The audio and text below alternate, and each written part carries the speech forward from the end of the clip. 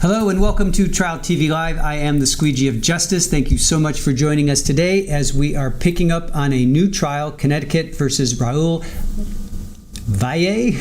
I've heard Valle, I've heard Valle, and I've heard Valle. So I'm going to go with Valle for now until we hear from his defense attorney and how he pronounces it.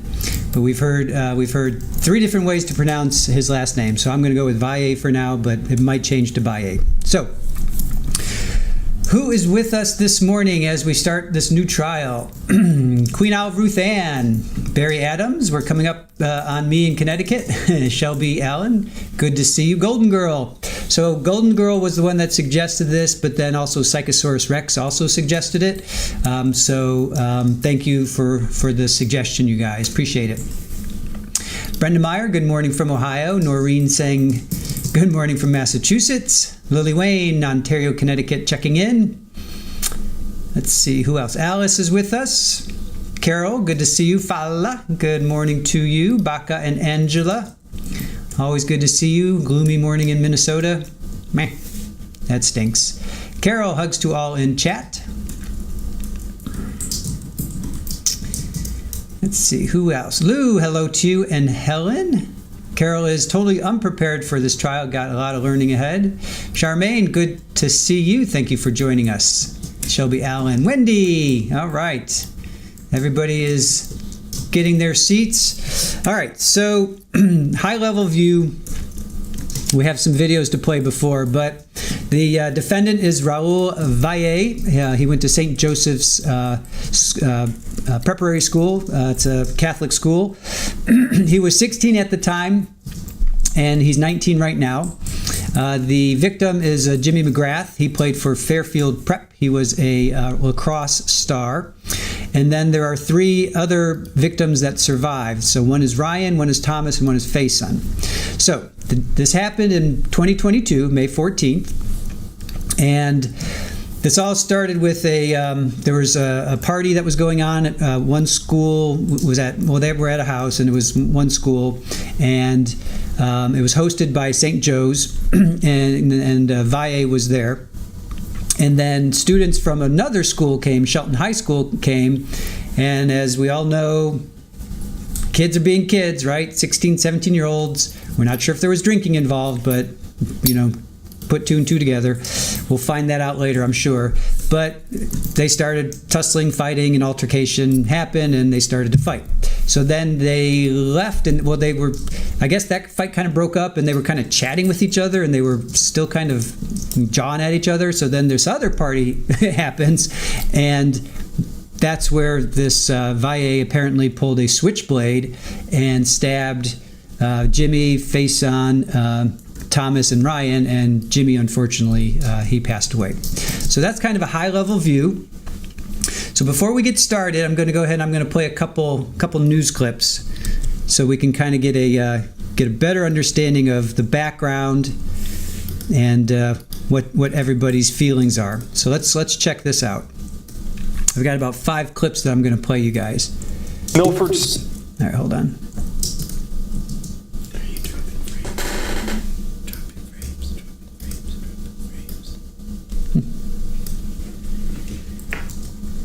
All right, so this is the first of about 4 or 5, so we can kind of get an idea of what's going on. Let me get rid of the thumb here. All right, here we go. 17-year-old who police say stabbed 17-year-old James McGrath of Shelton to death last weekend had his case transferred from the juvenile court system to adult court today. The suspect is identified as Raul Valle, a student at St. Joseph's High School in Trumbull. Fox 61's Tony Terzi joins us live from Fairfield, where a wake is being held for James McGrath. Tony. Live here at Fairfield University, where behind me on campus in a chapel they are holding a wake from 4 until 7 tonight. Jimmy McGrath will be buried tomorrow, but today in court the court documents were released.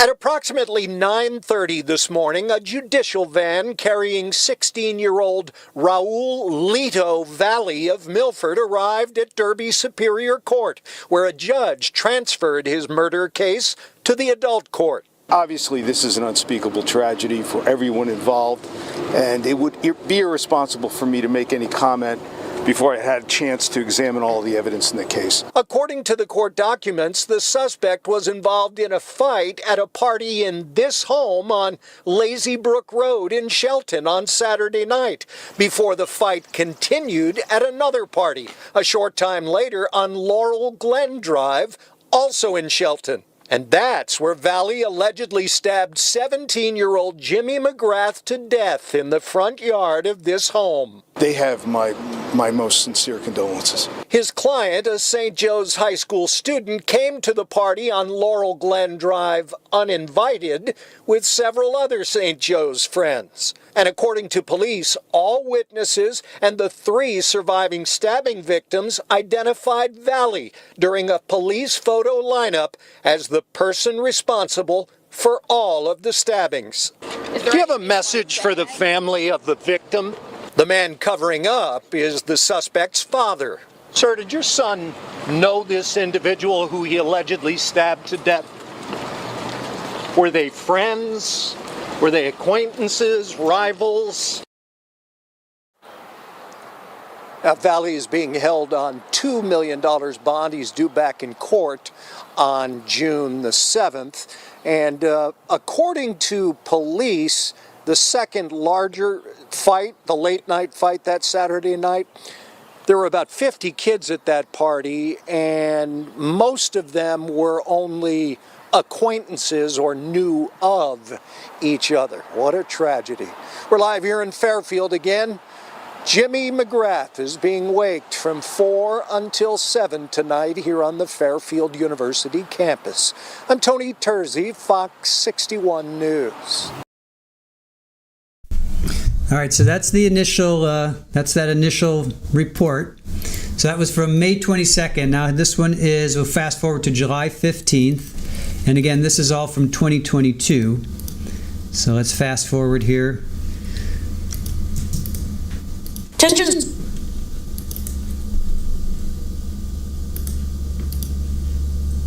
And he got a new lawyer.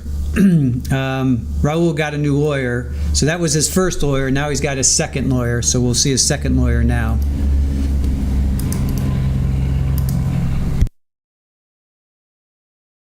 Tensions ran high outside of Milford Superior Court. Some family and friends of the victim, 17-year-old Jimmy McGrath, seen in an altercation with now 17-year-old Raul Eliah Valle and his family after a hearing. Come on, get on the sidewalks. Valle, a Milford teen, charged with stabbing McGrath to death at a party in Shelton back in May. An emotional day for the McGraths, both outside and inside the courtroom.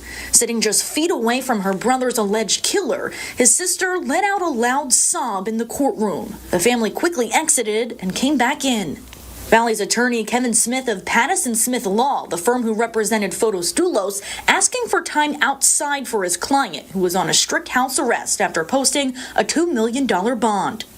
In order to assist his mother, as well as in order to get the benefits of being outside for some period of time. The judge allowing the St. Joseph's High School student to be outside on the premises of his house, but taking away his inside entertainment. No internet access. If he has a cell phone, he needs to turn that over to his parents. The defense asking for more time to process new evidence in the case. The victim's father, Kevin McGrath, says he respects the court's process. And I don't think it's going to be the end game. Is kind of resolve this as quickly as possible so we can kind of close this chapter and move on with our lives. But, you know, we know this is going to be dragged out. So we don't want to have to come into every court date and have a continuance. The courtroom filled with McGrath's loved ones and Fairfield Prep teammates. The support, the family says, makes all the difference as they mourn the loss of their son. It's been wonderful. It is the outpouring from our community it's just amazing. It's, you know, it's a reality starting to set in, but they're, you know, working overtime to try to make us as comfortable as possible. Valle is expected back in court on September 12th, and when asked about this case, his attorney had no comment. In Milford, Lindsay Kane, Fox 61 News. All right, so that was July 15th, let's see. I guess this might be the same. Let me check this out. Is this the same? This might be another report. Let me just double check this.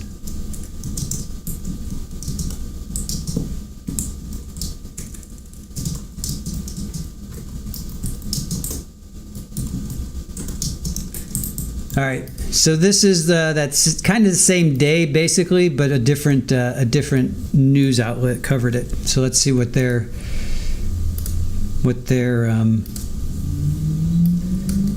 saying. So same day, but different news.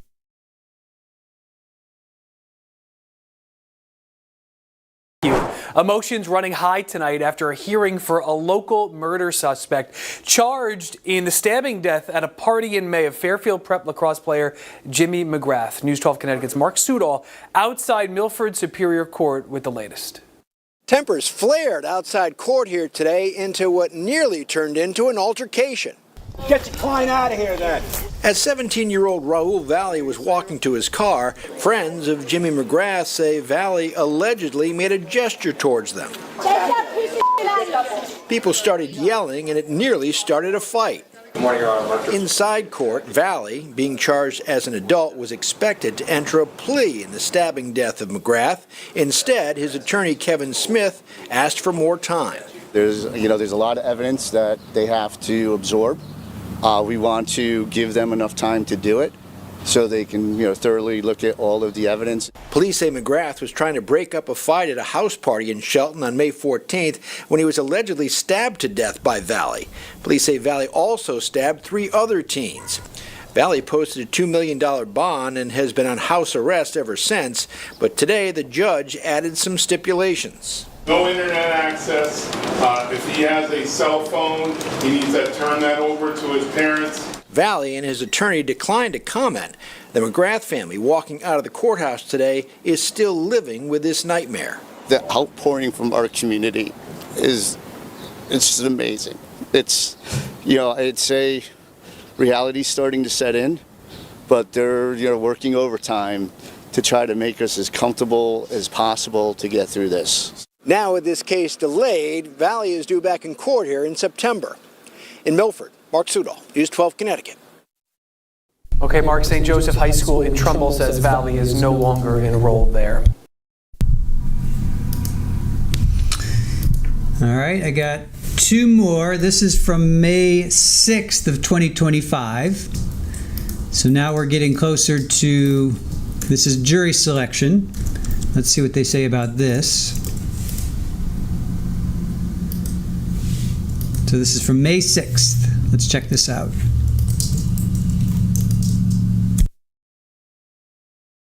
Right now in the 2022 deadly stabbing of a high school student, Jimmy McGrath. Raul Valle, another teen, is charged with murder after a fight broke out at a party. Matt McFarland is your reporter covering New Haven County, and he's at Milford Superior Court right now with what we can expect today. First thing this morning, Raul Valle and his attorney Kevin Smith letting the judge know they would be rejecting the state's offer of 40 years. Now, that plea deal was originally on the table when Valle had a different attorney. Smith said they wanted to take some time, but today they came out and said they would in fact be turning down that offer, moving forward with a trial and starting jury selection. Raul Valle, who is now 19, is charged with murder and assault in the deadly stabbing of Fairfield Prep student Jimmy McGrath. McGrath was 17 years old at the time, Valle just 16. According to Shelton police, students from St. Joseph's High School in Trumbull showed up to a house party on Laurel Glen Drive back on May 14th, 2022.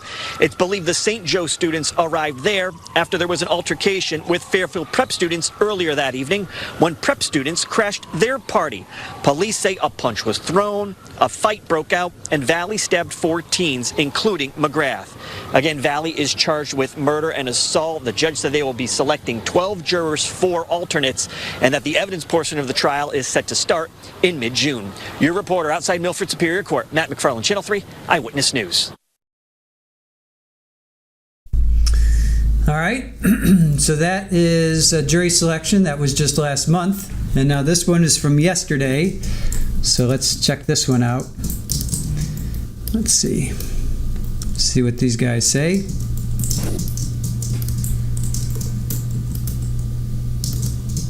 and then hopefully court will be starting, but let's see what these guys have to say. So this is from yesterday. Well, it's been over 3 years since Jimmy McGrath of Fairfield Prep was allegedly stabbed to death by 19-year-old Raul Valle. Tomorrow is the start of Valle's trial, where he faces murder charge and 3 counts of first-degree assaults. NBC Connecticut's Jennifer Cuevas live for us in Milford with more details of the case. Hi, Jen. Hey there, Amber. So the trial for Raul Valle will start tomorrow here at Milford Superior Court at 10 a.m. Now, the McGrath family says they have been ready for justice since the moment their son was taken away from them. It's been a long, slow process, but I'd say in the last couple months it just seems like it's just gone by so fast. The McGrath family gathered today for the 3rd annual Jimmy McGrath Golf Tournament, an event they created since the deadly stabbing of their son and brother. He was truly like one of a kind. He was very special to everyone, and he really left such great impact that everyone will live and remember forever, honestly. McGrath was 17 at the time of his death. He played football and lacrosse at Fairfield Prep and remembered as the brightest light in a room. I've always and continue to say, I wish you met him, because you too would have loved him. On Tuesday, the trial for 19-year-old Raul Valle will get underway in Milford. Valle is accused of stabbing McGrath and 3 others at a Shelton house party in May of 2022. According to court documents, Valle and others arrived to the house party on Laurel Glen Drive. That's when a fight broke out with students. Valle now faces a murder charge and 3 counts of first-degree assault after rejecting a 40-year plea deal in 2023. Despite 3 years gone by, the McGrath family says the pain remains. We just try to get to the point where when we think about his memory, we think about the good times, but thinking about the good times is sad because we miss a big piece of our family. Now, as for Valle, his mother and his brother were present during that jury selection process. We will be keeping an eye out for them as this trial gets underway, which again is set to begin tomorrow at 10 a.m. and is expected to last just a couple of weeks. Reporting live in Milford, Jennifer Cuevas, NBC Connecticut News. Back to you, Amber. All right, Jen, thank you. And stay with NBC Connecticut as Raul Valle's murder trial gets underway. You can follow along from the courtroom every day by scanning the QR code on your screen. That will bring you to our extended coverage on the NBC Connect. Yeah, so we've heard Valle, we've heard Valle, B, sometimes the V is pronounced B, double L's is yeah, so we're going with Valle for now, unless we hear otherwise. So, all right, let's check in to see if court has started yet. It's scheduled for 9, but you heard the reporter say 10 o'clock start, so we're not 100% sure when it's actually going to start, so we're just going to check in here. And all right, has not started there yet. Let me check another source just to see, just to make sure.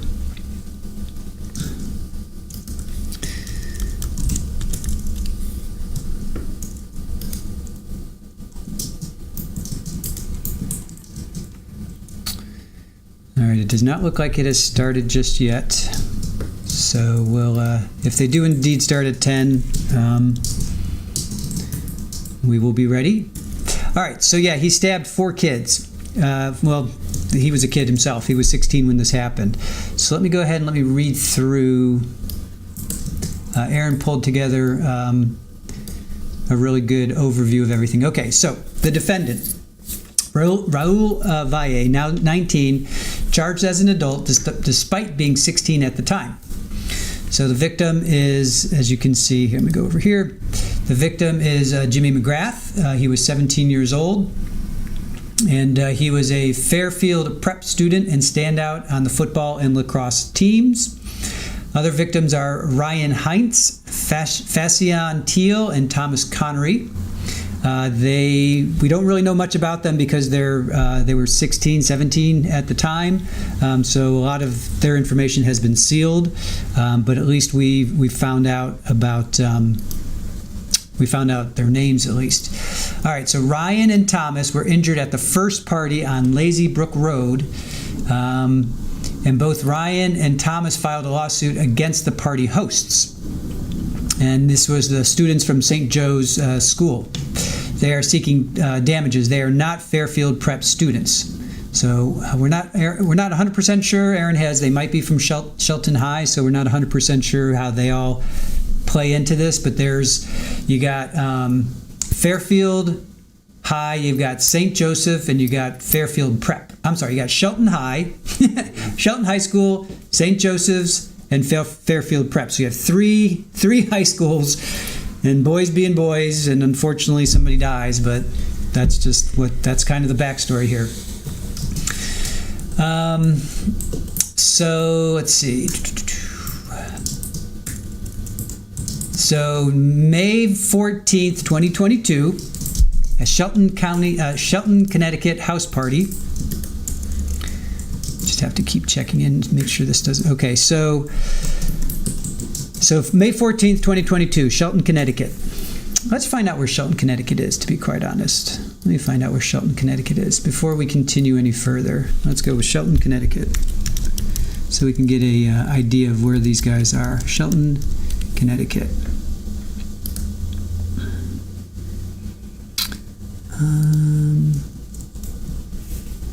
Okay, there's Shelton. It's next to New Haven. All right, let me see here. Hold on a sec. Let's get the...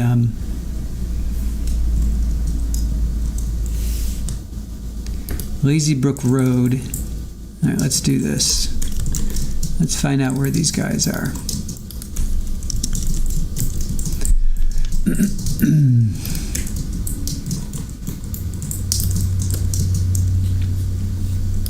All right. Let me bring us back over here. And let's get a gander as to where these guys are. All right. All right, so this is Lazy Brook right here. There's Lazy Brook, where the pin is. Let's see where they are in relationship to anything else that we might know.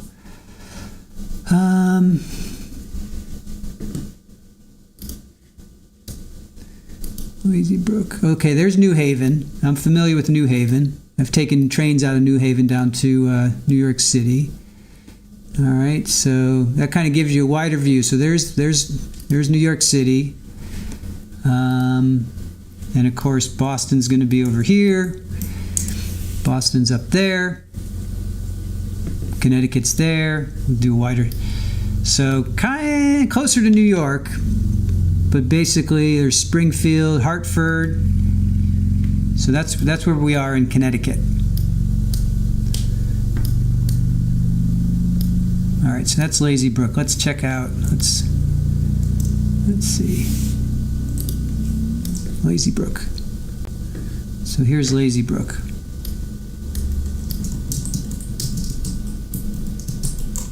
So this is kind of what we're talking about. Pretty nice looking neighborhood, right? It seems like these kids probably come from a decent amount of money. You know, it's nice properties, nicely kept lawns.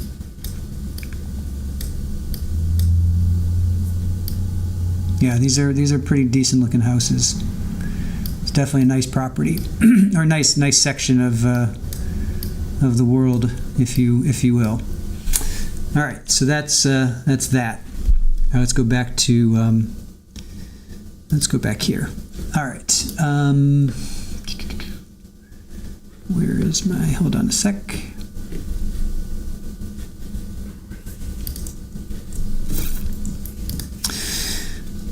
All right, so Valle allegedly stabbed 4 individuals, resulting in McGrath's passing during a second house party altercation. So there's the first party, words were exchanged, then they start jawing at each other via group chat, then they go to a second party, and this is involving St. Joe's and Shelton High. And of course, Raul is asserting self-defense. So I'm getting shades of Nicholas, what was his name? Nick Mew? Remember him? Nicholas Mew. I'm getting shades of that where, he has a knife and the kids were pushing him in that lake. Remember that? Was it Apple River, Red Apple, or whatever it was? Apple River. And he stabbed those kids. Kind of getting that. So Raul is probably going to say he was jumped. He was jumped and he was defending himself. I totally can see that happening. So let's see. So his youth, his age at the time of the incident, he rejected a plea offer of 40 years. He had a 40-year plea offer. He rejected that. And he's saying self-defense. That's central to his strategy. His bond restrictions and changing counsel also reflect legal maneuvering in the prosecution's commitment to public safety. So he was released on a $2 million bond. So again, there's some money up here. This trial is definitely going to involve a decent amount of money. $2 million bond, you got to come up with $200,000. So according to details revealed in the arrest warrant, witnesses described the weapon used by Raul as a switchblade style folding knife, not a hunting knife or larger fixed blade. Like we're seeing in Carlos Dominguez, that was like a 4.5 inch fixed blade, double-sided blade. This was a switchblade. So we're not sure where or how he obtained this, right? So we don't know where the switchblade came from. Was he packing it? Did somebody give it to him? Not quite sure about that. So yes, he was released on $2 million bond. And sorry, Super Bowl is playing right now. There. He's released on $2 million bond, and he's on house arrest as we saw. But no access to, he doesn't have a cell phone or internet or laptop, anything like that. So, May 14th, Lazy Brook Road, we just saw that. This was hosted by a bunch of kids from St. Joseph, including Valle. He was there. So then Shelton High students come, and that's when a fight broke out. So again, boys being boys. I'm not going to say it right now, but I'm thinking there was probably some alcohol and who knows what else was involved because you're 16, 17 years old and you're at a party. You guys remember when you were 16. And so they start to fight. So then they continue, that kind of broke up, and then they started jawing at each other via a group chat. So Valle and some of the St. Joe students go to a second party on Laurel Glen Drive, approximately about a mile away. That's where Shelton High students were gathering, having a party, including that's where Jimmy McGrath comes in. So then they start getting into it again there on the lawn, and that's where witnesses, and there is surveillance, apparently, probably a ring camera, say that Valle stabbed the four teens. So there's a rivalry between St. Joe's High School and Shelton High. If anybody's in that area that knows the backstory between these two schools, I mean, we all know about rivalries, both in professional sports, college sports, high school sports. Unfortunately, there's Olympics, right? There's always a rivalry when it comes to sports. So I guess St. Joe's High and Shelton High, they have a rivalry. Let's see. So the legal timeline. So he was charged days after the incident, 1 count of M and 3 counts of first degree. In 2023, prosecution offered him a 40-year sentence, but he rejected that. So he's going to say he was jumped. I mean, we can see it already. So it's going to boil down to, I think, witnesses. Was he actually surrounded by these 2, 3, 4 other kids? Did he provoke it? So it's going to boil down to, he said, she said. Who are we going to believe? Were they stabbed in the back? Were they stabbed in the front? If all these kids were stabbed in the front, that's one thing. If they're stabbed in the back, that's a whole nother thing. He did change his defense attorneys. We heard that it was Kevin Smith is his newest attorney. So let's see. They picked a jury, as we saw, back in May, which is interesting. They picked him in May, and now it's like 5 weeks later. Yeah, it was May 6th, and here we are the 16th. So like 5-6 weeks later, they're starting the trial. Interesting. So McGrath's family, let's talk about Jimmy for a minute here. They describe Jimmy as a loving, kind, full of life, They created a Jimmy McGrath Foundation for youth wellness and violence protection. They've raised over $250 million to date. You saw in that one news clip that their third annual golf tournament. So they've raised $250,000 so far. There are civil lawsuits. So the McGraths have filed a wrongful death against Valle, his parents, and the host of both house parties. So you know that's not good when you're hosting a party, and I'm sure there was alcohol, and now those parents are getting sued. So if Valle is convicted, he faces 25 to 60 years in prison. There's a lesser included offense, manslaughter, that's under 20 years. So he has pled not guilty, as we've been talking about, and they're thinking it's going to be self-defense. He's going to say self-defense. Because that was the jury questioning. I guess they were questioning the jury about that. So the judge in this case is Sherry Murphy. She has overseen key pretrial motions, including the trial continuance. She's now presiding over jury selection. Prosecution is led by Senior Assistant State Attorney Mark Durso. He's been there from the beginning. So then on the defense, Valle is represented by Kevin Smith, who we saw. He's got the long ponytail. He took over the case in 2024 after Valle changed counsel. So earlier defense was Norm Patty's firm. Now Valle dismissed them in 2024. And then there's also Jake Donovan, who represented, I think he's the one we saw in that very, very first clip. I'm thinking that might be him. So more about Jimmy. So he was 17-year-old junior at Fairfield College Preparatory School, known as Prep, in Fairfield, Connecticut. He was previously a student at Shelton High School in Shelton, Connecticut, where he was active in football and lacrosse before his time at Fairfield College Prep. So Fairfield College Prep is a Jesuit Catholic school. It is all male young men's school, young men. It says its excellence in forming young men of intellectual competence who possess the conscience to make wise decisions, compassion for others, and commitment to justice in our global society. So Jimmy was deeply involved in sports. He played football and lacrosse. He was a standout lacrosse player.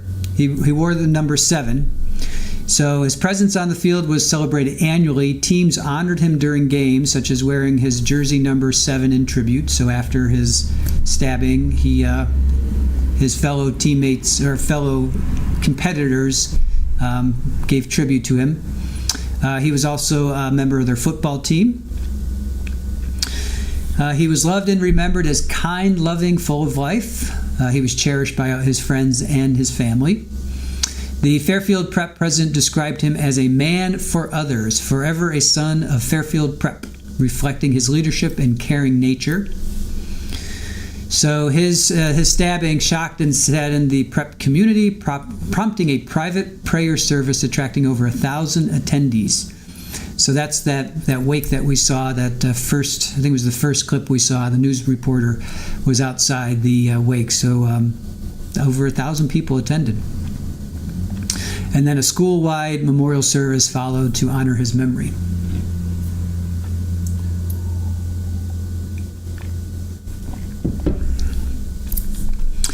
Let's see. So he was a vibrant teenager. He had a promising future. He had strong roots in his school and his community. And this whole unfortunate incident has sparked, people being aware of underage drinking and obviously teen violence. So now Raul, his background, he was born around 2005. We're not 100% sure, but he was 16 at the time of the incident. So we're not 100% sure when his birthday is right now. We may find that out. But right now he was 16 at the time. So 3 years ago, he's 19-ish. We're not quite sure when his birthday is. He could be 20. We're not sure, but we're going to go with 19 for now. He lived in Milford, Connecticut, and he was a former student at St. Joe's High School in Trumbull. St. Joseph's High School is an independent Catholic college. A prep community educates and motivates young men and women to live purposeful lives as ethical leaders committed to the common good of all. So let's see. He played football as well. He was a defensive back, number 25, and he was ranked among the top players in the region. So he was a football player as well. He graduated from Florin High School, so he transferred after that incident. I don't know if he was kicked out, I guess, or he just left. We're not quite sure. So as we stated before, he faces 1 count of murder, 3 counts of first-degree assault, and he was released on $2 million bond. He is under house arrest. They took away his cell phone and his web access. He is allowed to take online classes and attend church services with supervision. So he pled not guilty in late 2022. He rejected a 40-year plea deal twice, once in 2023 and then again in 2022. So twice. He had two plea deals of 40 years and he rejected those. Let's see. All right, that covers it for that. What are you guys saying? Let's see.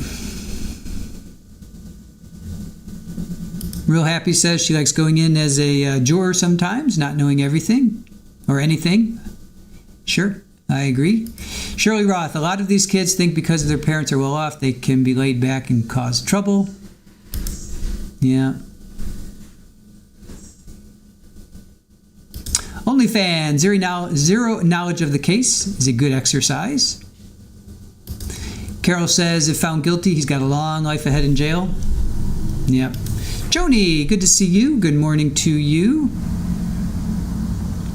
Irish Amy joining us as well. Words not weapons. Yeah, when I was in high school, I mean, there were fights here and there, but it was usually just fists. Nobody ever pulled a gun or a knife. Sherry, this is so very sad. We have a sad case here in Oklahoma with the death of a teen in Comanche, Oklahoma. He died, but no one has come forward. The community has raised money also. His name is Noah Presgrove.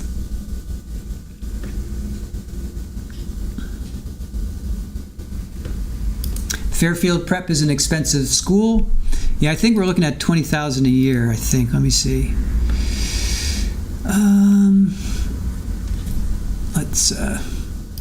Let's look it up.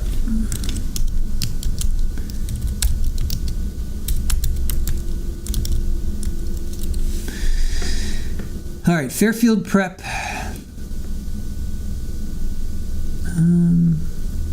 Men for Others. Jesuit Mission.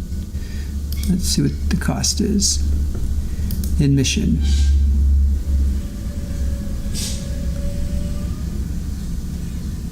Fairfield College Prep Education is a mission-driven, hands-on experience which challenges young men to become open to growth, intellectually competent, religious, loving, and committed to justice. We transform boys into men for others. 99% of their graduates go to college.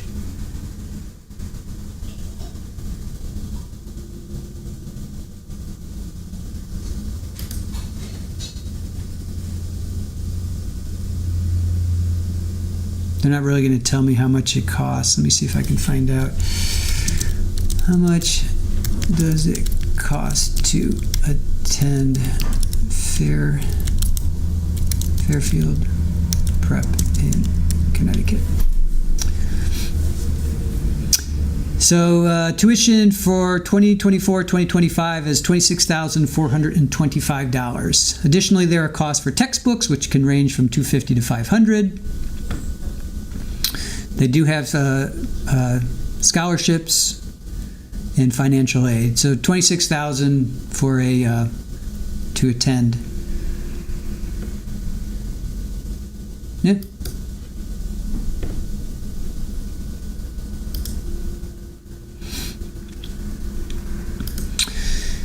Let's see, Selena, we thought 9, but then the reporter said 10, so we're thinking 10 o'clock now?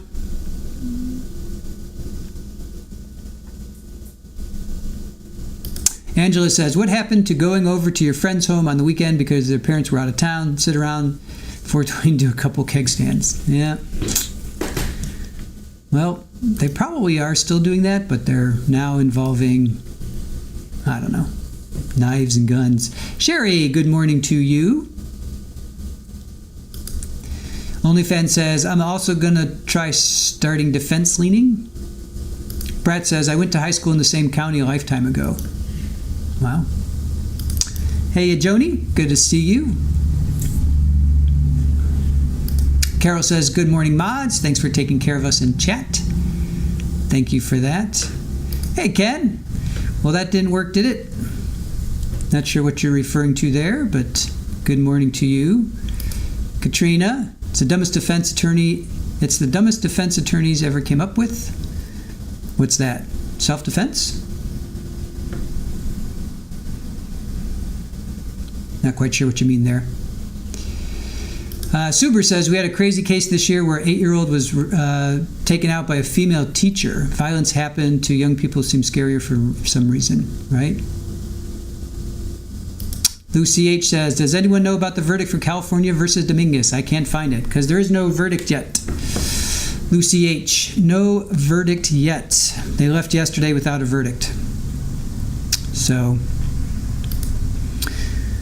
when they have a verdict, we will show it. I don't necessarily think we're going to be able to, we won't watch it live unless it comes in, but,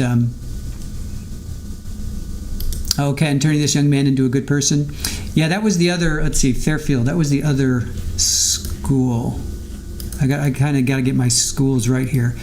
So it was Jimmy that went to Fairfield Prep. St. Joe's, let's look up St. Joe's.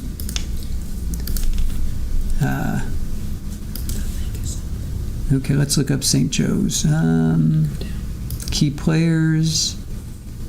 There's Fairfield. All right, here's, okay. All right, so St. Joe's. Let's look up St. Joe's. Yeah, it was Jimmy went to Fairfield. Raul went to St. Joe's in Trumbull. So let's see, what did they say? At St. Joe's High School, we help young men and women make the most of their high school experience, so much more than typical college prep. St. Joe's prepares students to meet the challenges of the collegiate world and beyond through an experiential education that starts with all right, hold on. We're going to bounce over here. Looks like we got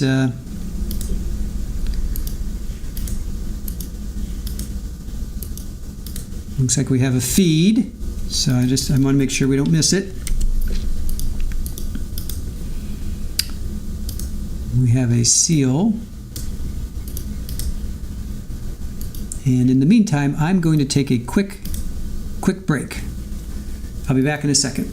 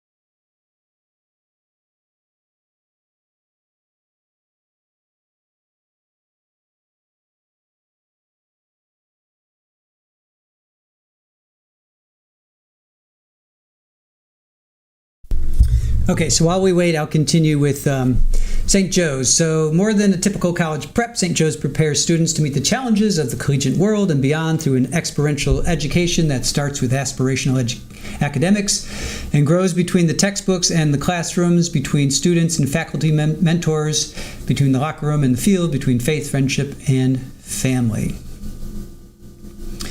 So they have a 100% college acceptance rate. Interesting.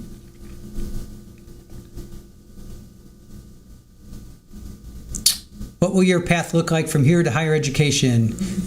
How will you make the most of your days? Will you discover about yourself, your passions, your potential? Will you impact along the way? It's the largest co-ed Catholic college prep school in Connecticut. St. Joe's gives all students the opportunity to learn and connect across cultures, religions, and borders in a faith-based community that joyfully welcomes all students regardless of spiritual beliefs. That's why we say St. Joe's cadets are on a mission for more, to be their best selves and to make their mark on our world. Well, depending on how this goes, they probably kicked him out, to be quite honest. They probably, I'm thinking they probably released him. They probably said, Raul, you can probably leave. We'll see. Hey, it may have been self-defense. Who knows? I don't know. I don't know yet.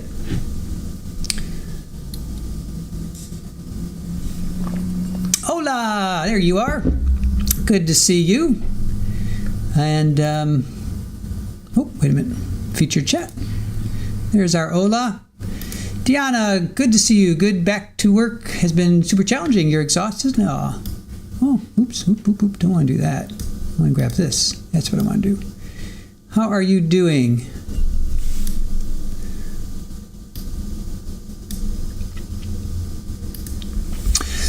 Lucy says, I saw this stream first.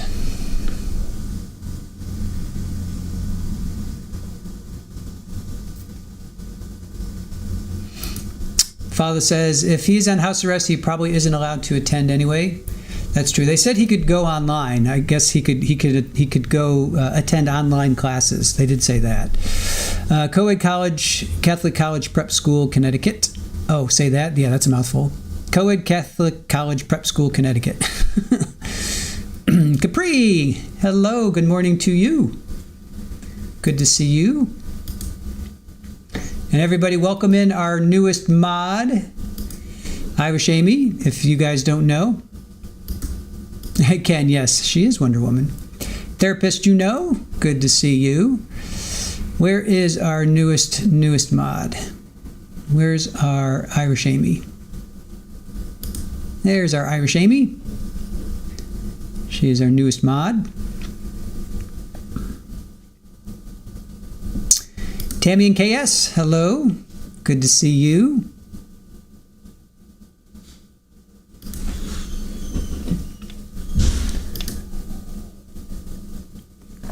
So we thought it was going to start at 9, and then the reporter said 10, so that's where we are right now. We're figuring it'll probably start around 10, which is another 20 minutes or so.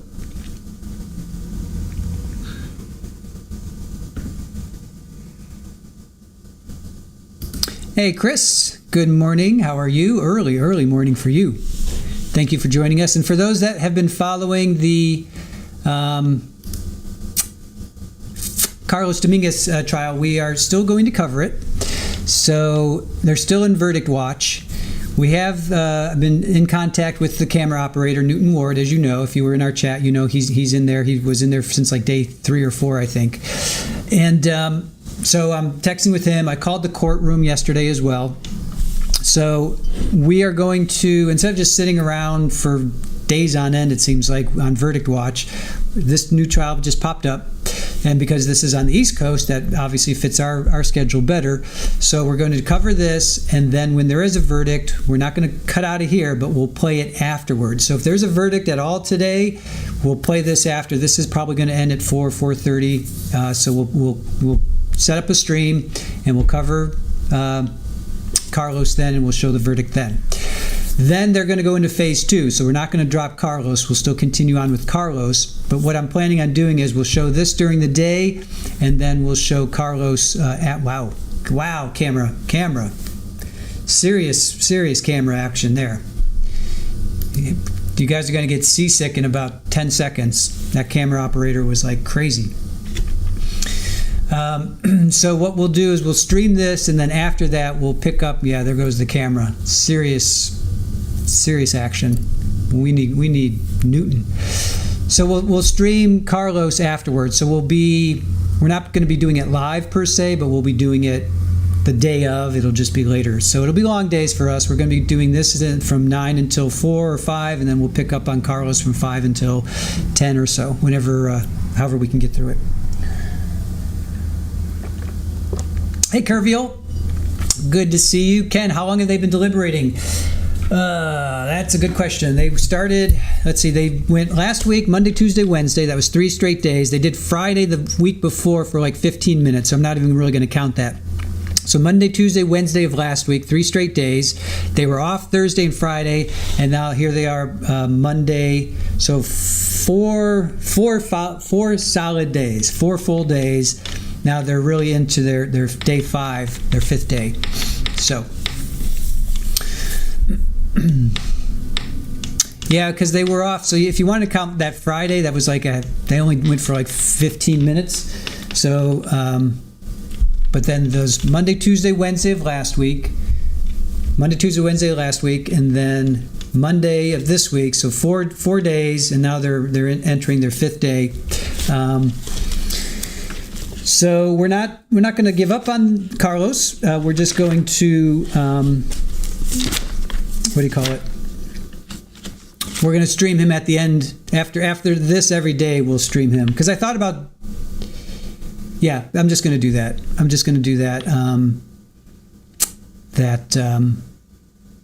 just going to stay here, and then we'll pick up on Carlos, and eventually we'll be doing two trials in one day. Until one of them ends. So that's where we stand with that.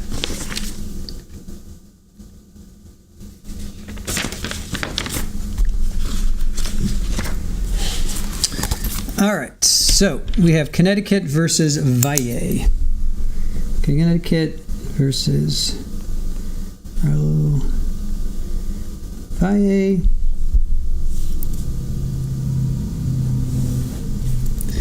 Day 1.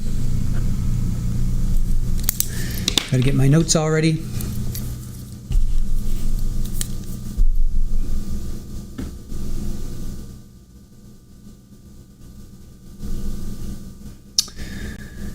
Hey, Ruby. Thank you for all that you do for us. So, thank you. Thank you for saying that.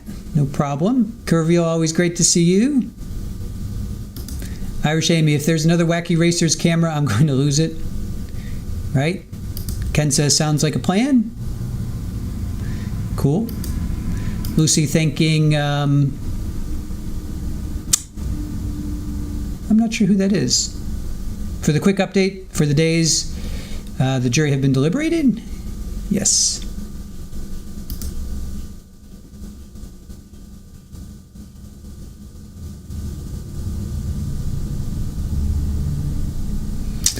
Ken, also, we hope to get a verdict on Karen Reed today.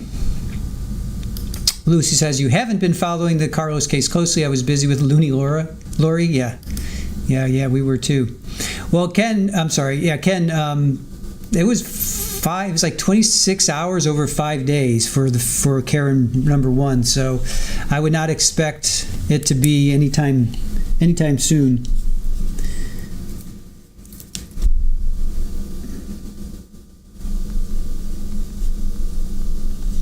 Like I would expect Karen to go till tomorrow or even Thursday, just based on the first trial.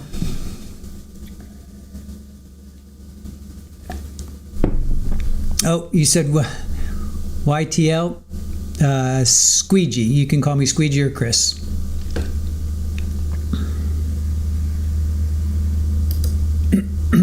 Ken says awful the waiting is. Fala, lots of people need a Karen verdict for the mental health of all those watching. I agree with that. Oh, Trial TV Live. I gotcha. So TTVL. Or I'm Chris, also known as the Squeegee of Justice. Irish Amy says they have a lot of evidence to read through in Karen Reed. Lily Wayne, you missed it. How many hours? 4 days. So 4 times 6 hours, 7 hours. Say 4 times 7 is 24 plus a little bit of, no, it's 28. I'm sorry. It's a little bit of, and also Friday they were for like 15 minutes. You're welcome, Lucy. No problem. Capri, Carlos jurors need to get to it. I know. Selena, keeping an eye on Karen Reed over at RA's channel. I'm watching this. Thank you, Selena. Yeah, if you guys want to say whatever happens in Karen, that's okay. I don't care. We're not watching it. Well, maybe don't do spoilers. I mean, just tell people there's a verdict, and if you guys, that's fine. And if you want to leave us, I understand. Sniff, sniff. If you want to leave us and watch Karen Reed, I get it. You can always come back.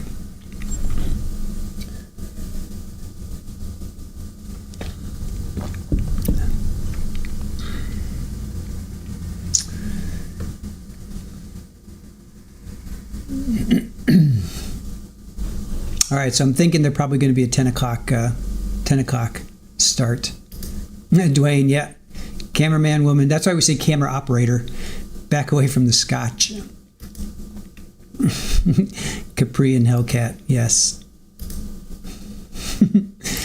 Katrina, AJ's closing was masterful, and the last witness decimated the Commonwealth's case. The jury is probably battling with the verdict form, as they did before, right? Lucy says, the Karen Reed case is annoying. I'd rather be on this channel. Thank you, Lucy. Appreciate that. I know, Deanna. We missed you the last couple of days. So glad to see you. So glad to see you. And I know it's early for you guys on the West Coast.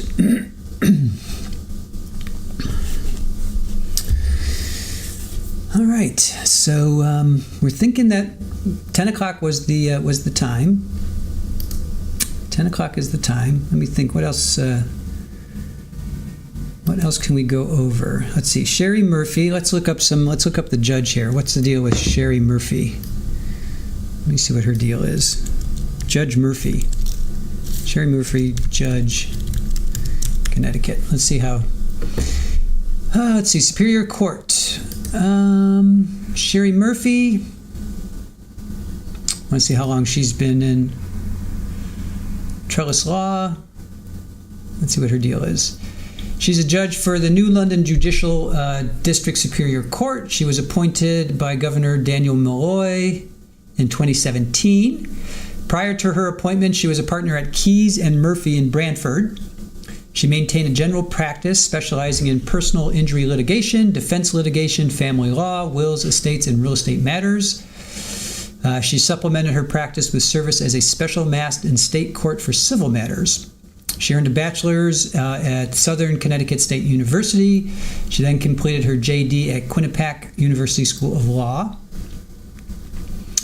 She was a practitioner in residence at New Haven, University of New Haven. During this time, she taught courses on civil litigation, legal investigation, and trial advocacy. So that's, hey, CJ Cozy, thank you so much for the gifted One Trial TV Live membership. Beth got one. Awesome. Thank you so much. Yes, it is early for you folks over on the west side of the country. And I appreciate you, Capri, for coming in.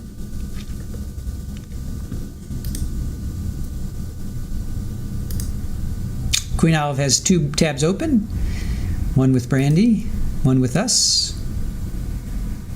Lou, that's your alma mater? Which one? CJ, go get a haircut. Sounds good. Catch up later. Which is your alma mater? University of New Haven or Quinnipiac or I mentioned a couple there.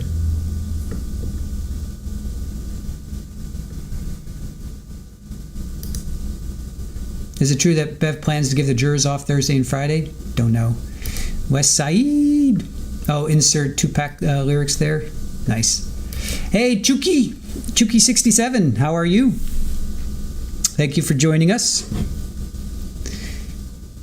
Court should be starting in about 15 minutes or so. I believe 10 o'clock they're going to start.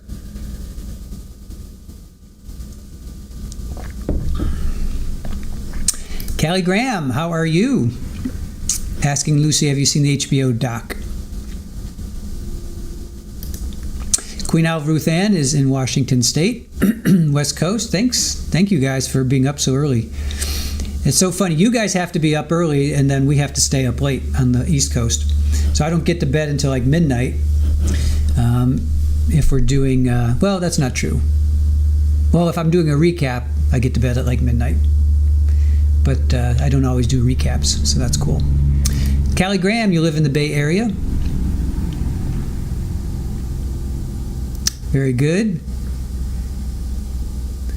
And Callie Graham, don't forget, we're still going to cover Carlos Dominguez. We haven't given up on him, but if there's a verdict, we'll air it after this stream, after this, and then we'll pick up on phase 2. So we're not abandoning Carlos. We just may not carry the verdict live. Now, if they have the verdict at like 6 or 7 o'clock tonight, we'll be ready to stream. But we may miss the live stream. Selena is in Utah.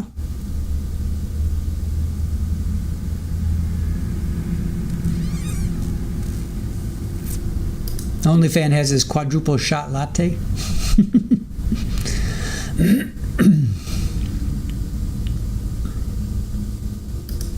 Carol says she grew up in the 60s.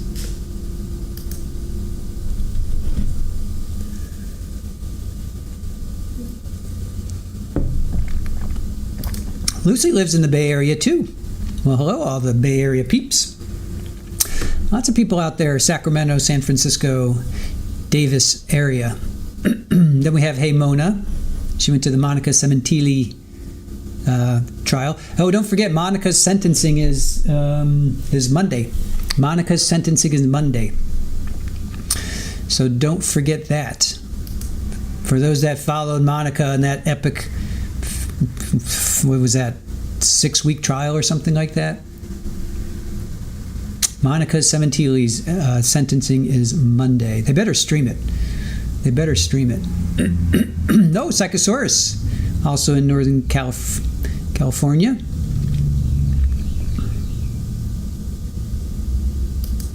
Therapist, Baka, I have to depend on the written English language to convey my mood. Everyone's going to be mad at me. At Kerrville, yeah, that was a wild ride. Woohoo! Beth Silverman, OnlyFans says, Betsy, good morning to you. How are you? Irish Amy, yes, and Drunky is going to Monica. Oh, awesome. I did not know that. Thank you for telling me that. Fantastic. Hola, epic saga, for sure. I did not know that, Drunky. Awesome. If you're in the chat, absolutely. If you want to call in afterwards or connect with us, for sure. Let's do that.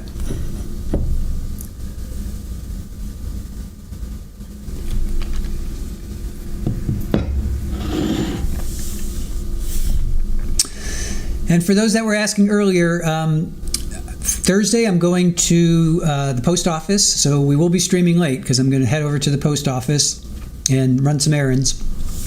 So we'll start the stream late. We'll probably start at like 10:30, maybe 11. I'll see. So we'll start a little bit late on Thursday. Oh, that's if they stream. I got to find that out. I know California is off for Juneteenth. It's Connecticut. Let's see. Because I forgot that they are closed. California is off on Thursday. So is Connecticut. So there's no trials on Thursday, you guys, for Juneteenth. So Thursday, June 19th, no trials, which actually works out really well because if Carlos does kick in Wednesday, we'll just roll that over to Thursday. So that could work out really well. But right now, there's no trials for Thursday. So that works out perfectly for me, because then I can go shopping. I have to take Rafa in. He's going to get neutered. Poor little dude. I got to take him in the morning. So Rafa's going under the knife on Thursday. And then I'll go to the post office, and then maybe we'll do openings, gift openings on Thursday. Maybe I'll do that.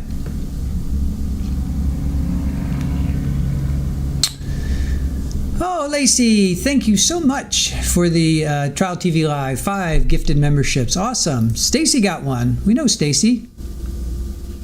Hopefully Stacy will come in. Conspiracy Realist, Linda Joyce, Bree Raz, Tammy Lou, Story Hickerson. Fantastic. Suber, yes, she was bounced out of Leon County, which is Tallahassee, and she was sent over to Wakulla, which is a neighboring county. And she asked for a change of venue. We still don't know if she got granted that. I'm not quite sure if she got granted that. But she, yes, an unboxing stream. Yeah. I know, poor Papa Rafa. I'm not sure if he was the father or not. Rafa, go snip, snip. How are the kittens? They're doing great. They are doing great. Thank you for asking, Selena and Lucy. Kitten Cam is adorable. Thank you for that. So Donna Adelson, she had a change of venue motion hearing. We're still not sure where we stand with that. That was last week. She got transferred out of Leon County to Wakulla County because her Wi-Fi, her iPad, she didn't have access to an iPad or something along those lines. So that was affecting her ability to talk with her defense counsel. So, Curvio, love the kitten cam. And Erin came up with some great music. The music she chose was really cool. Wait till you guys hear this music too. So that's kind of our deal now. Is like every trial we come up with new music. So Erin spent about 3 hours, 2 or 3 hours yesterday coming up with this music. And we're like, okay, these are teenage kids, right? So what music do teenagers listen to? We don't have teenagers, so we have no idea. So we're like, excuse me, is it Billie Eilish? Is it who's the other big one that everybody loves? Can't even think of her name right now. Anyway, you guys know who she is. So we don't listen to that kind of music. So Erin did a really good job. I think. She could not use a tablet in protective custody.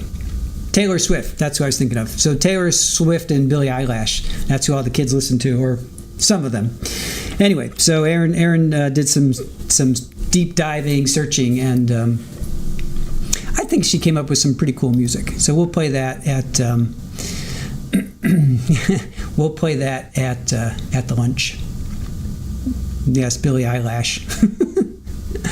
That's what we like to say, Billie Eilish.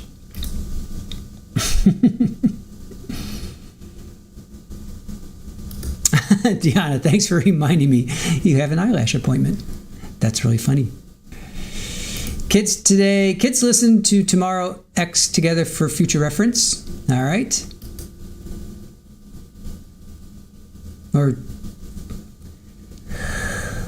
yeah, I figured you guys would once the people that either have kids, teenagers, early 20s, or people that are in their early 20s, when you hear the music, tell us what you think. Tell us if it's on point or not. I think it's kind of cool. I liked what Erin came up with. But anyway, that's kind of our deal now. Whenever we have a trial, we try to find music that is appropriate for that. So I think it was a little difficult finding music for teenagers, but I think Billie Eilish. You need an emoji for the eyelash now? You need an eyelash. You need an emoji. Teeny Bopper still listen to Taylor Swift. She's like in her 30s, right? She's like, don't trust anybody over 30, right? That's what we grew up with. So how old is age? How old is Taylor Swift? I think she's like she's 35. She's like middle age at this point. Kids still listen to her? Or is she like, they were like, Grandma, what are you listening to that grandma music for? My grandma listens to Taylor Swift. Oh, here we go. Possibly. You think Swift is under 17? Yeah, not quite. She's 35. Taylor is 35. Yes, she is 35. Lucy grew up listening to music in the 80s and 90s. Some great music in the 80s and 90s. I think every generation says that, though. My music is the best ever. I don't know. Great music is there. It's always there. Great music is always there, and also crap music is always there. You just have to search for it. You got to search for the good music. Whatever's popular, I always shy away from because it's what the masses like, and I generally don't like what the masses like. I hate to be that guy, but I kind of am like that guy. Yeah, I think every generation has great music, and every generation has schlock music. So you just got to find it. You got to dig, and you got to find it. Usually college radio. That's usually where I go to see to listen to what's happening. So that's usually what my deal is. And she's a young 35. Well, those that remember, don't trust anybody over 30. You guys remember that saying. So, if you were a musician, you were you were 30. You were out of sync with the generation, with the 16, 17, 18-year-olds.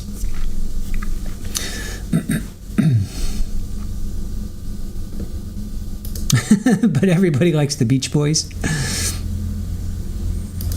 Psychosaurus Rex. Everything after 2010 is trash. There, I said it. The Beastie Boys. Everybody likes the Beach Beastie Boys.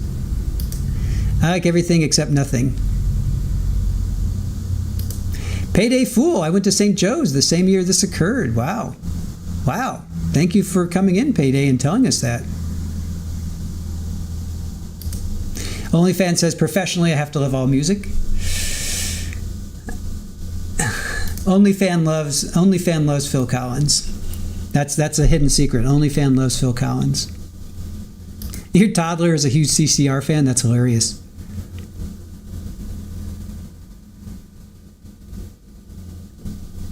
Lucy says, I agree. It just seems that newer music is not good as it used to be. The good artists have either passed or don't make music anymore.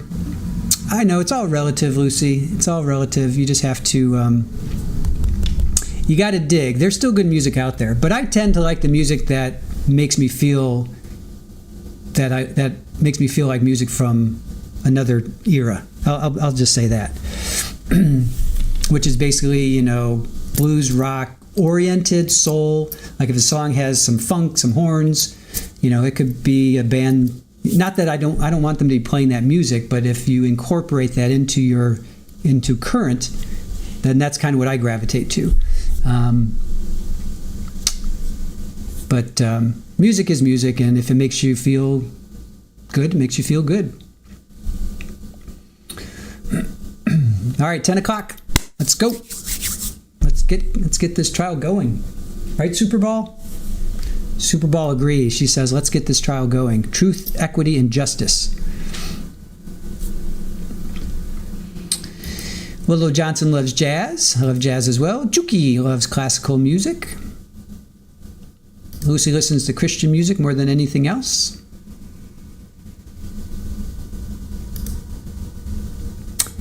Capri Law banned or delete anyone's messages today, or is the day still young? Nickelback starts wars, OnlyFans says. Capri loves Billie Eilish. Dwayne coming in with the old soul and funk. Absolutely. Nothing wrong with that, my friend.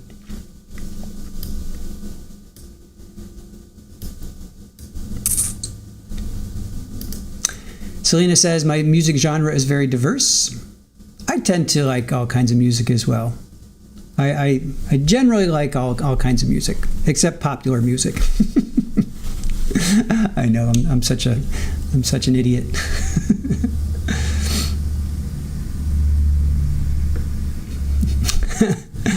Ken, it's Friday. Friday, got to get down on Friday.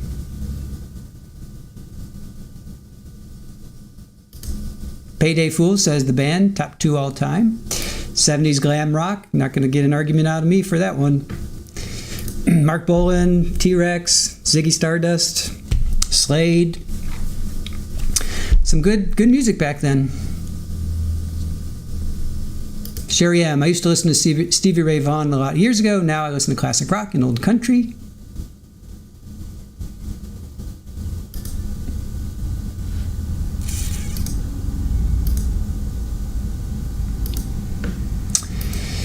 Callie Graham saw Zeppelin in San Francisco. Nice. What year was that? Give me a year. Give me a year. Give me a year. Callie Graham, when did you see Zeppelin in San Francisco? Give me a year. Rachel B. still loves NSYNC. Yep, Matt the Hoople or Martha Hoopla. I think you're saying, are you saying Matt the Hoople? Matt the Hoople, I should say. Let's see, 74. All right. That was a good one. That was a good tour. Taylor Swift is very popular among teenage girls. Styx and Queen, the list goes on and on. Kid Rock, anyone? Only fan? There's the door. There's the door. Just kidding. Just kidding.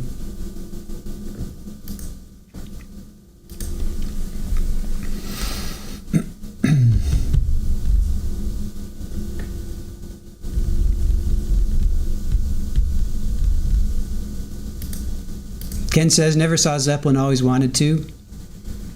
Big hair bands are awesome, Brenda says. Psychosaurus, 90s grunge and 90s West Coast rap are just so far superior to most what nearly every genre is putting out today. Well, you know, when you start a whole new genre, you know you're doing something right, for better or for worse. So when grunge broke, you know, it did something to affect people. Let me just put it that way. Whether it was right or wrong, it did something to affect people. So, oh, wait. I got to pull this one up. Ken saw Foghat Montrose in 75. Hellcat saw Styx and Queen, the Pixies. No arguments there on any of that. That's all good stuff. Deanna listens to mostly old country. Again, nothing wrong with that. Green-Eyed Cat, still a big fan of Tears for Fears, R.E.M., Duran Duran, Aha, yep. Ruth, Twisted Sister. Callie Graham, your daughter-in-law was in one of Kid Rock's videos? Oh, that's funny.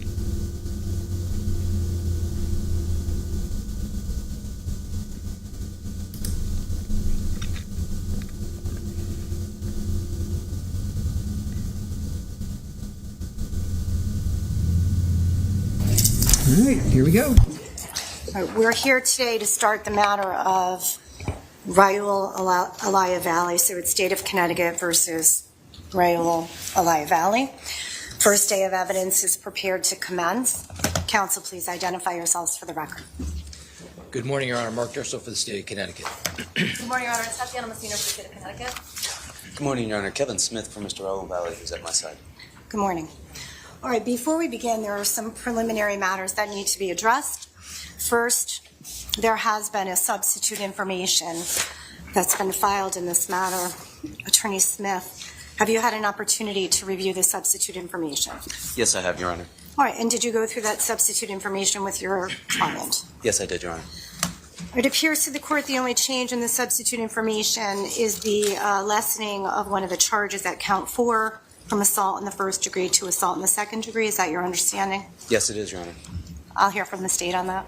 That's your understanding? Yes, Your Honor. It's the only change that's been made? That is the only change. Thank you. And Attorney Smith, does your client wish for a long reading of the long form, or are you prepared to enter pro forma pleas? We're prepared to enter pro forma not guilty pleas, Your Honor. All right, jury election, I'm assuming. Jury election. All right, so then we're prepared to move forward. A few more things before we begin. Come on in, sir. All right, I'd like to take a moment to address those in the gallery here to observe the proceedings, as well as those watching via live stream broadcast. Pursuant to Connecticut Practice Book Section 1-10, you may use a personal computer in this courtroom during proceedings to take notes unless and until the court determines that the use of such device is becoming disruptive to the proceedings.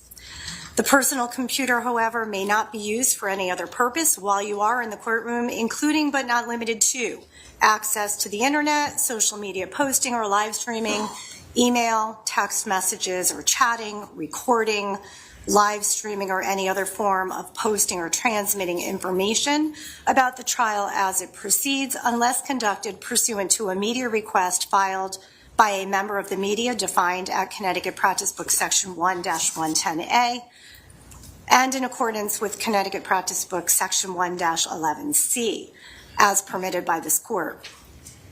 Media orders have been entered in this file. If you have any questions regarding the scope of the order, please refer to the clerk's file at the clerk's office. To date, the only formal request that has been made in accordance with the rules of practice has been made by one media outlet, Law and Crime, hence no other person or outlet should be recording, either by way of video or audio, any of these proceedings, including still photographic images. This order does extend to any video recording, audio recording, or the taking of photographs of any of our jury members while such jurors are on court property.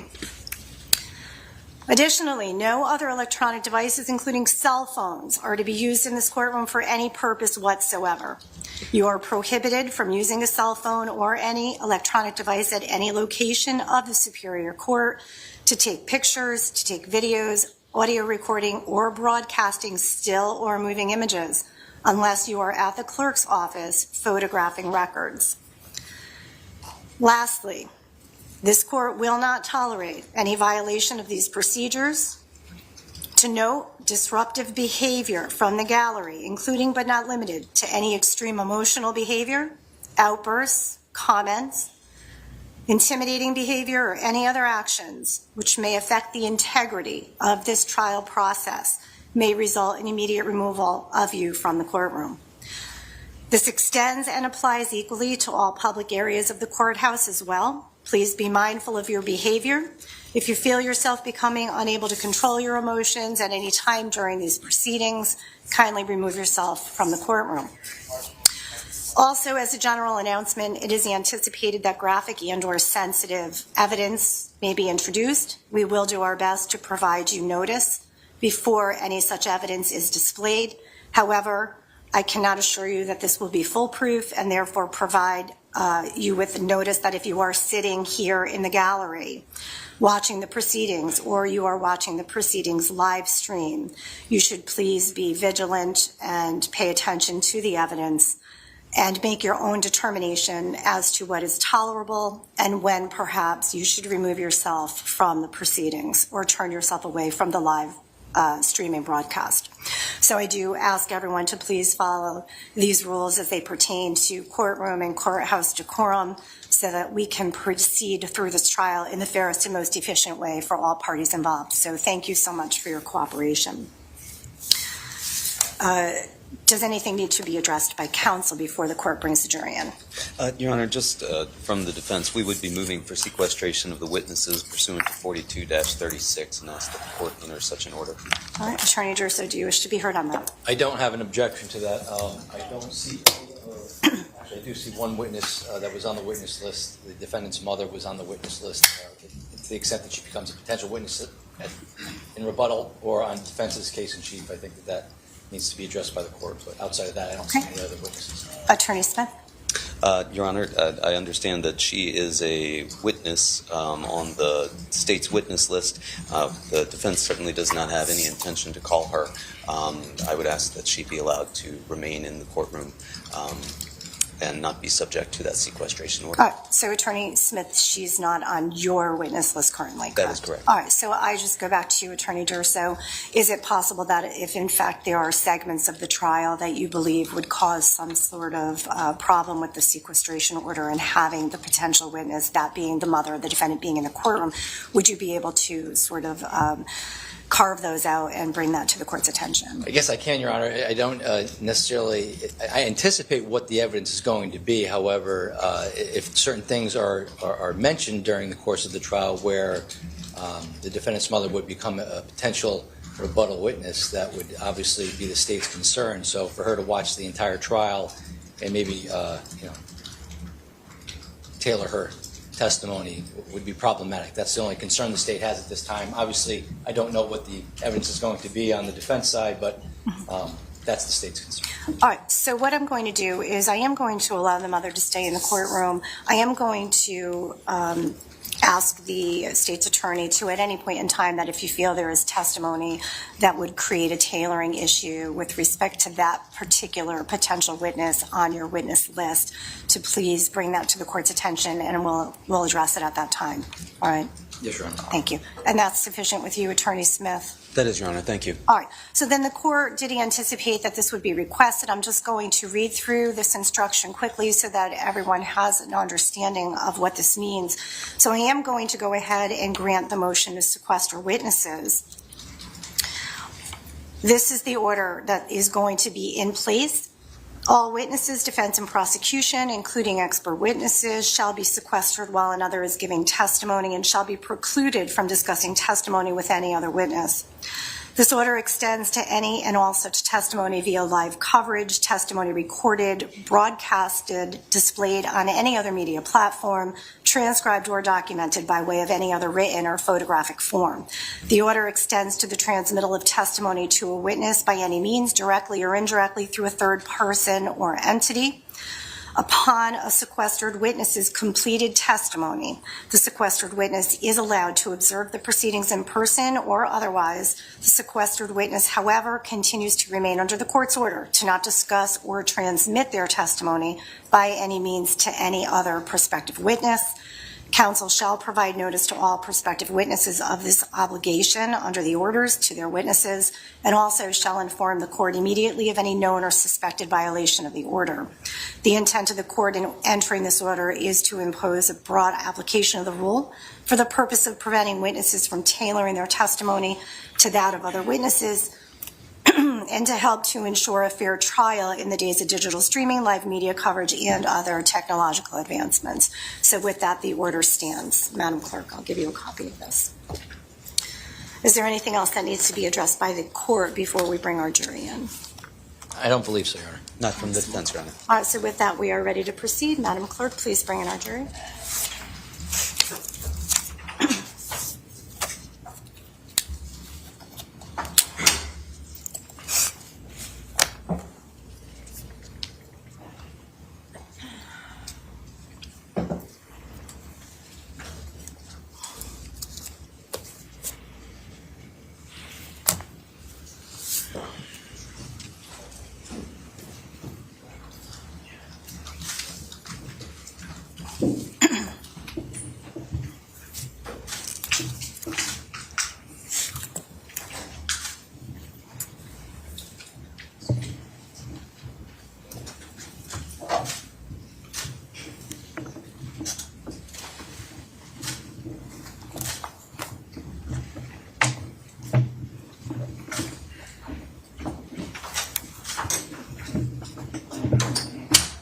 Good morning, ladies and gentlemen of our jury. State will stipulate to the presence of the jury. Defense stipulate as well, Your Honor. All right, thank you. So, members of our jury, at this point in time, I am going to ask you to pay your attention to Madam Clerk. She is going to be conducting a jury roll call and providing an oath to you. Thank you. Madam Clerk. Ladies and gentlemen, as your names are called, please indicate your presence by answering here, rise, and remain standing.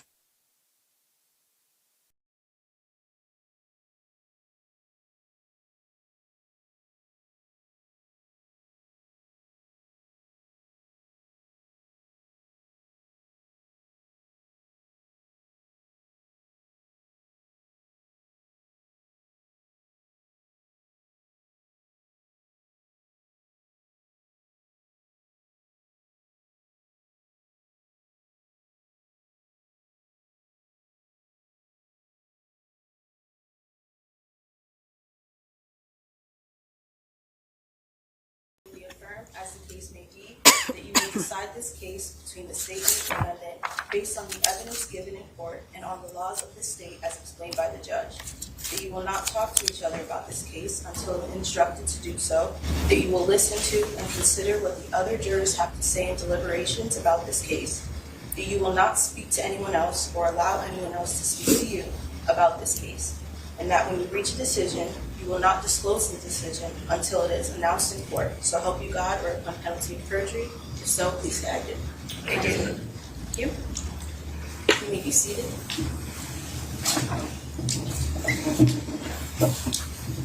As your names are called, please indicate your presence by answering here, rise.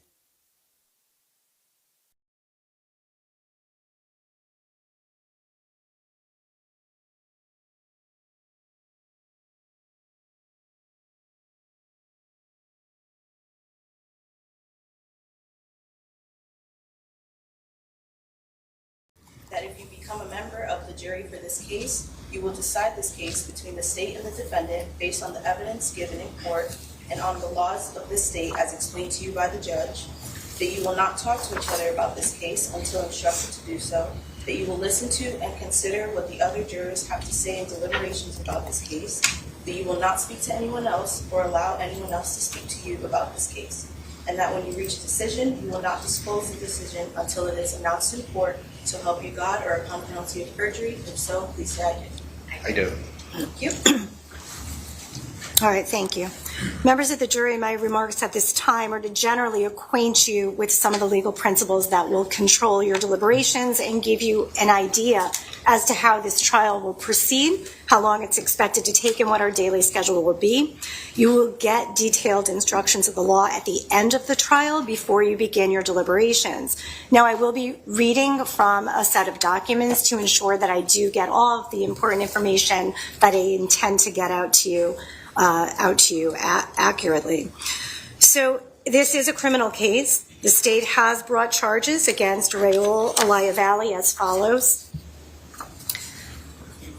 In the substitute information in the Superior Court of the State of Connecticut for the Judicial District of Ansonia Milford in docket ending 418T, Part A, June of 2025, Mark R. Durso, Senior Assistant State's Attorney, accuses Raul Eliah Valle of murder and charges that in the County of Fairfield, in the City of Shelton, on or about the 14th day of May 2022, at or near 43 Laurel Glen Drive in said city, the said Raul Eliah Valle, with intent to cause the death of one James McGrath, did stab and cause the death of the same said James McGrath in violation of Section 53A-54A, subsection A of the Connecticut General Statutes.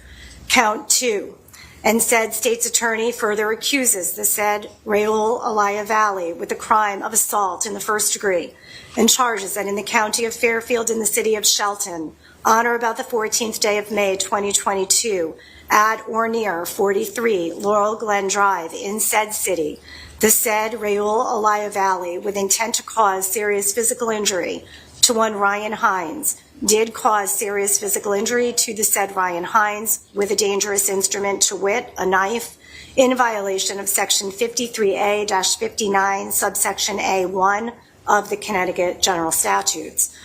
Count 3. And said State's Attorney further accuses the said Raul Eliah Valle with the crime of assault in the first degree and charges that in the County of Fairfield in the City of Shelton, on or about the 14th day of May 2022, at or near 43 Laurel Glen Drive in said city, the said Raul Eliah Valle, with intent to cause serious physical injury to one Thomas Connery Jr., did cause serious physical injury to the said Thomas Connery Jr. with a dangerous instrument, to wit, a knife, in violation of Section 53A-59, subsection A1 of the Connecticut General Statutes. And count 4, said State's Attorney further accuses the said Raul Eliah Valle with the crime of assault in the second degree and charges that in the County of Fairfield, in the City of Shelton, on or about the 14th day of May 2022, at or near 43 Laurel Glen Drive in said city, the said Raul Eliah Valle, with intent to cause physical injury to one Faison Teal, did cause physical injury to the said Faison Teal with a dangerous instrument, to wit, a knife, in violation of Section 53A-60, subsection A2 of the Connecticut General Statutes, dated at Milford, Connecticut, the 13th day of June 2025, signed by Mark R. Durso, Assistant State's Attorney. Now, ladies and gentlemen of the jury, the information which I just read to you is not evidence. It is merely the formal means of accusing a person of a crime and bringing him to trial. You must not consider it as any evidence of the guilt of the defendant or draw any inference of guilt because the defendant has been arrested and formally charged.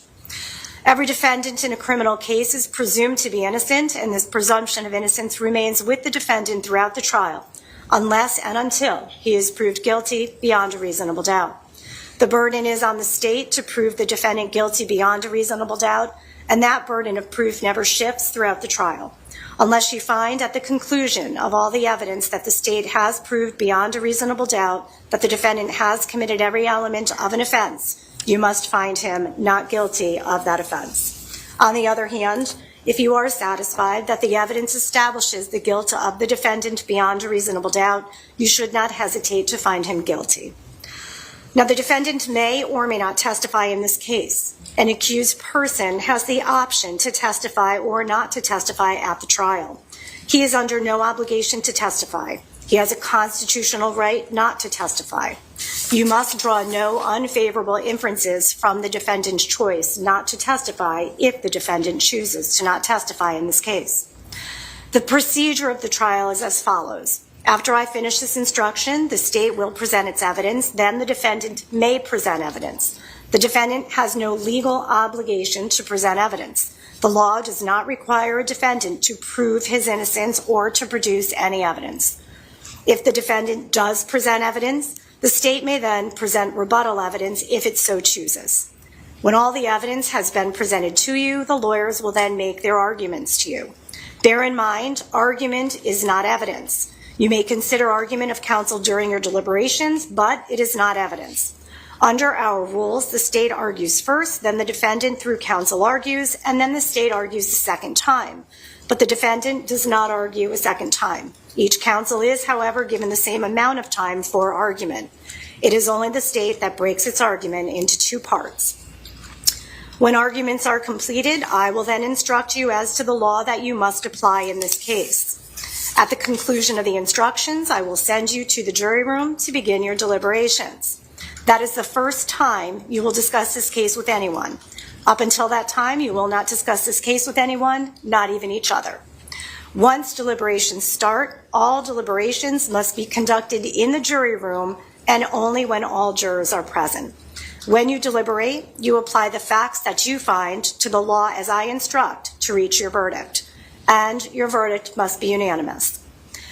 My responsibility as judge is to conduct the trial of this case in an orderly, fair, and efficient manner, to rule on questions of law that arise during the trial, and to instruct you as to the law that applies to this case.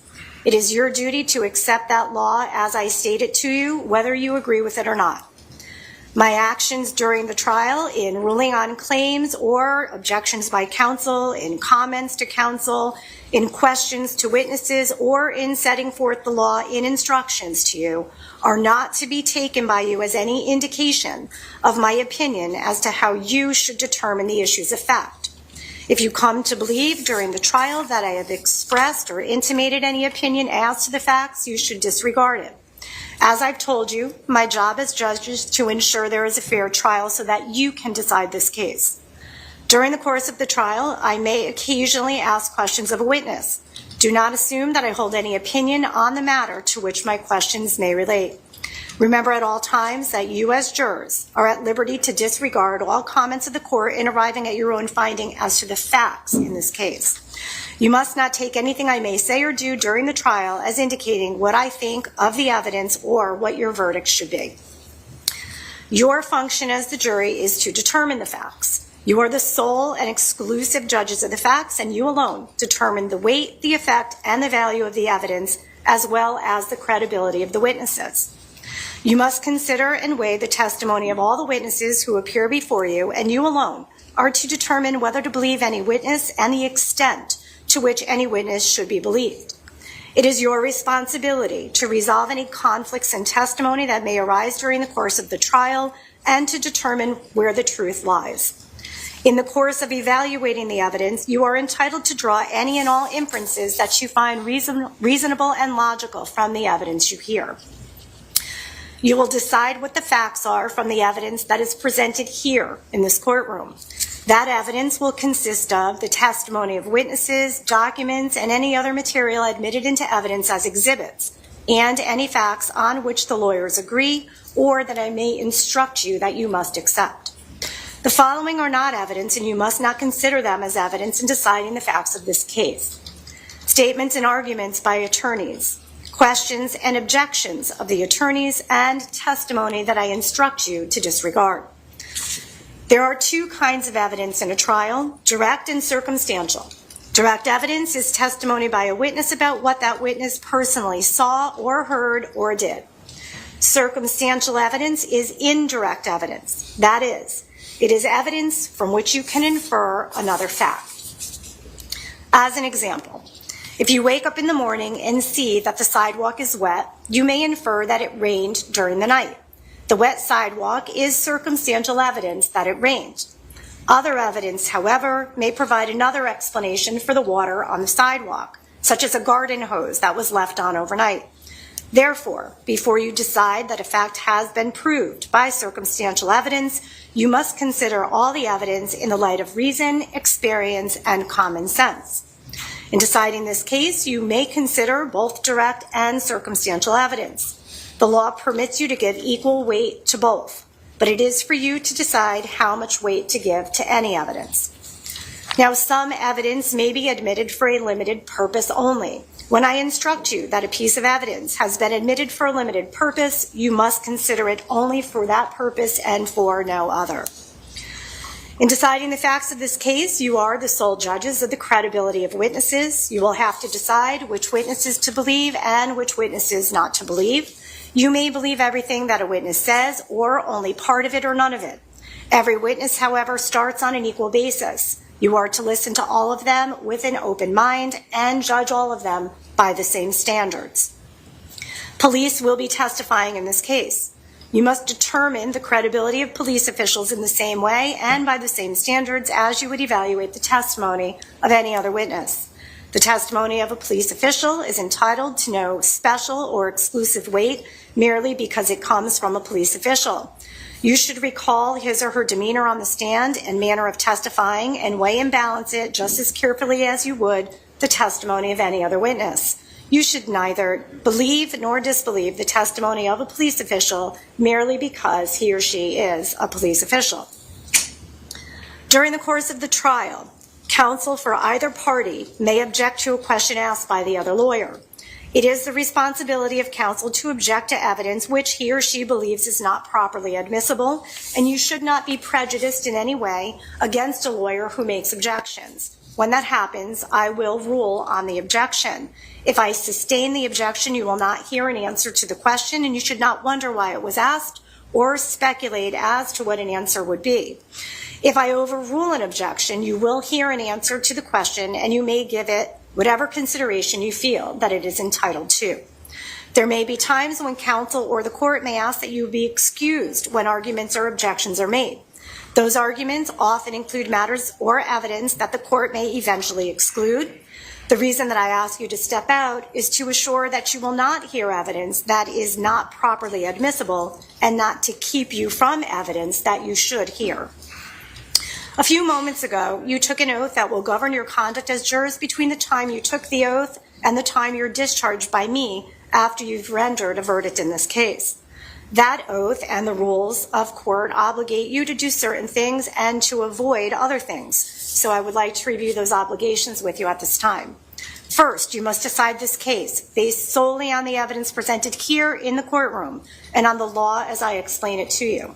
Second, do not make up your minds about what this verdict will be until after you have heard all the evidence, heard the closing arguments of the attorneys, my instructions on the law, and after that, you've had an opportunity with your fellow jurors to discuss the evidence. Keep an open mind until that time. There are some rules that flow from these obligations. I'm going to go over those. You may not perform any investigation or research or experiments of any kind on your own, either individually or as a group. Do not consult any dictionaries for the meaning of words or any encyclopedias or the internet or any other source for general information on the subjects of this trial. Do not look anything up on the internet concerning any information about this case or any of the people involved or the locations involved, including the defendant and witnesses, the lawyers, or the judge. Do not get copies of any of the statutes that may be referred to in court. Do not go to the scenes where any of the events that are the subject of this trial took place, or use the internet, maps, or Google Earth, or any other program or device to search for or view any place discussed during this particular trial.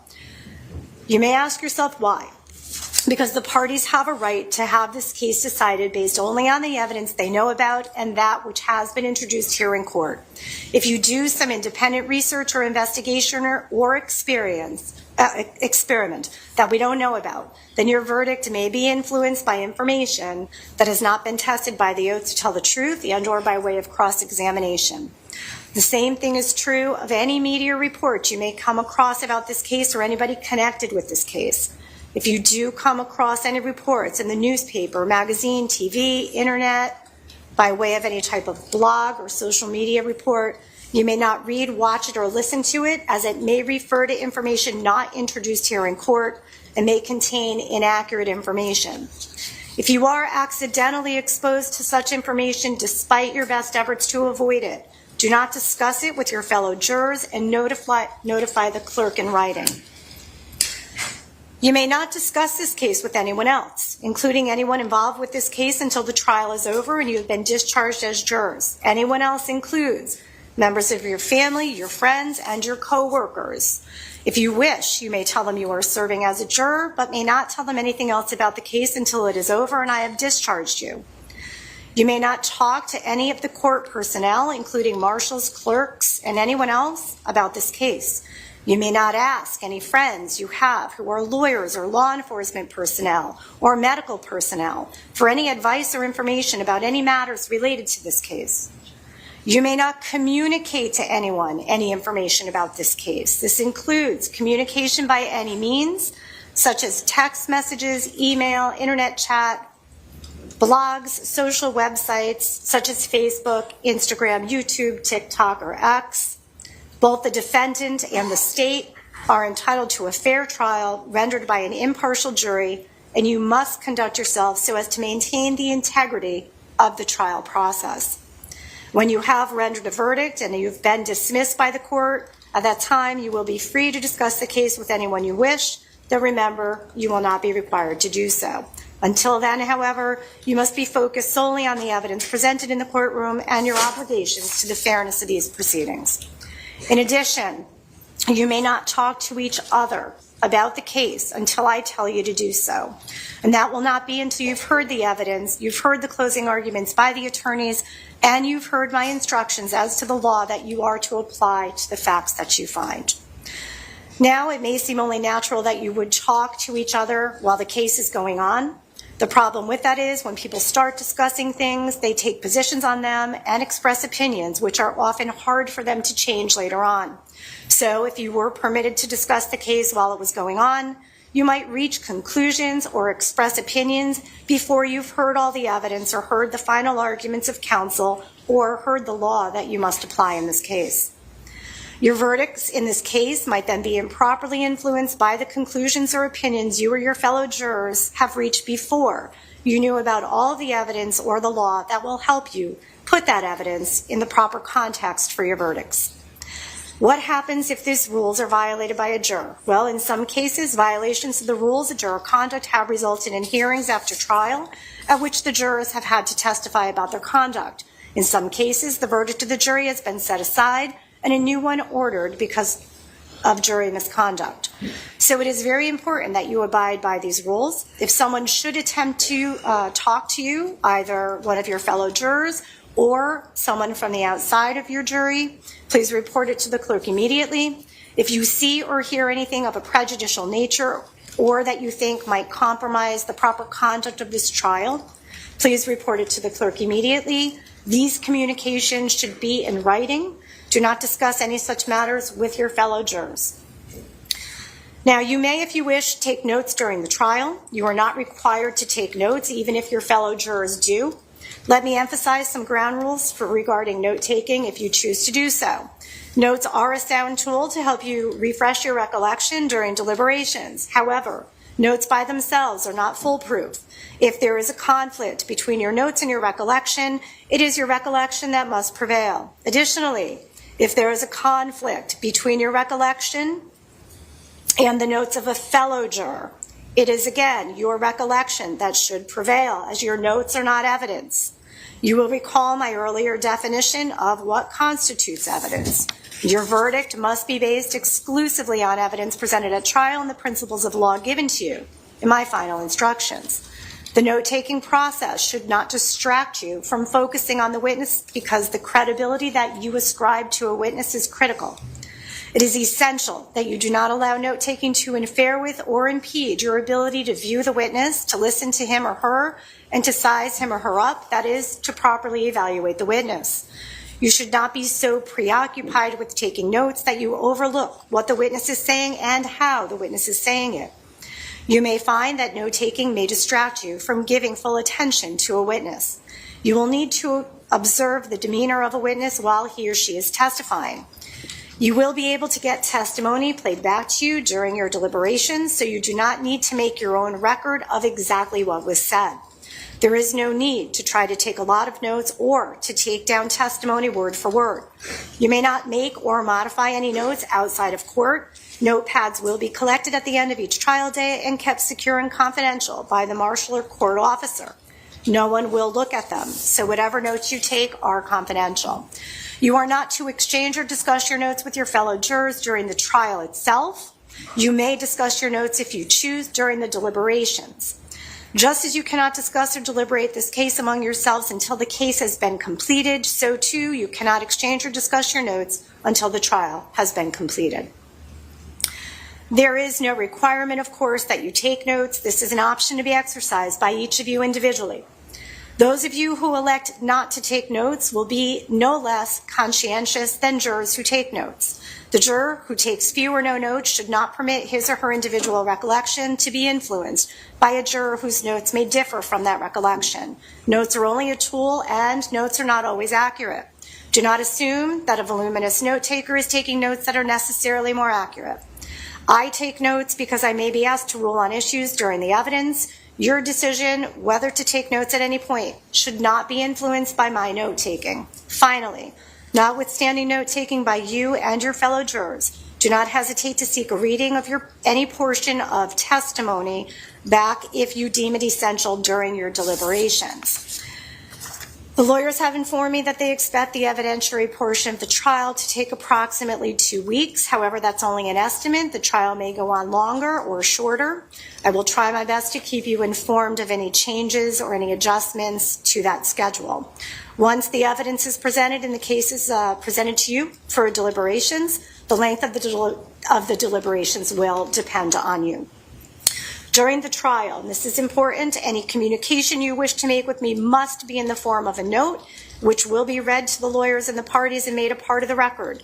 If you have a question or a concern, write it down, give it to the marshal or court officer who will bring it to me. With these comments, I will make a brief inquiry to counsel, and then we will be attending to the evidence. Ladies and gentlemen of the jury, thank you for your attention.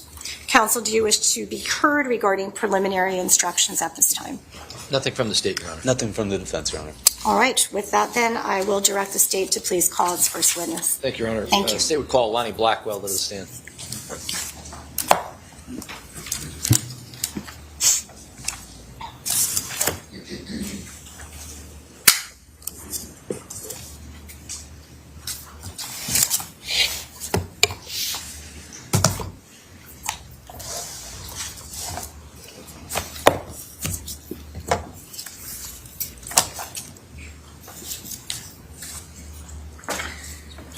Please watch your step. Please remain standing as you enter the witness box. Pay attention to Madam Clerk, who will be putting you under oath. Thank you. Please raise your right hand. Do you solemnly swear or solemnly sincerely affirm, as the case may be, that the evidence you shall give concerning this case shall be the truth, the whole truth, and nothing but the truth, so help you God, or upon penalty of perjury? I swear. Please state your full name, spelling your last name for the record, as well as your badge number and business address. Lonnie Blackwell. Last name is Blackwell. And what was it? Badge number and business address. Currently, I don't have a current badge number. My business address would be 150 Court Street in New Haven, Connecticut. Thank you. You may be seated. Good morning, Mr. Blackwell. Good morning. You mind just keeping your voice up? It's a little loud in here with the AC, okay? No problem. Can you please tell the ladies and gentlemen of the jury what you currently do for a living? Yep, so currently I'm employed by the Department of Homeland Security. I'm awaiting to go on my training to become a special agent in about 2 months. I've been employed by them for about a month. Prior to that, I was a police officer for the Shelton Police Department for about 4 years. And when you were a police officer, did you have any training that you had to go through to become a police officer? Yes, I attended the Milford Police Academy for about 8 months in 2021. And I want to direct your attention to May 14th of 2022. Were you working that day for the Shelton Police Department? Yes, I was working the evening shift, 4 p.m. to midnight. And what were your responsibilities that night? I was on the patrol division at the time, so I was responsible for responding to calls that were in my area that was assigned to me. Did you receive a 911 call that night to report to an area of Shelton? Yes, I did. And can you tell us a little bit about that? Yes, so around 11:53 p.m. that night, dispatch reported that there was multiple stabbing victims at the address of 43 Laurel Glen Drive. I immediately responded to the area and arrived to the area of the scene in about 6 or 7 minutes. Your Honor, I don't think there's an objection. We have some exhibits that have been pre-marked. Maybe asking to give me full exhibits at this time. I don't know if we're going to go. All right. No objection, Your Honor. Have they been marked full? Yeah. Your Honor, I have reviewed these in advance. All right. Give me one moment. Once they're marked. Your Honor, want to review this one? Guess what number has that one? Thank you.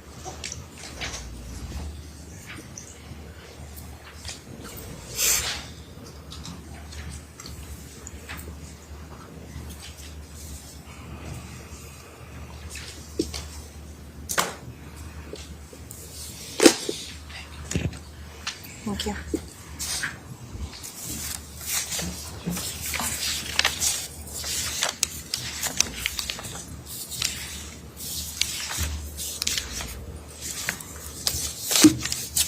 Attorney Smith, you've had an opportunity to review exhibits 1 through 9.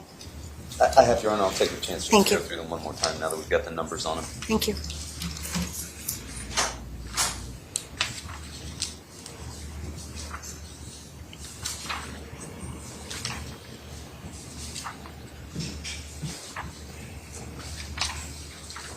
No objection, Your Honor.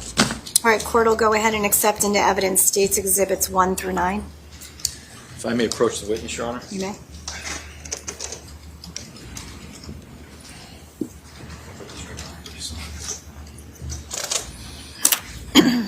Mr. Blackwell, I'm showing you what's been marked as State's Exhibit 1 as a full exhibit. Can you tell the ladies and gentlemen of the jury where you responded to in State's Exhibit 1?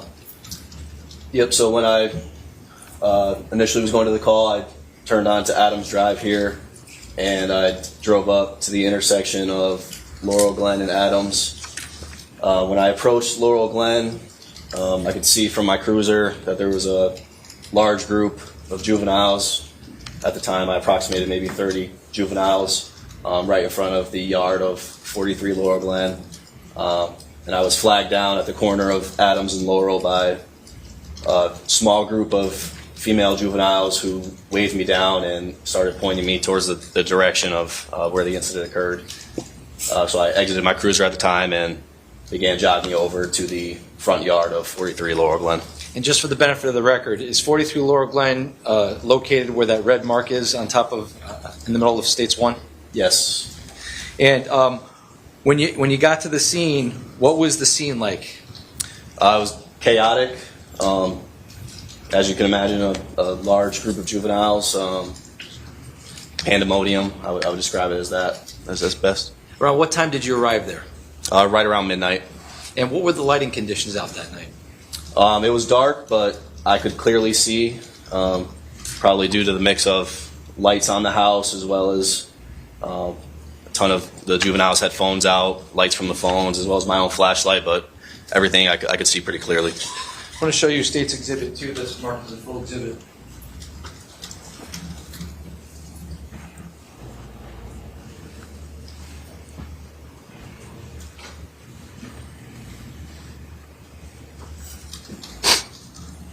Can you see that? Yes. Again, is this 43 Laurel Glen where you arrived at 12 a.m. on the 15th of May of 22? Yes. And is this States 2 kind of show the area, what it was like, absent the individuals on the front lawn? Yes. And when you got to 43 Laurel Glen on the 15th, midnight on the 15th, where did you respond? Can you tell us where you responded to in States 2? Yes, so when I walked up on foot, I responded to this specific area of the grass area to the right of the house if you're looking at the front of the residence. And that's where a large majority of the juveniles were located, as well as the 4 victims that I later identified. I'm going to show you States 5. This is a daylight picture that was taken, obviously, at 43 Laurel Glen. Yes. Okay. And the area that you responded, you see this debris area here pointing to the middle section of the grassy area where there looks like there's some clothing items located just to the right of the basketball hoop, just below the red bush area here. Is that the area that you responded to? Yes. Okay. And when you responded there, tell the ladies and gentlemen of the jury what you encountered at that point in time. Yep, so a few of the juveniles pointed me to the victims. So at first, within this area on the grass to the left, I identified 2 victims. One victim had a wound to his arm. He was responsive, he was standing, he was talking. Another victim was sitting upright on the grass, and I witnessed what appeared to be a stab wound to his torso area. He was still responsive at the time. Then I moved on to the right side of the grass area, where then I identified another victim with multiple stab wounds to his leg. At that time, I saw he was bleeding a lot out of the leg, and I applied a tourniquet to his left thigh area as high as I could. And then after applying that tourniquet, I moved on to the last victim that I identified as having a wound to his chest area and began providing medical attention as best I could. With regards to the third individual that you applied a tourniquet, can you tell the ladies and the gentlemen of the jury why you did that? Yes, so for my training in the police academy, for our medical training, we're taught if you have a wound and are bleeding a lot from an appendage and you're able to place a tourniquet, that can assist in stopping the bleeding. So that's why I placed it as high as I could on his left leg, where most of the wounds I saw were, to assist in stopping the bleeding. And based on your training and experience, based on what you saw the wounds to be like, what gave you that impression that a tourniquet was appropriate at that point in time? First of all, because they were on an appendage, and I witnessed a large amount of blood being lost from the wounds, so I was able to apply the tourniquet due to it being on the leg.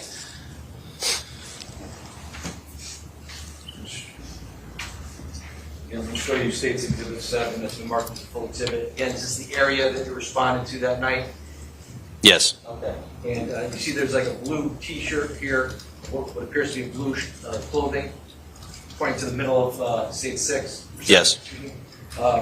And can you tell the ladies and gentlemen of the jury, is that the area that you responded to after you applied the tourniquet to the third individual? Is that where you found the fourth individual, around that area? Yes, in that area. And when you found the fourth individual in that area, tell the ladies and gentlemen of the jury what you observed when you got to that person. Yes. So when I identified the fourth victim, I immediately recognized that he was blue in the face, which was indicating to me that he probably had lost a large amount of blood, and I did locate a wound to his chest area right near the heart, and did see a lot of blood coming from that wound. So at the time, I believe some other juveniles brought out rags or cloth or some sort, maybe a t-shirt, and me as well as them, we were assisting in just compressing the wound, just trying to stop the bleeding the best we could until EMS arrived. And were you successful in stopping any of the bleeding before EMS arrived? Partially, but from my observations, there was a lot of blood lost. And how long would you say it took for EMS to arrive after your arrival? Approximately 10 minutes. When you got there, did anybody else from the Shelton Police Department arrive on scene prior to EMS's arrival? I believe Officer Nemhard, or right around the same time. And at the point where you and Nebhard were on scene, what were your responsibilities at that point? First of all, to just secure the scene, make sure we identified all the victims, number one, and also if there were still suspects in the area or on scene, as well as in the house, which we had not cleared yet. So just a lot of moving parts and identifying what was going on. Just want to go through these exhibits a little bit real quick. Stage 3. This is just another angle looking towards the street of Laurel Glen that night. Does that reflect what the area looked like, minus maybe the headlights of the cruiser there? Yes. Okay. And again, stage 4, another angle of 43 Laurel Glen in the area where you responded to. Is this an accurate depiction of what that area looked like? Yes. And 6, stage 6, again, this is just another perspective of that area on or about May 15th of 2022. Yes. And again, stage 8, a closer up perspective of the area where you responded to and found 4 individuals suffering from stab wounds that night, excuse me. Yes. And again, stage 9, this is the area from the left side of 43 Laurel Glen, the area you responded to. Yes. Now, after police responded to the scene and EMS finally responded 10 minutes later, did your responsibilities change at the scene? No, at the time I still assisted EMS in providing medical attention. Like I mentioned before, with whatever cloth or rag I was provided, I kept compressing on the wound while EMS then began doing compressions, as well as with the assistance of a neighbor, I believe. And during your time providing aid with EMS, how long would you say you stayed with the fourth individual at that point? Approximately 10 minutes. And at some point after 10 minutes, what happened after that? EMS then transported him. And did you follow EMS to where they were transporting him? I did not. I stayed on scene. Now, when the individuals were starting to be transported, withdrawn, at some point in time, were the other individuals who were suffering from wounds transported to the hospital? Do you have? Yes. And did your responsibilities at that point change once those individuals left 43 Laurel Glen? Yes. And what was your responsibility at that point? At that point, it was to secure the rest of the scene and contain the large amount of juveniles that were there, so then we can begin interviews. And did you, in fact, begin interviews at the scene? Yes, I did conduct a few interviews. And the information that you received from those individuals, did you pass that information on to anybody? Yes, it was all passed along to the Detective Bureau. And did the Detective Bureau, based on your observations, respond to 43 Laurel Glen that night? Yes. And who responded to that scene at that time? Detective Bango responded, as well as Lieutenant Kozlowski. And at that point in time, in May 15th of 2022, did you have body-worn camera? No. Why not? They were not issued to us yet. Okay. And at some point in time later on in that year, was body-worn camera a requirement of all police departments? Yes. Was it a requirement of the Shelton Police Department on or about July 1? Yes. Okay. So do you know whether or not the Shelton Police Department, in fact, had a body camera at that point in time? I believe they had one body camera issued.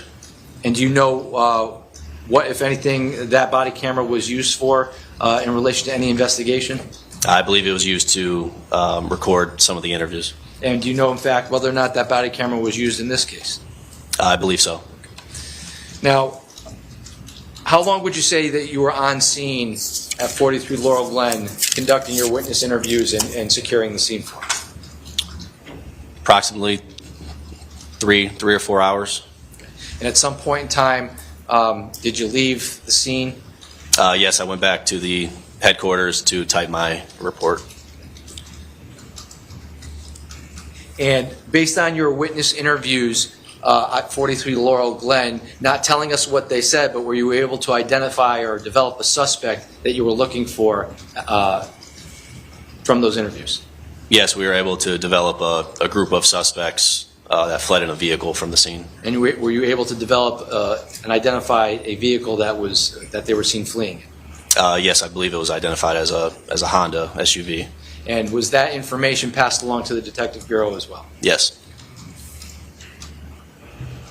They may have a moment, Your Honor.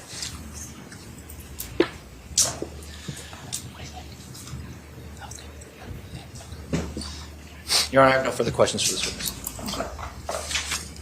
Attorney Smith? Thank you, Your Honor. Good morning, Officer Blackwell. Morning. Just want to go over your testimony here. You are currently training, but you haven't yet started with Department of Homeland Security. Is that true?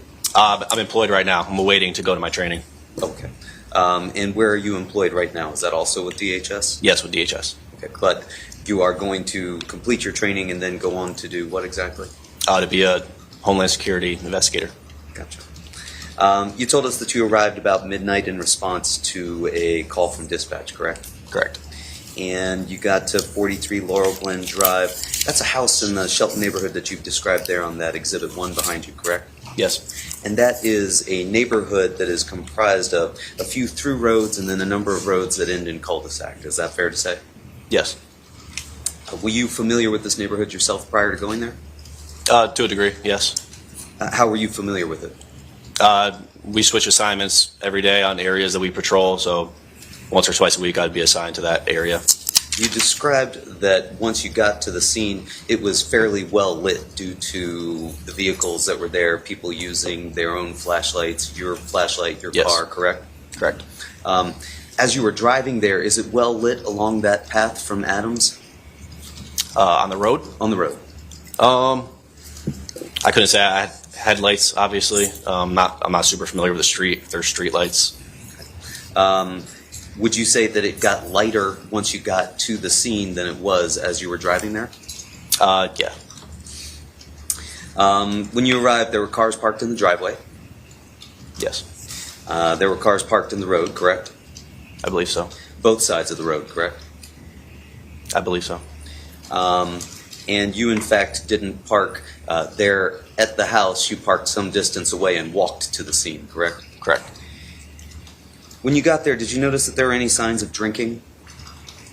Initially, no. When I initially got there, no. When you say initially, no, at some point, though, you did come to see that there were signs of drinking having gone on at that location, correct? Yes, later on in the night.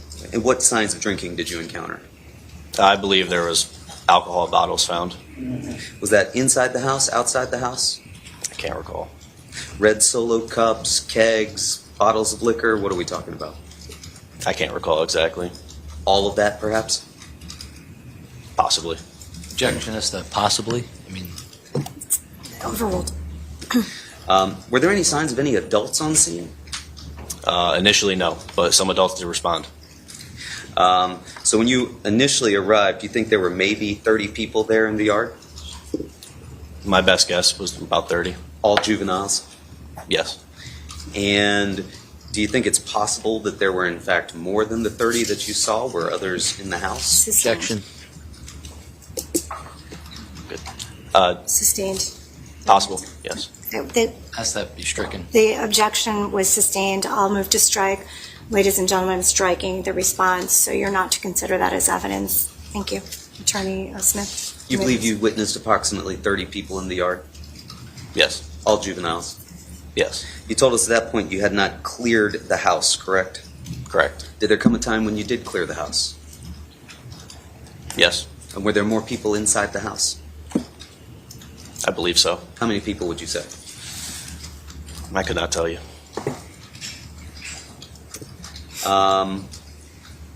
You told us that you began doing some interviews after you'd secured the scene, correct? Correct. What was the time that you started those interviews, do you think? Approximately 12:45. So about 45 minutes after you arrived on scene, you think? Approximately. And you told us that you spoke to, I believe, 3 different people on scene? Possibly more, correct? Yeah, around. You only took interviews or statements from 3 of those, is that correct? Yes. But you may have spoken to more? Yes. You told us you came to learn some information that you passed along to the Detective Bureau, correct? Correct. And that was information regarding possible suspects, correct?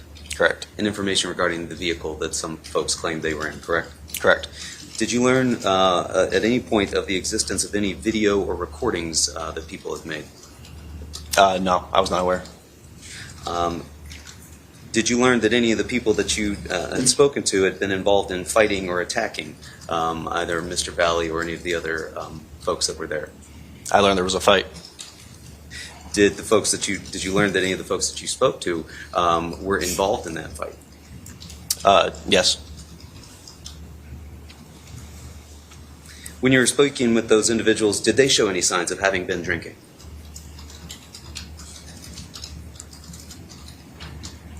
Possibly. Did you take any notes while you were doing your interviews or otherwise on the scene? Yeah, I had a notepad as well as a written statement form. When you cleared the house, did you notice any signs of drinking inside the house? I do not recall. You're shown here on the Elmo some photographs from the scene. I just want to take a look at those. Showing you what has been marked as State's Exhibit 3. That's a full exhibit. You see that, sir? Yes.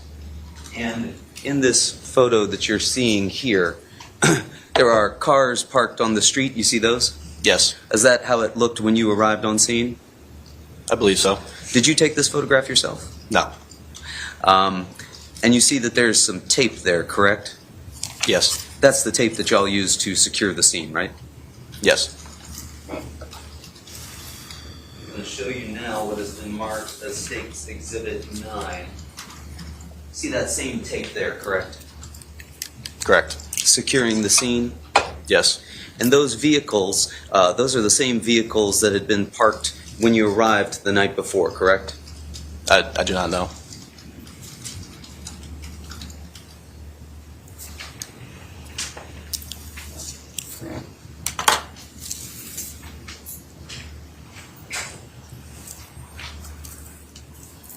Showing you now what has been marked as State's Exhibit 2. Do you see that, Officer Blackwell?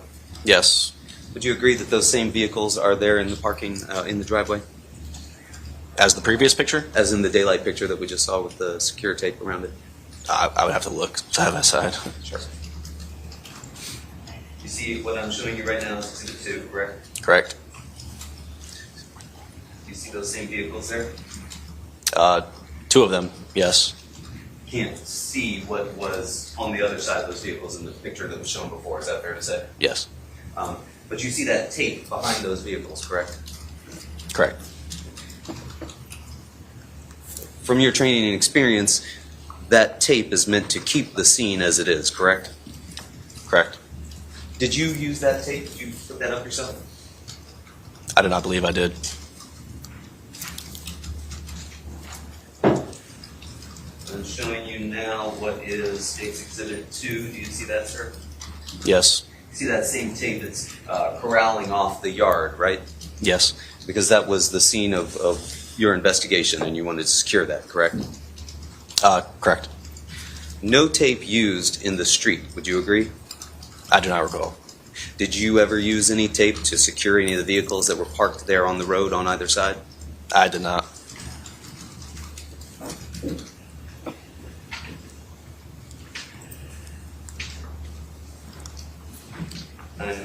showing you now State's Exhibit 4. Do you see that, sir? Yes. Do you see any tape that's in the street?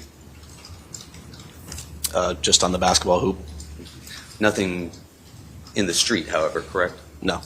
And would you agree, sir, that vehicles that had been there the night before are no longer there in this daytime picture? Correct.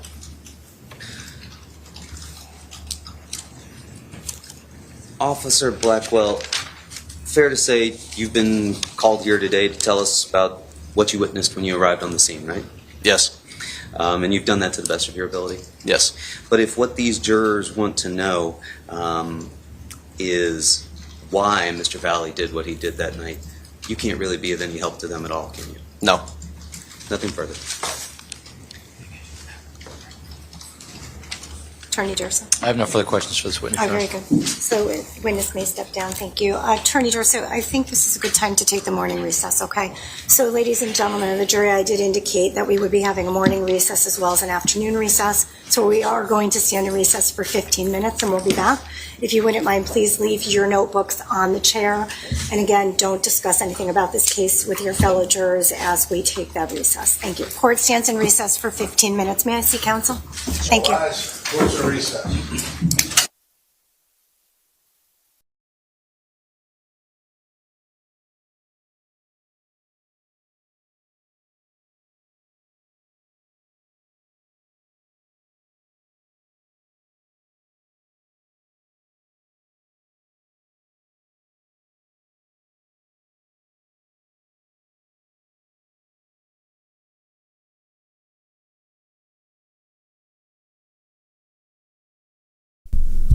All right, we're going to stay here in case the judge comes back, and then I'll go over and all right. Seems like maybe. All right, I'll start my little recap. So they started with they went over the counts. The first count was the deletion of James McGrath. Then there's a count 2 is assault in the first degree for Ryan Heinz. Count 3 is assault in the first degree for Thomas Connery Jr. Count 4 is assault in the second degree, Faison Teal. So they are allowed to take notes, but go with your recollection versus note-taking because notes are not evidence. Judge says, Judge Murphy says that this is expected to last 2 weeks, could go shorter, could go longer, and that the jury is allowed to ask questions. No opening statements. Never saw that before. Usually the state always has an opening statement. I've never seen a trial where there's no state opening statements. I've seen where defense doesn't have opening statements, but I've never seen a trial where the state has no opening statements. So first up was Lonnie Blackwell. He's a police officer for Shelton at the time. He's now working for DHS, Department of Homeland Security. He arrived on the scene, or he got a call around 11:53 in the evening, so right before midnight. He arrived 6 minutes later. You know what I want to find out? May 14th, 2022. What day of the week? I'm guessing it was either a Friday or a Saturday, but let's see. Let's see when was May 14th? It was a Saturday.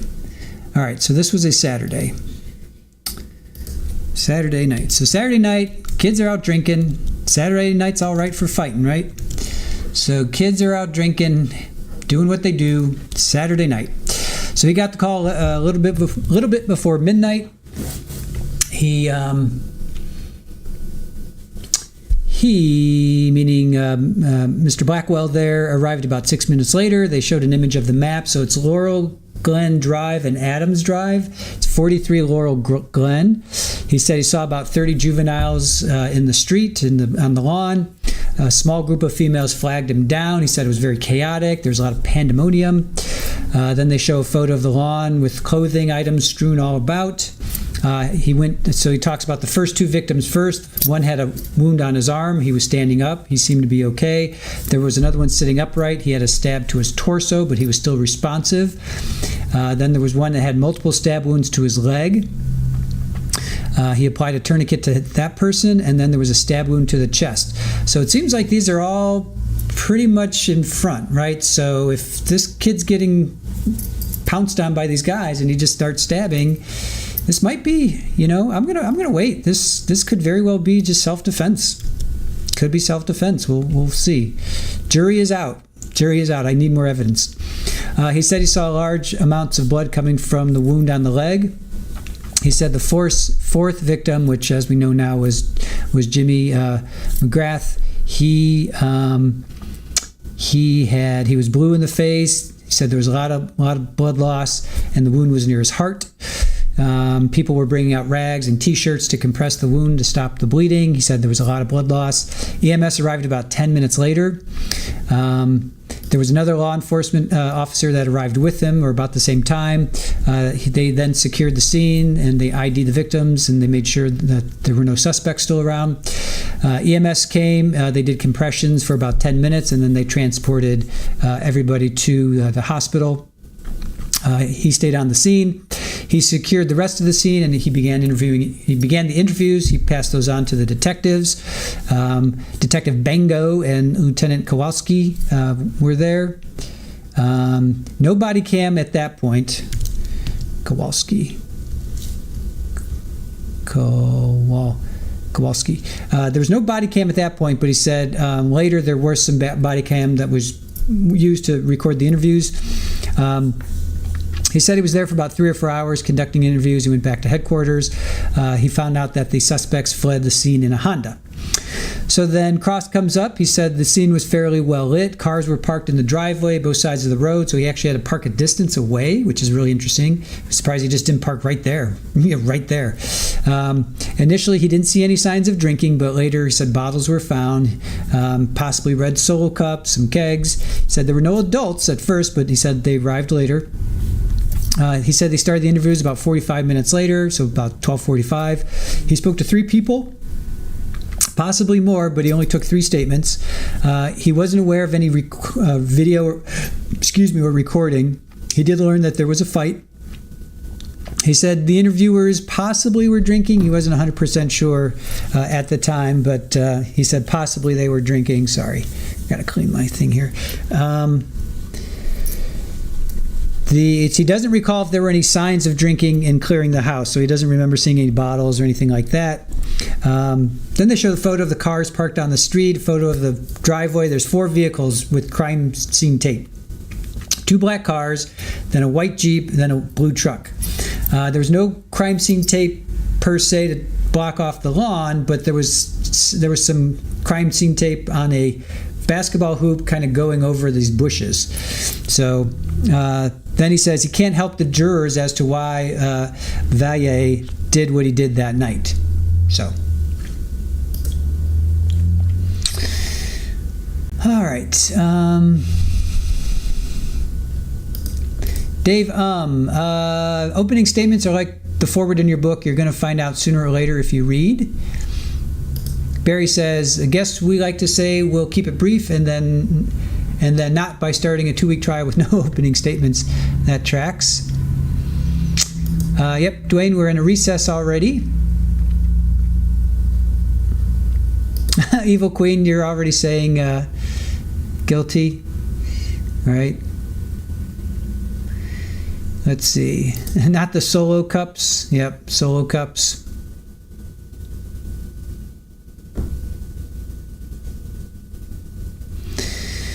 All right. Yeah, Evil Queen, I have no idea which way I'm going to fall on this. I mean,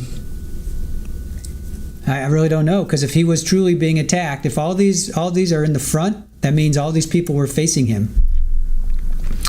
So it could be he was defending himself. I don't know. Well, there's going to be 10 people that are going to say he did this, and then there's going to be 10 people that say he was protecting himself, because he had his friends there too. So it's going to kind of come down as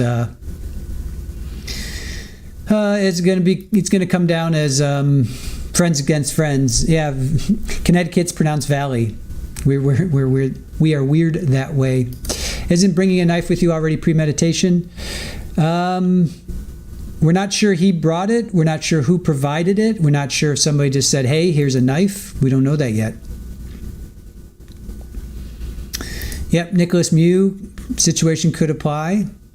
A knife is like having your wallet with you. Oh, in Texas, yeah. I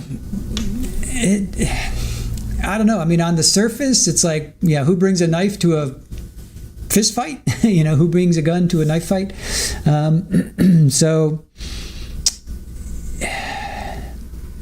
But I don't know. Does Connecticut have stand your ground? Is there a stand your ground in Connecticut? Because here in Florida, he'd probably be found not guilty. Stand your ground in Connecticut. Connecticut is not stand your ground, meaning individuals have a duty to retreat if they can safely do so before using deadly force. So no stand your ground in Connecticut. See, now if this was Florida, he'd probably be let off because there's stand your ground here in Florida. So Connecticut does not have a stand your ground. So that means the person with the greater weapon has to retreat. So just saying, here in Florida, he would probably be found not guilty, unfortunately, or whatever. I don't know, fortunately or not, whatever. Not for. Yep, they already took a break, 15-minute break. So they're already on a break. Even though they started late, they are already on a break, and they've been on a break for 10 minutes, about 10 minutes, another 5 minutes. So you get paroled early and often. Psychosaurus, even in Florida, he'd still have to prove it was self-defense all the same. Yeah, well, we know what happened with, what was that, Trayvon Martin? You guys remember that one? I think, you remember Trayvon Martin? And George Zimmerman, we watched that trial.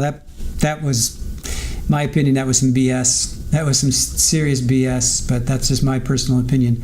And George Zimmerman claimed stand your ground. So then there's that. And he was shot. So George Zimmerman shoots this unarmed kid and claims stand your ground. So that's why I'm saying if he was in Florida, he'd probably have a better chance to get off. That's all I'm saying. Baca, they said, how long will the trial last? She said 2 weeks, give or take. So she said they're estimating 2 weeks. So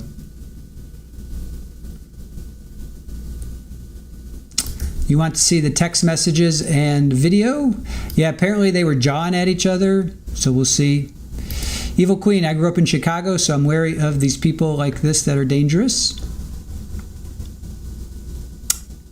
People are dangerous all over the place. But yeah, you grew up in a certain situation, I hear you. Psychosaurus, when we did the pre-trial stuff at the start today, I was thinking, oh yeah, another efficient judge. Welp. Drunky Zimmerman should have went to jail because 911 lady told him to stop. Yeah, we're not going to get into Zimmerman, but I just mentioned that just because he chose stand your ground. Sandra saying hello. Squeegee, I can barely hear you in your pocket.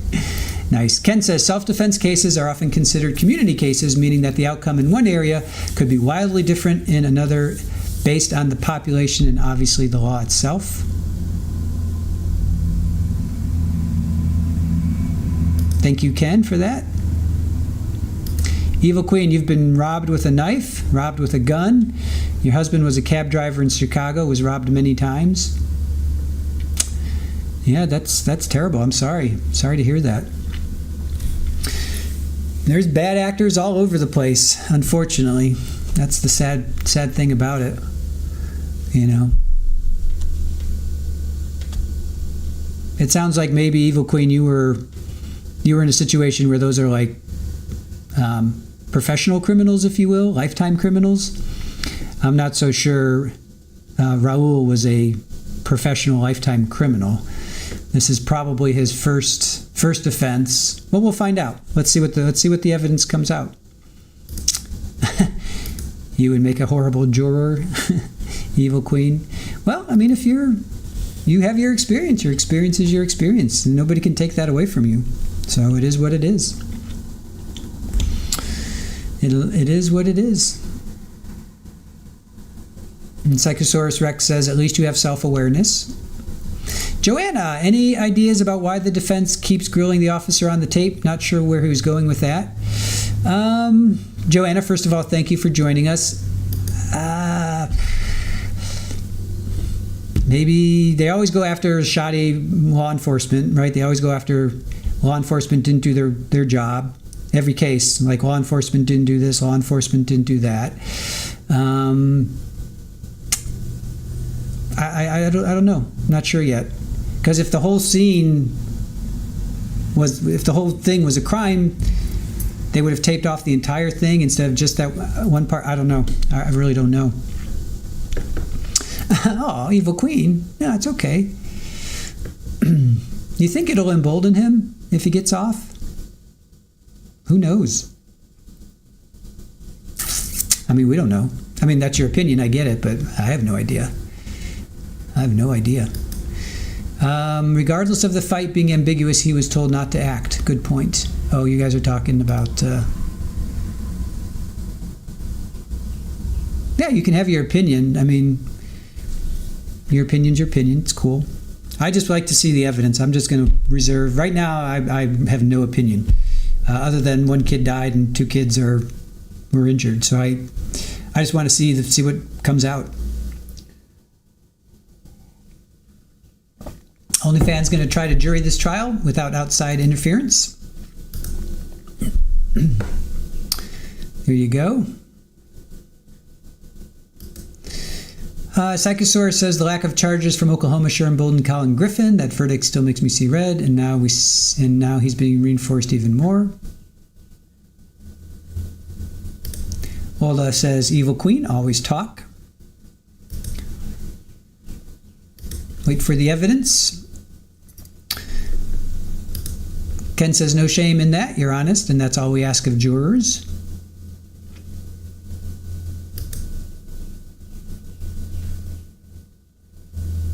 OnlyFan Googled knife laws already.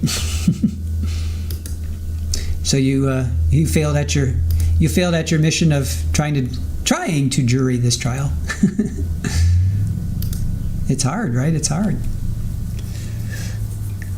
We did the research last night at like 9, 10, 11 o'clock at night, getting ready for this morning. So that's all the trial prep I'm doing. Let's see. Firstly, the prosecution has to be on point, OnlyFans says. That's first and foremost. Ken says not every juror is the right juror for a particular case. You can be the greatest, most neutral person ever and be a poor fit for a case. That's really good. Psychosaurus, it has been kind of nice that there's not been much out on this case, and I had it on my trial spreadsheet tracker for 2 years and still know so little about it. I love that. You have a trial spreadsheet tracker. I like that.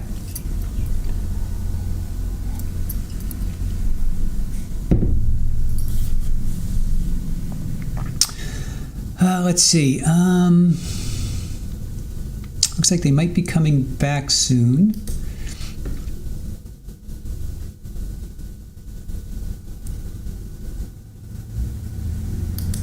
Ola suggests Harry Styles. YouTube probably wouldn't like that. Nice suggestion, Ola, but we will probably copyright will not appreciate that. There's only certain songs, you have to use YouTube approved. Rockin' Dockins, we are feeling confused from lack of opening statements and what they are going to prove. I feel a little, it's odd. I definitely feel odd.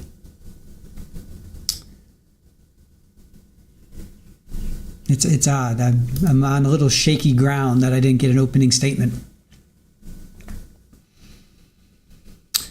Let's see, Christine Travis Rudolph, former wide receiver for FSU, played in the NFL, was found not guilty. Julia, I'm also basically going into this totally blind. The only thing I know is what we were told in the charges. Dwayne says they are ready to go back upstairs to play their video games just in time because this old man is tired already. Is it time for a nap, Dwayne? Time for a mid-afternoon nap? No, mid-morning. Time for a mid-morning nap.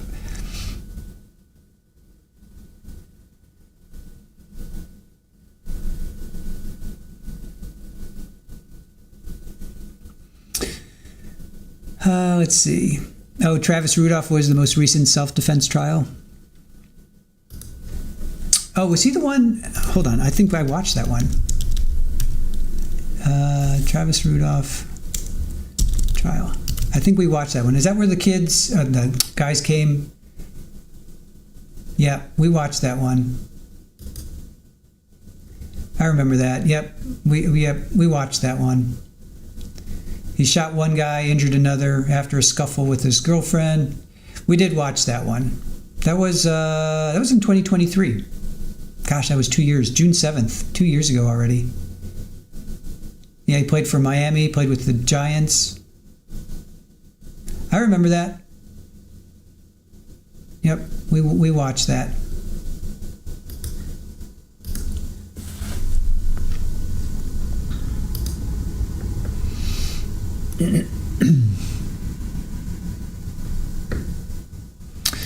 Ruth asks, can you recap on parents being sued related to this case? Yes, Aaron pulled a clip for that. I will read that at the lunch break. We'll get to that a little bit later. But yes, Ruth, Aaron pulled one news story, so I'll read that at the next break. Let me just see how long it is. Let's see. Aaron pulled that up, and let me just see. Hold on a sec.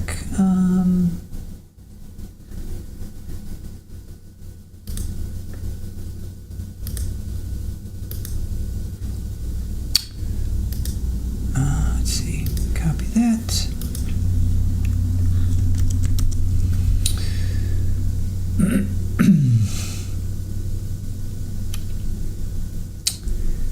Well, I guess we can start a little bit. So 2 teens who were injured have filed suit against the homeowners who hosted the first of 2 parties that night, saying they failed to prohibit drinking by minors that let a group of teens leave after assaulting one of the plaintiffs.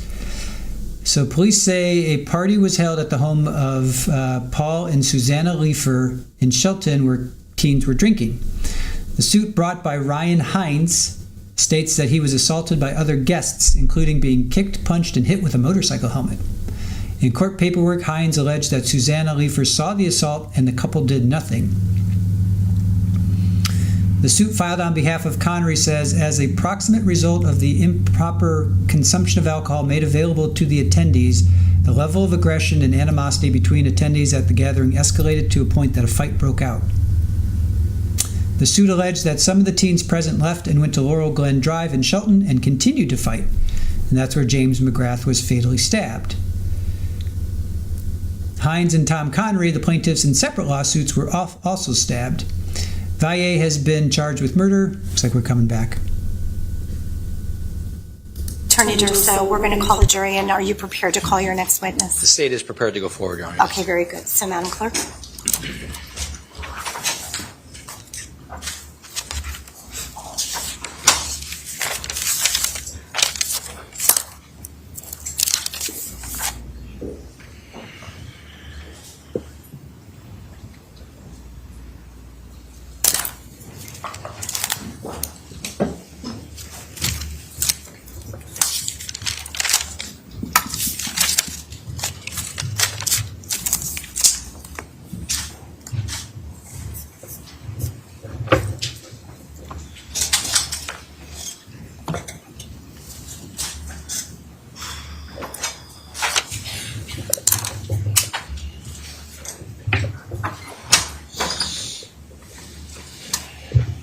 Thank you. Welcome back, ladies and gentlemen of the jury. Counsel, would you please stipulate to the return of all our jurors? Yes, Your Honor, the state would stipulate. All right, thank you so much. Thank you. So we will, at this time, proceed. I'll ask the state to please call its next witness. The state would call Michael Egan to the stand. Thank you.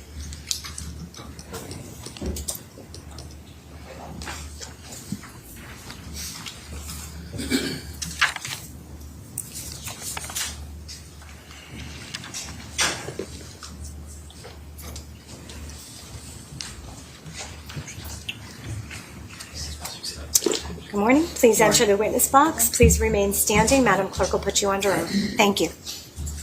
Please raise your right hand. Do you solemnly swear or solemnly and sincerely affirm, as the case may be, that the evidence you shall give concerning this case shall be the truth, the whole truth, and nothing but the truth, so help you God, or upon penalty of perjury? I do. Thank you. Please state your full name, spelling your last name, as well as your business address. Michael Egan, E-G-A-N. My place of business is Echo Hose Ambulance, 100 Meadow Street, Shelton, Connecticut, 06484. Thank you. You may be seated. Thank you. Thank you.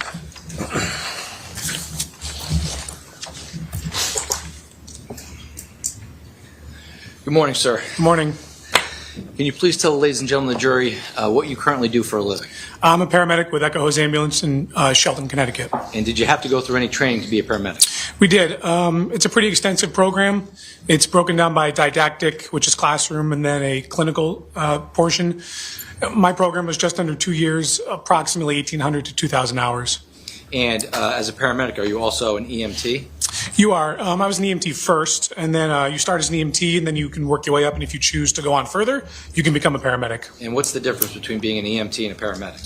So EMT is considered BLS, which is basic life support. A paramedic would be advanced life support, ALS. On the EMT level, they can do bleeding control, CPR, AED, assist patients with taking some medications, administer a very small amount of medications. Paramedics can do far more. We can go into cardiac monitoring, some invasive procedures. We have a lot larger range of medications that we're allowed to administer. Our scope is just a lot broader than EMTs. You had mentioned AED with regards to EMTs. What does that mean? So that's a defibrillator, an automatic defibrillator. That is where you would apply it to someone who's in cardiac arrest. It analyzes a rhythm and then will determine if the patient should be delivered a shock or not. The machine determines that, not the provider, and that's why EMTs don't have extensive cardiac training like paramedics do. So the machine will determine that for them, or a layperson or anybody who's using it. And what would a paramedic do in an instance where an AED would be used? Paramedic, they would be hooked up to their what's commonly referred to as a life pack or a monitor, and the paramedic would be interpreting that rhythm based off their knowledge versus the machine doing it, and the paramedic would make the decision to if the rhythm had to be shocked or defibrillated. The paramedic would make that decision versus what the machine making that decision. Okay. Now, were you working back on May 15th of 2022? I was. And in what capacity were you working? I was an EMT at that time. And where were you an EMT? At Echo Hose Ambulance in Shelton. And EMT, what does that stand for? Emergency Medical Technician. And what shift were you working then? I was working 6 p.m. that night until 6 p.m. the next morning. I was on a 24-hour shift. Okay, so you started on the 14th into the 15th? The night of the incident is when I started at 6 p.m. Okay. And you were slated to get off at 6 a.m. the next 6 p.m. the next day. Yeah, 24. We call it a reverse 24 because you start later in the day. Okay. And did you have an occasion to respond to a report of medical need at 43 Laurel Glen? I did. And I want to direct your attention to State's Exhibit 1 behind you. Is that the area in which you responded? That just for the record, the red dot there is 43 Laurel Glen? That is, yes. Okay. And when you got there, can you please just, actually, withdrawn. I'm going to show you State's Exhibit 2. Again, is this the house that you responded to that night? That is. On a report of medical, someone who needed medical attention? Yes, sir. Okay. And when you got there on what time did you get there? I believe the call was dispatched just before midnight, and we arrived a minute or two after midnight. Okay. So for all intents and purposes, you arrived there on the 15th of May? Yes, sir. Correct. So when you got there, can you describe to the ladies and gentlemen of this jury what the scene was like? Sure. So when we arrived, the police were obviously there. I think there was maybe 1 or 2 units. I can't remember specifically. And there was a large group of people on the front lawn. We pulled just past the residence to leave room for additional ambulances because at that point we had been told there was multiple patients. We got out of the ambulance. We were encountered with a very large crowd. It was rather chaotic. People were screaming and yelling. We knew there was possibly four patients at that time, so we started our triage. We came across the first patient. In this picture, if you kind of see, there's a cluster of, looks like kind of garbage. That's right around where we found the first patient. I'm going to show you State's Exhibit 5. Sure. This is a daylight picture, essentially the same area. Yes. Can you use State's 5 to kind of describe what you did? Yeah, so there's that red tree right there, just in front and to the right of that red tree. We found our first patient. He was laying supine on his back. He was completely unresponsive. His breathing was spontaneous but erratic, which is not a good sign. We immediately checked for in times like that, for triage, we immediately checked for a pulse, which he had a very weak, thready pulse, which is another bad sign. And he did not look well. You look at someone that's very sick and determine they don't look well. So we do a rapid trauma scan, which is we check for any major bleeding. So we did that. I remember his shorts were absolutely saturated in blood, and we found a puncture wound to his upper left abdomen, kind of his left lower chest area. So when we come across a wound like that, where there's suspected trauma, you apply what's called a chest seal. In the event that there is a punctured lung, it can help stop that lung from collapsing any further. So we applied that chest seal. At that point, we didn't see another major bleeding, so my partner broke off and continued to triage the rest of the patients. And when I went to reassess that patient that was laying there, we noted that he had stopped breathing at that point. I reassessed the pulse, and he had no pulse. So you mentioned triage. What is triage? Can you just explain? Yeah, of course. So triage is when you get onto a scene and you're overwhelmed by patients for the amount of resources you have immediately available. You have to determine who is in the worst shape and who could benefit most from the help. So if you come across someone that is in cardiac arrest and deceased and you have 4 other patients, you're not stopping to help that patient. Unfortunately, you're moving on to someone who can still be helped. Because if you stop to help that person, their odds are very slim. Now someone else who had another chance to survive, their odds are going down because you're spending time on this person who really has no shot. Okay. So on the night in question, when you got there, is it safe to say, based on what you've told us so far, when you got there, you attended to the first patient that you saw? We did, yep. And that patient, based on your assessment, was still breathing and had a pulse? Yeah, it was a very weak, thready pulse, and his respirations are very erratic, but they were spontaneous, so he was still breathing technically. And when you applied the chest seal, I think you said, what, if anything, did that do for the patient? In this case, I don't believe it did much because when we went to reassess him right after that, he was in cardiac arrest. So I don't think it did anything. So when he went into cardiac arrest, what, if anything, did you do next? So when someone goes into cardiac arrest, we immediately apply the AED. The AED will analyze a rhythm. While we're setting up the AED, we'll start CPR. But in a witnessed arrest, you want to get the AED on as quick as possible. The witness arrest meaning he went into cardiac arrest right in front of us, because odds are he's probably in a rhythm that can be shocked. So we started CPR. I had 2 bystanders there. One said she was a nurse. One said he was a neighbor that was trained in CPR, because at this point my partner was triaging the rest of the patients. So I directed them to start CPR.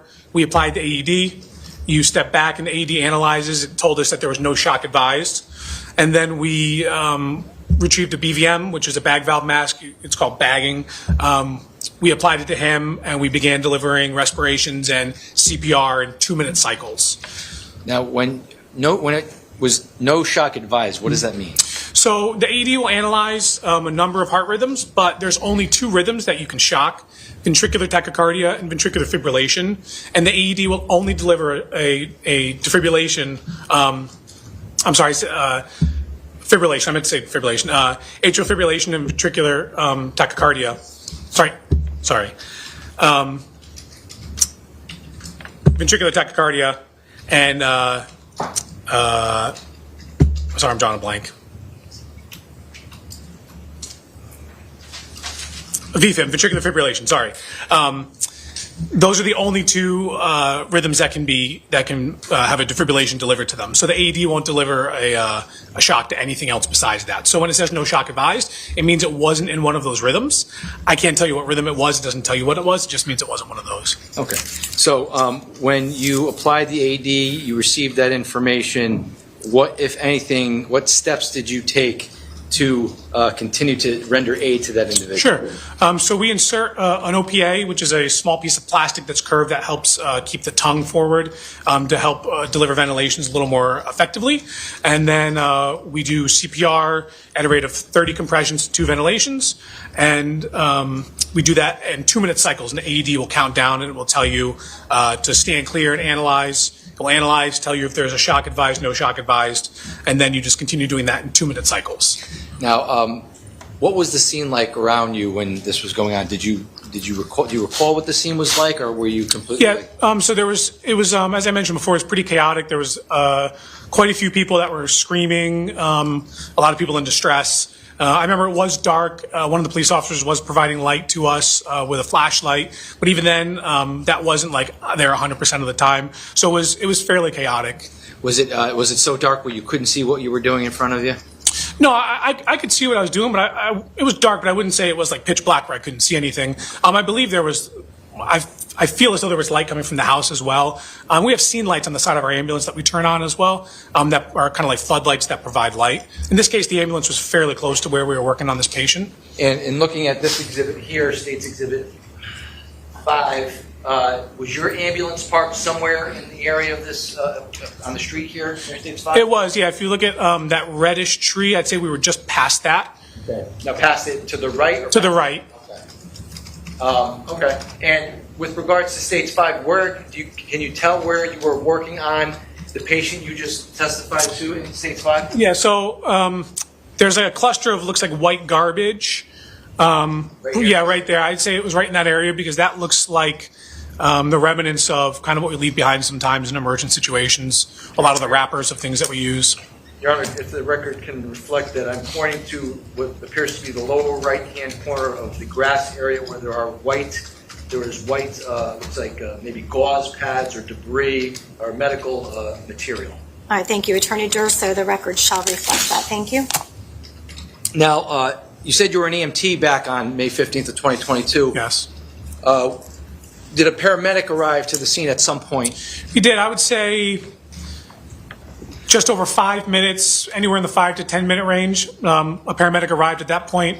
Our primary paramedics were from a service called VEMS, Valley EMS, and they are out of Seymour. So anytime that there's a call that is considered advanced life support, they will also come in addition to us. And when do you know the name of that individual? Jeff McKee. And when Jeff responded to the scene, were you present when withdrawn? When Jeff responded to the scene, did he take over care of that patient? He did. We give a short handoff report of what we encountered, what we've done, and then he assumes primary patient care.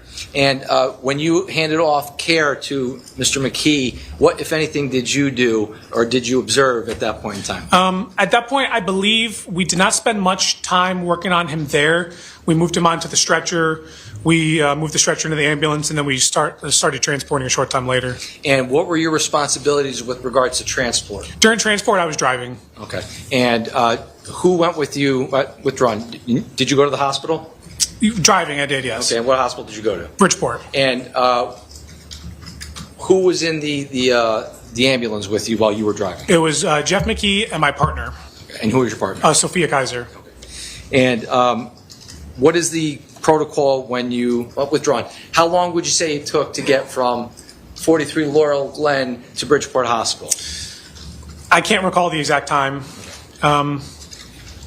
If I don't want to guess. I can't give you. It's hard for me to give you a number on that. When you were driving from 43 Laurel Glen over to Bridgeport Hospital, does the ambulance you were driving does it have lights and sirens on it? Yes. Did you in fact initiate the lights we and did, sirens? Yep. Mm-hmm. And okay. And when you get to the hospital, any given patient that you deliver to the hospital, what's the protocol for handing off to the hospital? Yeah, so generally at Bridgeport Hospital, we touch base with what's called the EMS triage nurse. She'll check the patient in. You give a handoff report to them, and then they'll assign the patient depending on the acuity of that. In calls like this, we do what's called a radio patch, where you call into the hospital ahead of time and let them know what you're coming in with, and you try to impress on them the seriousness of the situation. So when that happens, a lot of the times you won't stop at EMS triage. You'll bypass them and go directly to the trauma room where the trauma team will be waiting. And that happened in this case? It happened in this case, yes. And once you handed off the patient to the hospital at that point, what if anything, did you do in relation to this case? At that point, I just removed the stretcher from the trauma room. We go back to the ambulance and we begin to decon so we can get back in service for if there's any additional calls coming in. Thank you. I have no further questions, Your Honor. Thank you. Attorney Smith? Thank you, Your Honor. You're welcome. Good morning. How are you? Good morning, sir. I'm good. How are you? Good. You talk a little quick, Mr. I'm sorry. Yeah, I tend to do that. So I'm going to maybe ask you to just slow down a little bit I'll for do my us. I best. just want to go over things, okay? Sure. You used a term right there at the end, which I was unfamiliar with, maybe the jurors are unfamiliar with as well. You said after you took the stretcher out and went back to decontaminate. Decontaminate. Yep. Gotcha. Decontaminate. Thank you. All right. So you were telling us, Mr. Egan, that you arrived on scene and it was chaotic, correct? Yes. In fact, you said people were screaming, correct? Mm-hmm. Yelling obscenities, correct? Mm-hmm. And in fact, yelling obscenities at you and your crew member, Ms. Yep. Kaiser, correct? Yeah, it happens frequently. You said that the crowd was difficult to part to get to the patients. Mm-hmm. Ultimately, however, you did get to the patients. We correct? did. And you said one of the patients was standing and able to talk. I didn't write that in the chart. I believe Sophia might have written a addendum after she went and triaged, but I did not encounter any standing patients. You didn't encounter any standing patients. No. You encountered one person who was laying down on the grass, correct? Yes. And then you rendered some aid to the person that you indicated or believed was the most in need of your care. Is that fair to say? Yeah, he was the first one he came across. So we do a rapid scan, and then after we did the rapid scan, applied that chest seal, my partner moved on to assess the rest of them, and then I began working doing the AED CPR. Any indication that these yelling, screaming folks had been drinking? I did not witness any alcohol, so I can't comment on that. Did you feel threatened at all? I didn't feel threatened, no. I didn't feel the obscenities were being yelled at us in a violent method. It was more like, hurry the blank up, he's blanking dying, things like that. Okay. And yet they were still difficult to part for you to get to the patient? Yeah, because it was very chaotic, so people tend to, situations like this, people tend to move in on the patient, so you have to be like, hey, excuse me, move out of the way, give us some room. You mentioned that you parked up to the right of where that red bush is on the exhibit that you were shown. There were cars parked along the roadway? I can't remember if there were cars parked directly in front of the house or where they were, to be honest. Do you recall whether or not there were cars parked in the driveway? I do not recall, no. You were solely focused on trying to get to the patients? Yes, yep. And when you got to this patient that you have described to us rendering a lot of aid to, you noticed that there was a puncture wound to the left lower chest, correct? Yeah, left lower chest or upper abdomen, right in that area. That was the only wound that you saw on this individual that you were treating? That's the only one I observed at that time, yes. And you described that it was rather dark in the area, correct? Yes, sir. You said that an officer may have been providing some light to you. I remember there being a flashlight at one point, but it wasn't consistent the entire time. You also had a light you described to us that was on your vehicle itself, correct? The scene lights, yeah. The scene lights. Yep. Those, however, didn't provide a ton of light. Is that fair to say? No, yeah, it's not adequate by any means to completely light the scene up, no. Gotcha. And this night was also rainy and misty, was it not? I don't remember the weather, to be honest with you. Do you recall whether or not the grass was wet where you were? I do not. Do you recall, you said you were the driver, correct? I was, yep. Do you recall whether or not you had your wipers on as you were driving to the scene? I don't recall. And then you described for us rendering aid. At some point you were joined by Jeff McKee, correct? Yes. You handed off to him. Did he stay in the vehicle with you as you drove to Bridgeport Hospital? Like, did he stay in the ambulance with us? Yes. Yeah, he was in the back working on the patient. So in this vehicle was you, the patient, Ms. Kaiser, and Mr. McKee, correct? Yes. And sir, you've been called here today to tell us what you witnessed when you responded to the scene. Yes. You've done that to the best of your ability. Yes, sir. But if what these jurors are interested in is why Mr. Valle did what he did that night, you can't really be of any help to these jurors. No, sir. Thank you. Nothing further. Thank you. Thank you. Any redirect? No, Your Honor, thank you. Did you say no? No, Your Honor, thank you. Thank you. All right, sir, you may step down. Thank you. Please watch your step. Sure. Thank you.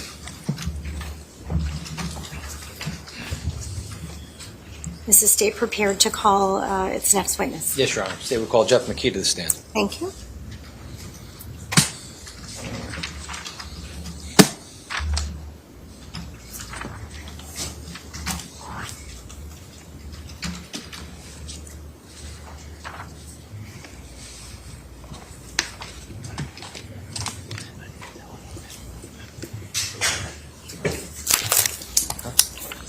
Good morning. Sir, if you'd please enter the witness box, please watch your step. Please remain standing once you're in the box. Madam Clerk will put you to oath. Thank you. Please raise your right hand. Do you solemnly swear or solemnly and sincerely affirm, as the case may be, that the evidence you shall give concerning this case shall be the truth, the whole truth, and nothing but the truth, so help you God, or upon penalty of perjury? Yes, I do. Thank you. Please state your full name, spelling your last name, as well as your business address. Sure. Jeffrey McKee, MCKEE is last name, and Valley Emergency Medical Services, 764 Derby Avenue in Seymour, Connecticut. You may be seated. Thank you. Thank you. You may proceed. Thank you, Your Honor. Good morning, Mr. McKee. Good morning. Can you please tell the ladies and gentlemen of the jury what you do for a living? So I'm a paramedic providing advanced life support.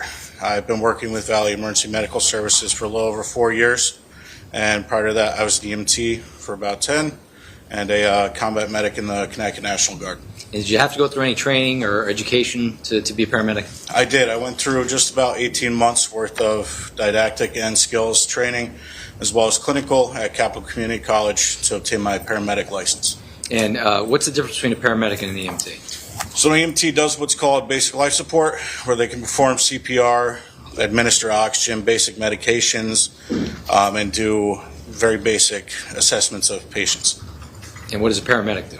As a paramedic, we're a more advanced level of care where we can initiate IVs, we can intubate, provide advanced airways, and give a bunch of medications that we're trying to give. And how long have you been a paramedic for? I've been a paramedic for just over 6 years. And I want to direct your attention to May 15th of 2022. Were you working that day? I was. In what capacity? As a paramedic. And did you have an occasion to respond to 43 Laurel Glen on that day? I did. Okay, and I want to direct your attention to States 1, where that red mark is right behind you, on that exhibit right behind you. Is that the home, the residence that you responded to on that night? Yes, it is. Around what time did you say you arrived to the scene? I arrived at the scene shortly after midnight. And what was the information that you had in relation to responding to that scene at that night? I was dispatched for a possible assault with possibly multiple victims on a priority 1 as the first incoming paramedic from out of town. And what does priority 1 mean? So it means lights and sirens. And why would you put on lights and sirens? It was reported as a critical call that required a paramedic or advanced life support to respond. So what time would you say you arrived there? I believe it was shortly after 20 after midnight, somewhere in that time frame. And when you got there, I want to direct your attention to States 5. It's on your screen there. Is this the area that you responded to at 43 Laurel Glen? Yes, it was. And when you got there, can you tell the ladies and gentlemen of the jury, if you can, in States 5, where you responded to? What did you do when you got there? So upon arrival, there was a lot of individuals on scene as well as police and care providers. I was directed to the patient that was on the lawn, sort of where all the trash is to the right of that red bush. So just so we know we're on the same page, I'm pointing to, for the record, you're on the right side on the grass area where there appears to be medical material in States 5. Is that where you were? Yes. Senator. Thank you, Your Honor. And when you got there, can you tell the ladies and gentlemen of the jury what you observed? So upon arrival, I observed a chaotic scene with a lot of younger individuals crying, screaming, upset, and I observed the Shelton ambulance on scene with a patient in the grass there performing CPR with a bystander as well as PD officers around, and that's the patient I was directed to.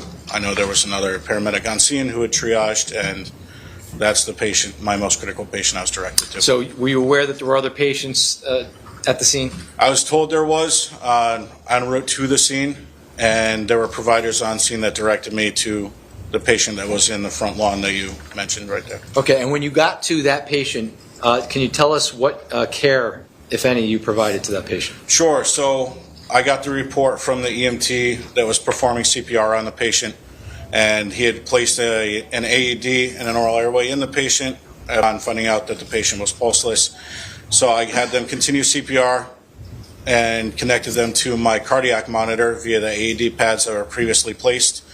Did a brief pause, checked for a pulse, checked for breathing on the patient, as well as checked the initial heart rhythm which was asystole. Upon doing that and determining there was no pulse and no breathing, directed CPR to be continued, as well as ventilation with oxygen. What is asystole? Asystole is essentially flatline, where there's no cardiac electrical activity originating atop the heart or in the heart whatsoever. When you got to the scene, what did you observe about the patient outside of your assessment of the patient medically? What did you observe about the patient? The patient was a young male in his teens. The patient appeared to be in good shape, healthy. Did you observe any wounds on the patient? I did. I observed a small puncture wound right under the patient's left nipple in the area of the chest with a chest seal that was placed on there prior to my arrival. Was there any active bleeding at that point? There was bleeding in and around the site. The chest seal was doing a decent job of controlling that bleeding, and there was direct pressure being held on that upon my arrival. And when you medically, when you assessed the patient at that point in time, and you said they were in asystole. Yes. What steps did you take at that point when you determined that CPR should continue and there was a flatline? So at that point, I continued my trauma assessment on the patient to determine if there were any other wounds or hemorrhage that needed to be stopped, while the EMT partner and the other provider provided quality CPR to the patient. And then if there was any additional bleeding that needed to be rectified before moving the patient. How long would you say that you were on the scene providing medical care to that patient when you got there? No more than 15 minutes from the time I made patient contact to getting the patient in the back of the ambulance and starting transport. Why did you withdraw? Did you determine that the patient needed to be transported to the hospital? I did. Okay, and why did you determine that? I determined that because upon arrival of the first responders, they said the patient still had a pulse, a palpable pulse, and just prior to my arrival that had been lost, so it's technically what's called a witnessed arrest, which a provider witnessed the cardiac arrest, so there's still a chance for us to provide life-saving measures, and that's what I did. And at some point, you transported the individual to the hospital? Yes. Okay. And what did you do between the time you placed them on a backboard, put them in the back of the ambulance and transported them to the hospital? What life-saving measures, can you explain what you did at that point? So once we got the patient off of where they were found into the back of the ambulance, I noticed that the chest seal was not holding well, so I replaced that to stem the continued bleeding. CPR continued.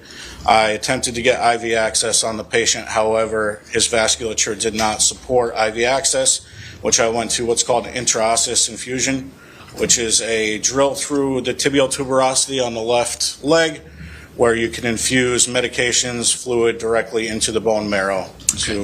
So you're in the back of the ambulance? Yep. Who's driving? So one of the EMTs was driving to the hospital. And you tried to administer medication in the patient's veins? And through the intraosseous infusion. Why did you do that? Why did you do an intraosseous? Can you explain that to the jury? Yes, so I did an intraosseous infusion because the patient did not have veins or vasculature that was apparent to me, either due to hypovolemia, which is lack of fluid or blood, or poor vasculature. So in an emergency situation like that, the next choice is to do an intraosseous infusion in through the bone marrow. Okay, and how do you do that? Can you just explain that to the jury? So it is a needle attached to a drill, and you use the drill to drill through the outer layer of bone in the select spot, and once it is through that first layer of bone, you stop and you're able to flush into the bone marrow with fluid or medication. And why is that? Why are you trained to do it that way? So we're trained to do that way in the instances that you cannot get an IV and that there's no vasculature available to obtain an IV while still being able to provide care, to provide emergency care. And when you provide medicine in that manner, how does that get into does it get into the body faster?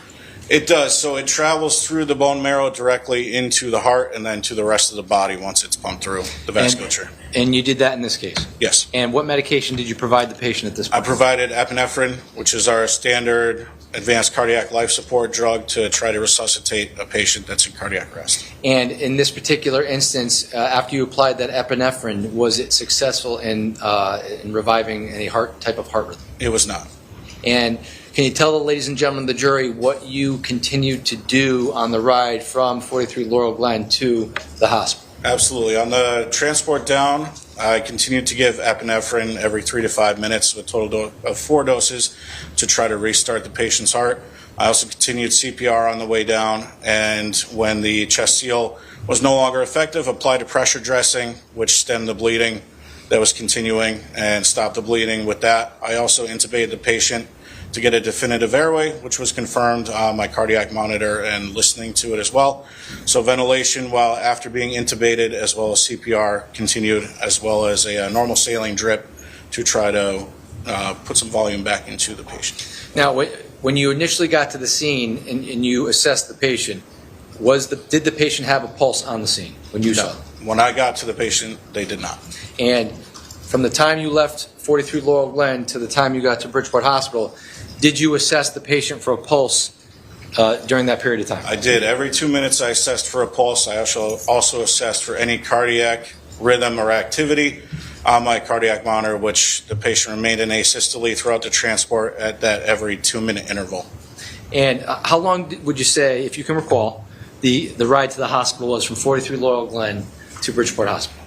It felt to be between 15 and 20 minutes. And at some point in time, did you arrive at Bridgeport Hospital? We did. And can you explain what happened when you arrived at Bridgeport Hospital? So when we arrived just prior, I had given a trauma alert patch to the hospital advising them what I had found on scene, what interventions I had done on the way down, and what to expect when we arrived. When I got there, CPR continued into the emergency department.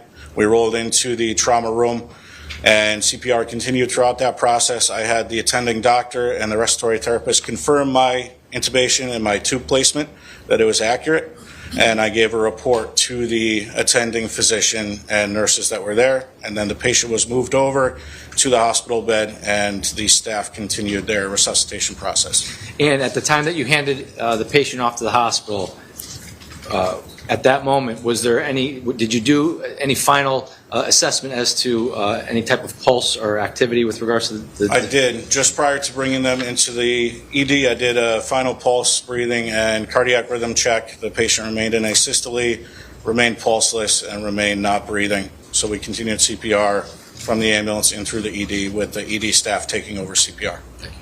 I have no further questions, Your Honor. Thank you. Attorney Smith, any redirect? Any cross? Thank you, Your Honor. Thank you. Good afternoon, Mr. McKee. Afternoon. Just want to go over what you've told us here and make sure I got this correct. When you responded to the scene, you encountered a chaotic scene. Is that fair to say? People screaming?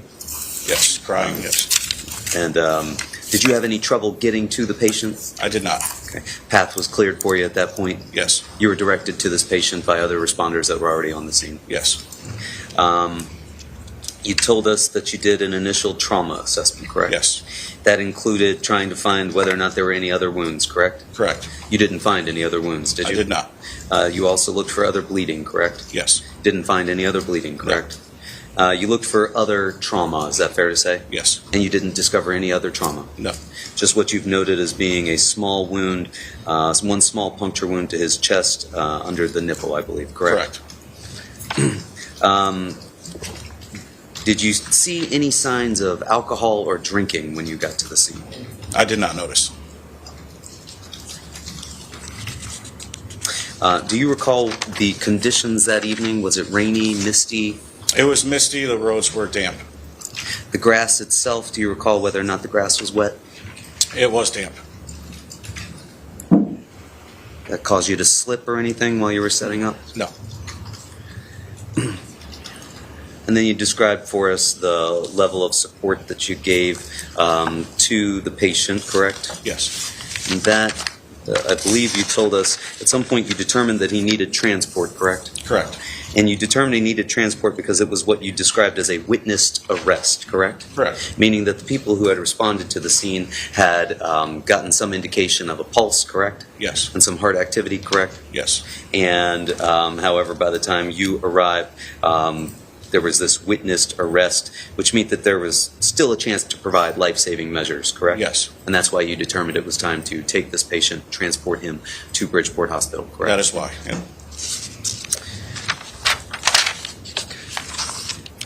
which you did, and then you transferred care once you were there over to the attending physicians, correct? I did.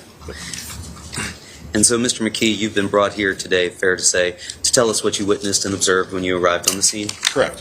But if this jury was interested in knowing why Mr. Valle did what he did that night, you wouldn't be able to help them at all, would you? I would not.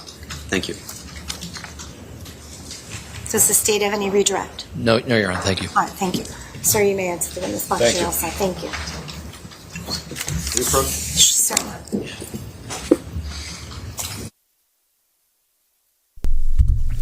So it seemed that's gonna be his standard last question. You can't help the jury say why Mr. Valle did what he did that night. That's 3 witnesses, and that's the same question. All right, so ladies and gentlemen seated in the gallery, as well as anyone watching live stream, it's been brought to the court's attention that the next witness is going to be from the Office of the Chief Medical Examiner. Sensitive and/or graphic material may be discussed and/or displayed in terms of the evidentiary portion of this testimony. So at this point in time, I would ask you to use your own discretion as to whether or not you would like to remove yourself from the proceedings or turn away from the live streaming. Thank you.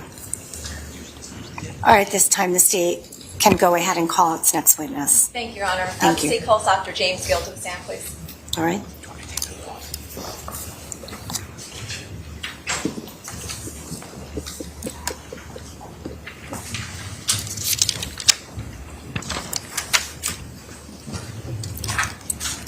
Good afternoon.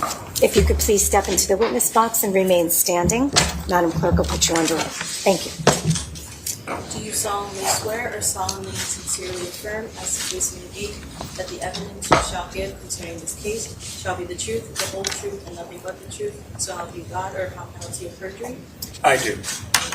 State your full name, spelling your last name, as well as your business address for the record. James Gill, Gill, 11 Shuttle Road, Farmington, Connecticut. You may be seated. Thank you. Thank you, Your Honor. Good afternoon, Dr. Gill. How are you today? I'm well, thank you. Good.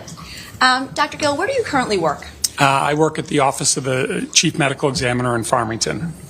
And for how long have you been with the Office of the Chief Medical Examiner? Since July of 2013. And what is your current position with that office? I'm the Chief Medical Examiner for the state of Connecticut. And how long have you been in that position? Since July of 2013. Please tell members of the jury what your educational background is, as well as the experience that qualifies you to have the position that you hold. I received a degree in biology from MIT, followed by my medical school at the University of Connecticut. I did an internship in medicine in Vermont, followed by my pathology training at Yale. I did a fellowship in cancer pathology at Memorial Sloan Kettering, and then a fellowship in forensic pathology at the New York City Medical Examiner's Office. I'm board certified in anatomic and forensic pathology and licensed to practice medicine in Connecticut and New York. And what are your duties as the Chief Medical Examiner? I have administrative duties as well as investigative duties, so I am kind of the commissioner of the agency, but I also do medical legal death investigations, so that includes performing autopsies and certifying deaths. And please explain generally what the term pathology entails. So pathology is that area of medicine that deals with the laboratory aspects of the body. So things that can go wrong with the body. And typical pathologists usually work in the hospital, and they'll examine different tissue samples from the operating room and so forth to determine if there's cancer or what have you. And is there a difference between pathology and forensic pathology? And if there is, what is that difference? Yes, so forensic pathology is a subspecialty of pathology that requires additional training, and it's that specialty that deals with the investigation of sudden, suspicious, or unnatural deaths. So deaths that are related to trauma, injuries, intoxications, things like that. And up to date, if you can approximate how many post-mortem examinations you have conducted? I've performed over 4,000 autopsies and many thousands more of examinations of bodies. Do you primarily oversee the autopsies of other members of your office, or do you conduct them independently? I do both. Yesterday I did 2 autopsies yesterday, but I also oversee the office. In your career, have you conducted or overseen autopsies or examinations where the cause of death was a stab wound? Yes. And can you approximate how many times? Many dozens of times, both homicidal as well as self-inflicted injuries. And prior to today, have you testified in court on the field of forensic pathology? Yes. Prior to you coming to court today, did you have an opportunity to review any records from your office to prepare for your testimony? Yes. And did you review the postmortem report that was prepared for this case? Yes, I did. And did you review any additional reports that may have been part of that postmortem report? Yes. And which reports would that be? Those would include the toxicology report and some other laboratory and investigative reports. Do you have the opportunity to review any photographs with relation to this case? Yes.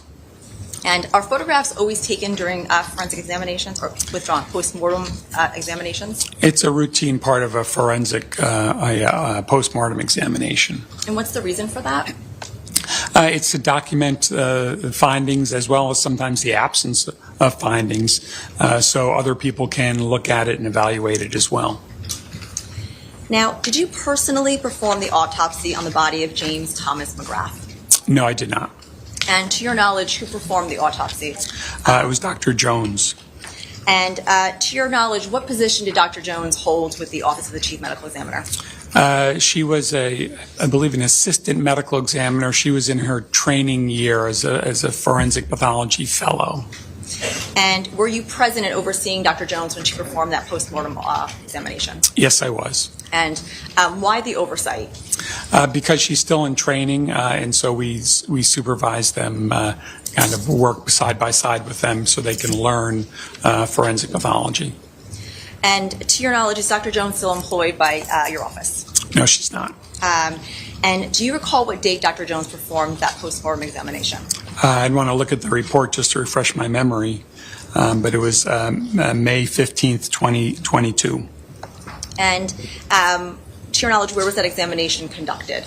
At the office in Farmington. And how do you know that? I was there, and there's a record in the autopsy report describing the location and the time and the place. May I approach the clerk, Your Honor? Certainly. Withdraw. May I approach the Attorney Smith? Yes, you may.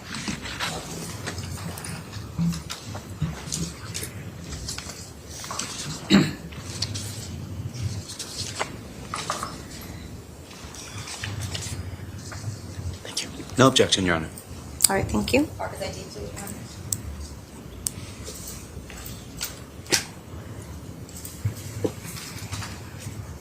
May I approach the witness? Yes, you may. What number is this? I'm sorry. It's okay. States 10 for ID purposes. Thank you. Dr. Gill, I'm showing you what's been marked as states 10 for ID purposes only at this point. Do you recognize this document?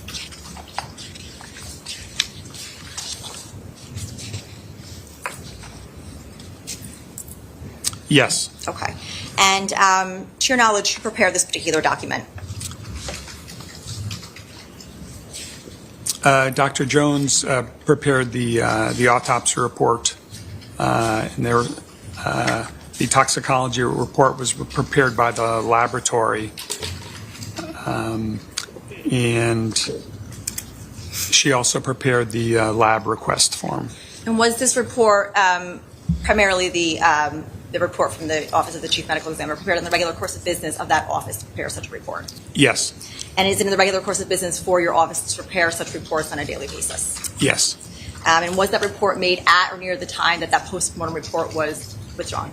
Was that report made at or near the time the autopsy on James Thomas McGrath was performed? Yes. I would just ask for it to be admitted as a full exhibit, Your Honor. Attorney Smith? No objection, Your Honor. All right, court will accept into evidence as a full exhibit, states 10. Thank you.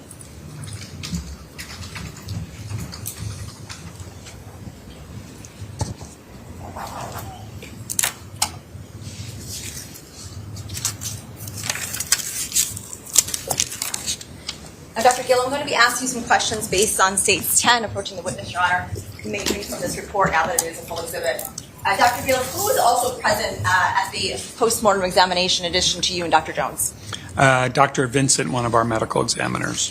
And in addition to members of your office being present, do you recall if anyone else was present during that post-mortem examination? I don't recall anyone else being present. Is it typical for members of the police department to come in and view the autopsy?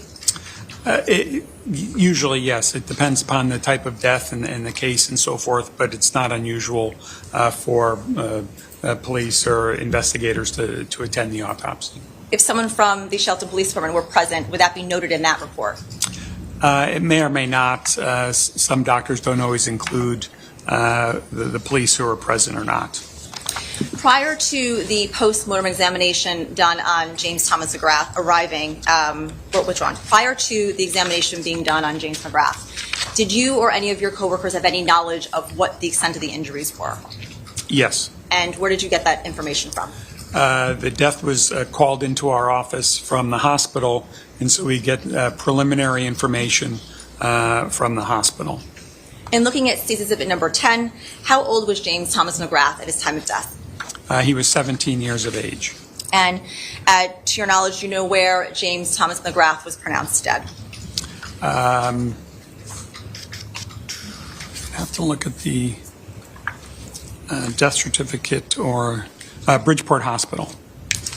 And to your knowledge, were any operations or procedures conducted on James McGrath prior to his arrival at the medical examiner's office? Yes. And how do you know this? From the autopsy report. And how was the body of James Thomas McGrath transported or brought to the office of the chief medical examiner's office? We have a transport team that will pick up remains at the hospital and bring them to our office. Typically, and in this case as well, do you recall how the body was brought in? What condition? The body was brought with resuscitative equipment still with the body in a body bag. And was there an ME case number assigned to this examination? Yes. And referring to exhibit number 10, can you recall or can you tell the members of the jury what that ME case number is? Yes. It's 22-10921. And what is the significance of that ME case number? So 22 is the year, and then we give each death that's reported to our office a unique sequential number. So it's a unique number for Mr. McGrath. Can you please tell the ladies and gentlemen of the jury generally what goes on in a post-mortem examination, if you could give details as to what is conducted? It depends a little bit on the type of death, but generally in a case like this, we would do x-rays of the body, and then we would do what's called the external examination, where we look at the outside of the body, looking for identifying features, color of the eyes, length of hair, any evidence of injury or medical treatment, and we would take photographs. And then we would do the internal examination, where we make a Y-shaped incision and examine the internal organs to determine largely why the person died. I'm going to direct your attention to States 10, where it says external examination. What is the purpose of that section? So that, again, is to document the different physical characteristics of the body, color of the eyes, scars, tattoos, things like that. And where it says under postmortem changes, what does that paragraph indicate? This is page 2 of 5.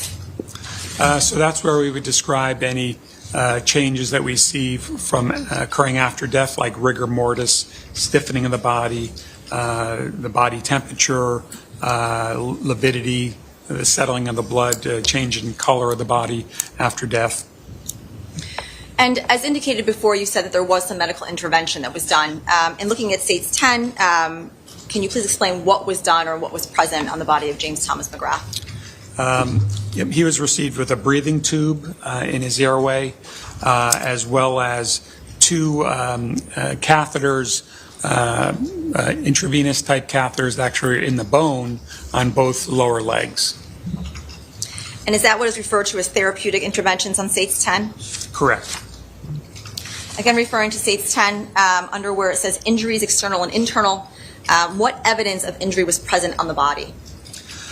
So there was evidence of both sharp injury and blunt injury. So sharp injuries are injuries that are caused by sharp objects like a knife, a piece of glass, and you can either have a injury or a cut injury. The difference is that stab wounds are deeper into the body than they are long on the skin, while a cut or an incised wound is longer on the skin than it is deep in the body. They are long on the skin, while a cut or an incised wound is longer on the skin than it is deep in the body. Blunt injuries are different types of injuries. Those are injuries caused by blunt force, where a person may fall down and bruise their knee or what have you.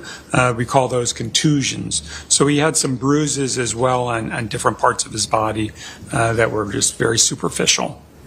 So in addition to those superficial bruising you had indicated, was there also a stab wound found on the body of James Thomas McGrath? Yes. And where was that stab wound located?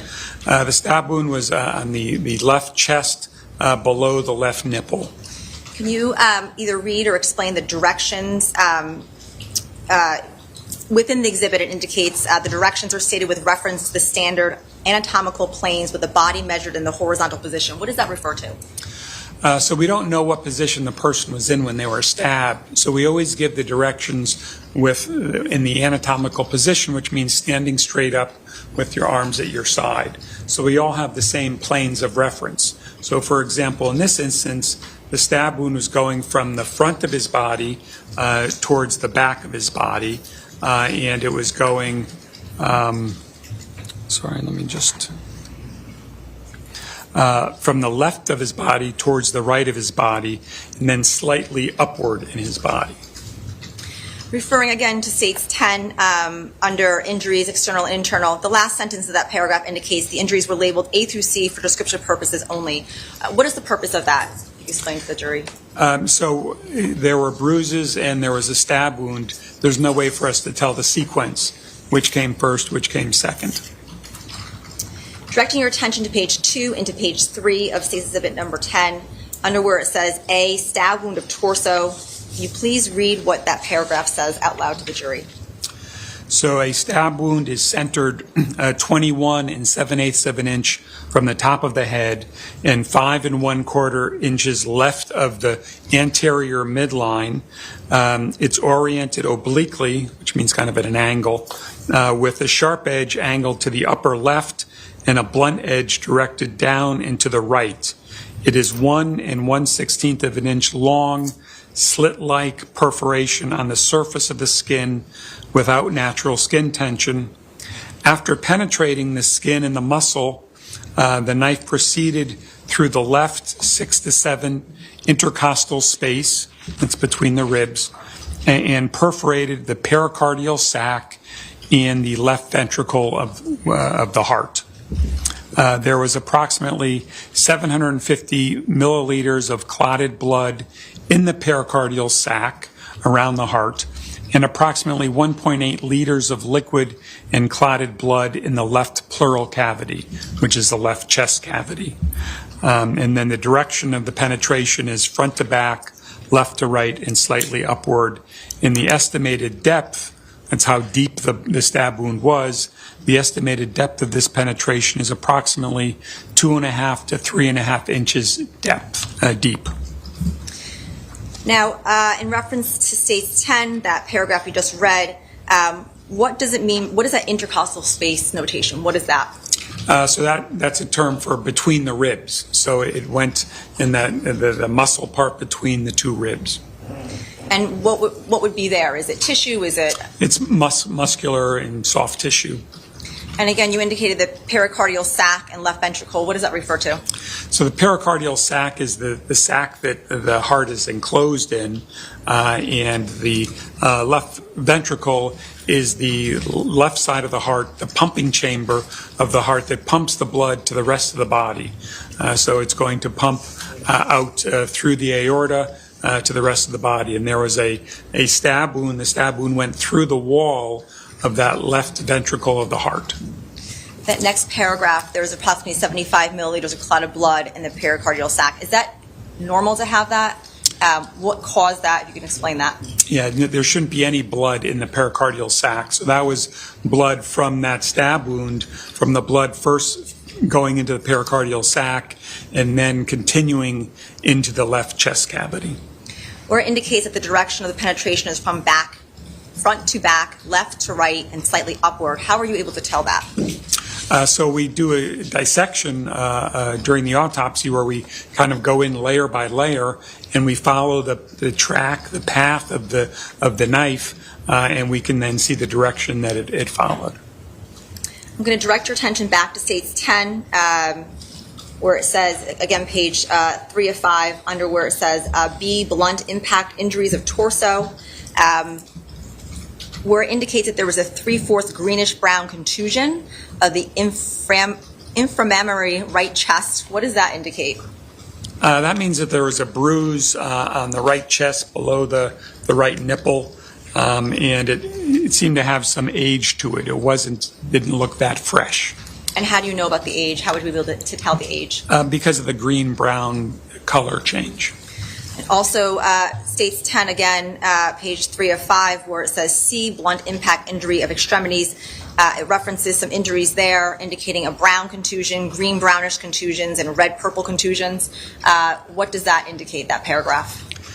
So there are scattered bruises. Some of them, they're of different ages. Some of them are more recent, and some appear older. What is the purpose of documenting such injuries?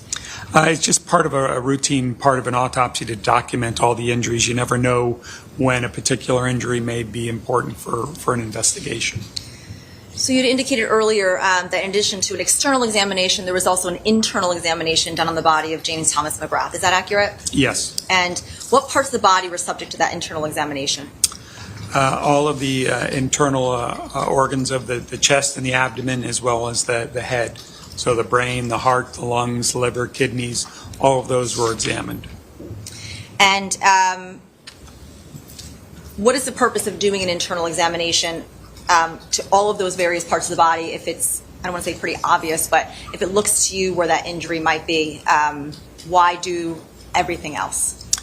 It's just being thorough and looking for other maybe natural disease that could have contributed to death. We also want to collect various tissue samples for further testing. And so it's again, part of a kind of a routine autopsy to do that examination. Directing your attention again to States 10, page 3 of 5, where it says cardiovascular system. What does that paragraph mean in layman's terms? So that's describing the heart, the valves, the blood vessels, and he had other than the stab wound, he had a normal heart. He was a normal, healthy person. So would it be safe to say that in that section, there would not be any indication regarding the injuries done to the heart? Correct. We include the injuries in a separate section, so the internal exam is really just the kind of the natural, normal descriptions. May I approach counsel, Your Honor?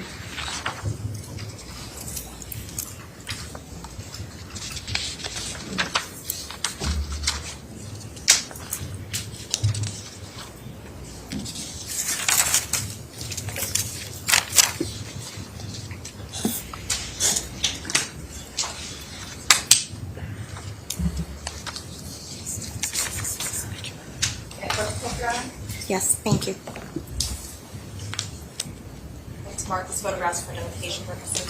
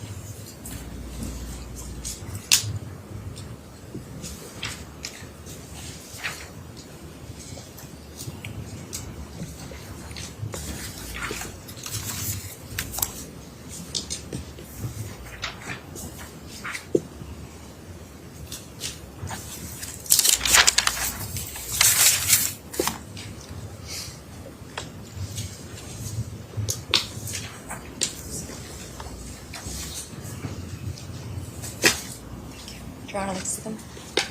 I'll just take a quick glance. Thank you.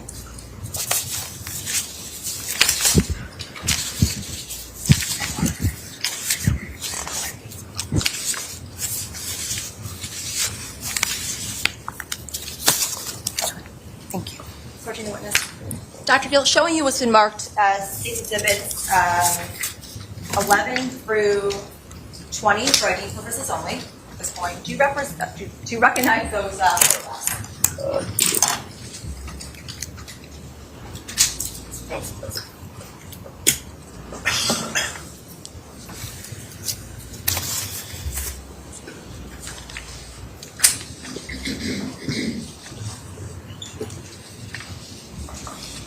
Yes. And what do you recognize these photographs to be?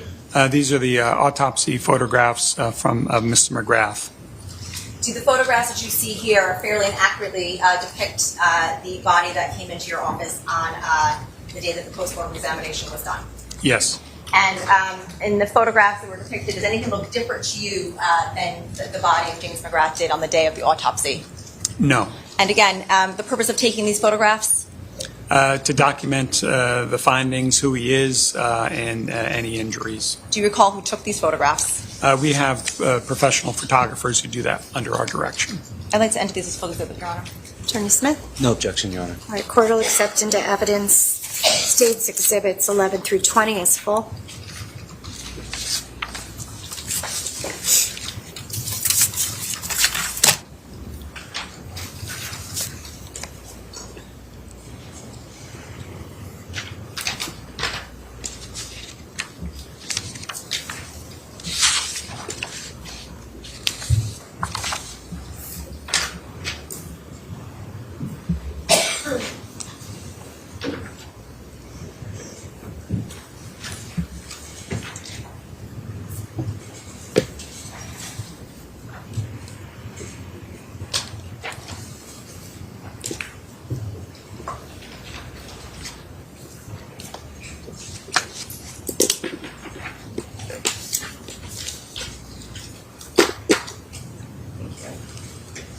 Dr. Gill, for the next several questions, I'm going to be showing you what's been marked as State's Exhibit 11 through 20 as full exhibits.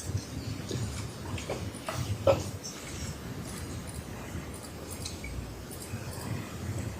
you see that, Dr. Gill, where you are? Yes. Also in front of you. Dr. Gill, what does this photograph depict? This is a full-body photograph of Mr. McGrath showing how we received him at the medical examiner's office. And that placard that's placed above the body, what does that number refer to? That's his unique case number. And from looking at States, I believe it's States 11, do you see anything in this photograph that would depict any kind of, as you indicated earlier, the therapeutic services that was done on Mr. McGrath at the hospital? Yes. Can you just identify those areas to the members of the jury? You can see the breathing tube coming out of his mouth. In his lower legs, there are these two are called intraosseous catheters in both legs, and then there's some gauze pad over the left chest. I'm referring to States 11, the lower left-hand area of the exhibit. There is a tag which is on the body of James McGrath's toe. What does that tag indicate? That's how it's an identification toe tag. Showing you what's been marked as States 12.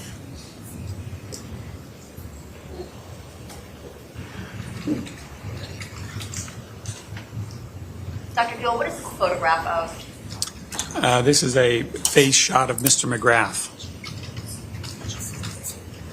I just say one moment, Your Honor. Certainly.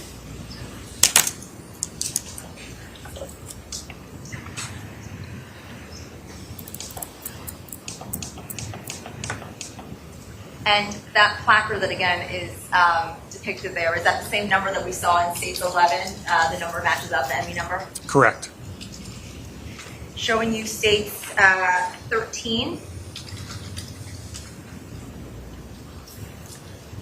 What is this a photograph of? So this is the face and upper torso of Mr. McGrath, and it shows the stab wound under that left nipple. You can see that red line is the stab wound.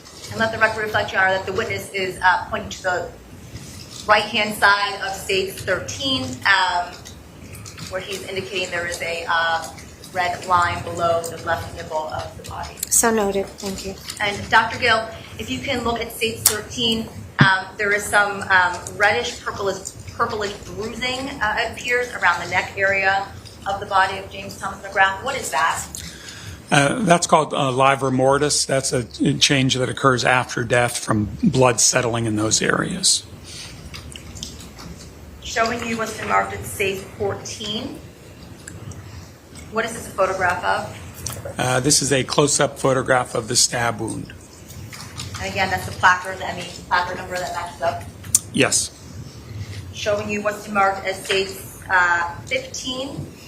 What is this a photograph of? So this is also a photograph of the stab wound showing the skin, which is less relaxed. So the skin has a natural elasticity to it, and depending upon how the sharp injury is in the skin, sometimes it can cause the wound to gape open. In that first picture, we saw that gaping wound. This is kind of pushing the skin back together, to relieving that natural skin tension, so you can get a better look at the actual stab wound. Showing you stage 16. Dr. Gill, what is that a photograph of? So this is after the skin of the chest has been reflected to the side, and we're looking at the chest wall, and just above the label there's some bleeding there. That's where the knife went through that intercostal space. Showing you stage 17. Is this a close-up photograph of stage 16? Correct. And can you also see in that photograph the puncture wound? Yeah, there looks like there's some disrupted muscle there. It's difficult to make out. Now, this placard that is utilized here, it looks like there's some measuring tool in there as well. Do you utilize that to measure the puncture wound or the injury? Yes, that's always kind of on our label. Yeah. Showing you stage 18. What is that a photograph of? This is showing the heart. Well, it's still in the body, and that kind of oval red lesion, that's the stab wound of the heart, of the left ventricle of the heart. So is that the heart taken out of that muscle or tissue that we saw in stage 17? So the pericardial sac has been opened, and we're looking at the heart inside the sac now. Showing you stage 19. What is that a photograph of? This is let's see, showing the pericardial sac before it's been opened up. So you can see a little bit of lung, pink lung at the top there, and then that hole kind of right in the center, that's where the knife went through the pericardial sac. And lastly, showing you stage 20. Again, what is that a photograph of? So this is a photograph of just the heart, and you can see kind of below the yellow, the fatty tissue, there's this darker red area. That's the actual stab wound that went into the left ventricle of the heart. What is the purpose of taking this photograph with the heart removed from the body? Just to further document the injury.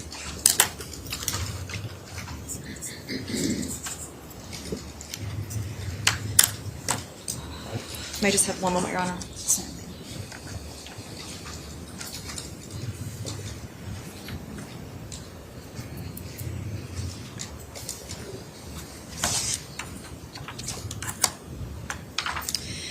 Dr. Gill, based on your training and experience in the field of forensic pathology, with respect to the stab wound to the torso, perforating the heart, what effect would you expect such an injury to have on a person's ability to survive? Well, it would not be immediately incapacitating. The person would still remain conscious for a period of time until they've lost enough blood and the heart can no longer maintain the blood pressure. Then they would lose consciousness. And again, if the heart and the circulation isn't restarted, they would die. Were any samples or specimens collected during the post-mortem examination and submitted for laboratory analysis? Yes. And do you recall what specimens were collected? There were several specimens collected for toxicology. including blood, vitreous fluid from the eye. We usually collect liver as well, and urine. And what tests were conducted on the blood of the body that was collected? So we did our kind of routine toxicology testing, which includes alcohol and all the common drugs of misuse, as well as other medications and so forth. I'm going to direct your attention back to States 10 on page 5 of the toxicology report, withdrawn. Page 5, what does it read under the heading toxicology? So it gives the positive findings that were detected in the blood and the vitreous fluid from the eye. Okay. Directing your attention to page 2 out of 3 of the toxicology report. Do you recall or can you read what the blood alcohol content or BAC of the body of said James Thomas McGrath was? Yes. And what was that? It was 0.2 gram percent or gram per 100 milliliters. Referring again to States 10, to the very first page of that exhibit where it says final diagnosis. Please read what it says. Stab wound of torso with perforation of heart, hemothorax, approximately 1.8 liters. That's blood in the chest cavity.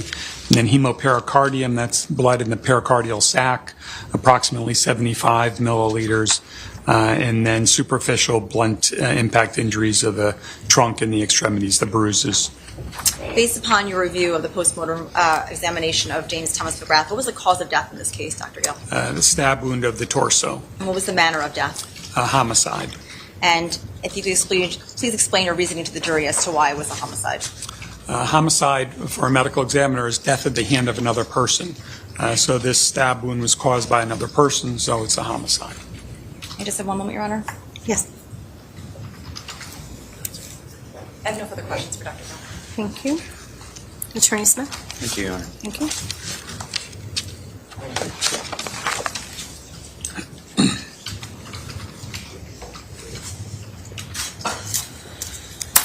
Good afternoon, Dr. Gill. Good afternoon. You told us that you have been at the Office of the Chief Medical Examiner since July of 2013? Correct. And did you take over from Dr. Carver? Yes. And you've been there since for the past 12 years? Yes. Any break in that time period? You've served continuously? Correct. All right. And you've told us that in conducting your autopsy, you discovered a 1 1/16 inch long slit-like perforation in the chest, correct? Yes. And you've described that both in your testimony and in the report as being the result of a knife, correct? Yes. And was that based on information that you had from other people involved with this investigation? I think it's probably a combination. The features, the anatomical features, are what we see with a knife injury, and I believe we had history that he had been stabbed. And so did you come to that conclusion that it was a knife based on your own observations or based on something you had been told? Again, I think it was a combination. The features are kind of classic findings for a knife. I really couldn't think of much else that would cause it. No other sort of sharp object like a piece of glass or something of that nature? A piece of glass wouldn't cause such a straight injury with a single blunt angle and a sharpened angle, and to that depth, I think it'd be very unlikely that a piece of glass would do that. Any other tool, perhaps, a screwdriver or something like that? A screwdriver gives a different type of pattern, a more circular puncture type injury. Fair to say you didn't have anything definitive at that point that led you to know that this was a knife, but that's what you concluded based on what you've described here to us? Yeah, the anatomic findings are supportive, very supportive of a knife. Yeah. And you also had information, I guess, from the police officers that were involved, or where did the mention of a knife come from? Probably from the hospital that he presented with a stab wound. And you described that this stab wound went through the left 6 to 7 intercostal space, correct? Yes. And you described that as being the space between the ribs? Correct. And as you went through and gave us a list of your findings, you described also an injury under Section B, which was an old bruise. Is that fair to say? Yes. And then under Section C, a number of other scattered bruises of indeterminate age. Is that also fair to say? Correct. Now, as part of your report, you said that the wound itself was an estimated 2.5 to 3.5 inches deep, correct? Yes. Why is that an estimated number? Because the heart and the body can move. And so if a person's leaning forward or laying back, there can be some movement of the heart. And so we can't give an exact, precise depth. Plus, if it goes into the heart cavity, we don't know how deeply it went into the cavity. It didn't go through the heart, through the whole heart, but it went through the wall. So we give an estimate. That's typical. So based on a position, the person's body position when the wound is suffered, fair to say the stab wound could have been 2.5 inches deep, could have been 3.5 inches deep. It's within that range, correct. You didn't note any other fractures, correct? Correct. You didn't note any other puncture wounds, correct? Correct. So this single stab wound that you've described to us, in your opinion, was both the only wound and the wound that led to his death? It is the only fatal injury, yes. Other than what you've described as being old, unrelated bruises of indeterminate nature, is that fair to say? The bruising, yeah, that played no role in his death. You also told us that you had ordered what was your standard specimen testing for toxicology reports, correct? Yes. And that included a toxicology for alcohol, correct? Correct. And did you tell us that the blood alcohol of the deceased was a 0.2? Correct. Did that have any bearing on your findings in this case? It played no physiologic role in his death. He would have died from this stab injury whether or not he had alcohol in his system. And Dr. Gill, you've been called here today to tell us what you witnessed and observed as it relates to this autopsy, correct? Yes. And you've done that to the best of your ability? Yes. But if this jury is interested in knowing why Mr. Valle did what he did that night, you can't tell us anything that would help them, can you? No. Thank you. Nothing further. Thank you. Attorney Messina? Just a couple questions. Okay. Dr. Gill, you had indicated on direct examination that you and your team determined that the fatal injury caused the body of James McGrath was a stab wound, correct? Yes. Okay. And I know you had indicated earlier, but approximately how many postmortem examinations have you conducted or overseen where the cause was a stab wound in your Objection, career? Your Honor. I believe this is outside the scope of my cross-examination. Okay, so you did question the witness regarding other causes, so I'll allow it. Overruled. Many dozens, but some of those involve, for example, in one person, maybe 80 stab wounds. So yeah, I've seen hundreds and probably thousands of stab wounds. In those cases where you've determined it to be a knife, have those injuries been very similarly situated to what you saw on the body of James McGrath? Yes. And you had indicated on cross-examination regarding the difference between a knife perforation versus, let's say, a glass perforation. What would be the difference there? A glass, because it's more irregular shaped, you get an irregular pattern and maybe more jagged. Usually it's not going to have that depth. This was a very smooth-edged, straight-edged, straight-in wound, so that was caused by something that's sharp, long, narrow, and that's a knife. You had testified on cross-examination that you were able to determine the positioning or how that knife went into the body of James McGrath. Would you be able to determine the position of James McGrath at the time the stabbing took place, based on the injuries? No. Okay. I have no further questions, Your Honor. Thank you. Thank you. Any additional cross? No, Your Honor. All right, thank you. All right, you may step down. Thank you. Please watch your step as you exit out. If you don't mind, I'll take that exhibit. Thank you so much. Returning exhibit 10 to Madam Clerk.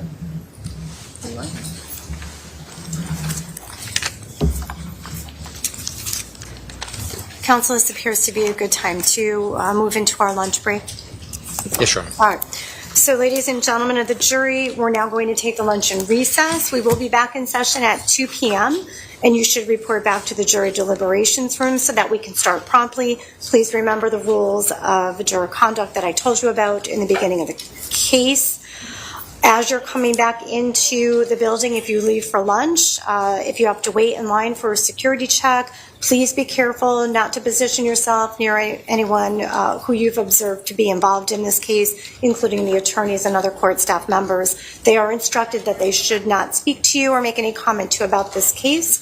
Additionally, please avoid speaking to anyone while you're in the building regarding this case or otherwise, okay? That you will be escorted by the marshals. So thank you, have a good lunch, and we'll see you back at 2.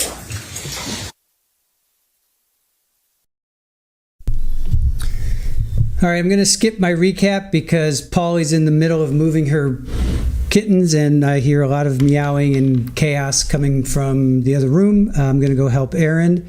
So I'm going to skip my recap for now. I'm just going to wait to see if they come back, and then I'll go ahead and I'll put on our lunchtime. So they're going to break until 2 p.m. Eastern. So I'm going to skip recap and go take care of kittens. I just want to make sure that the judge doesn't come back here. So just wait for a second.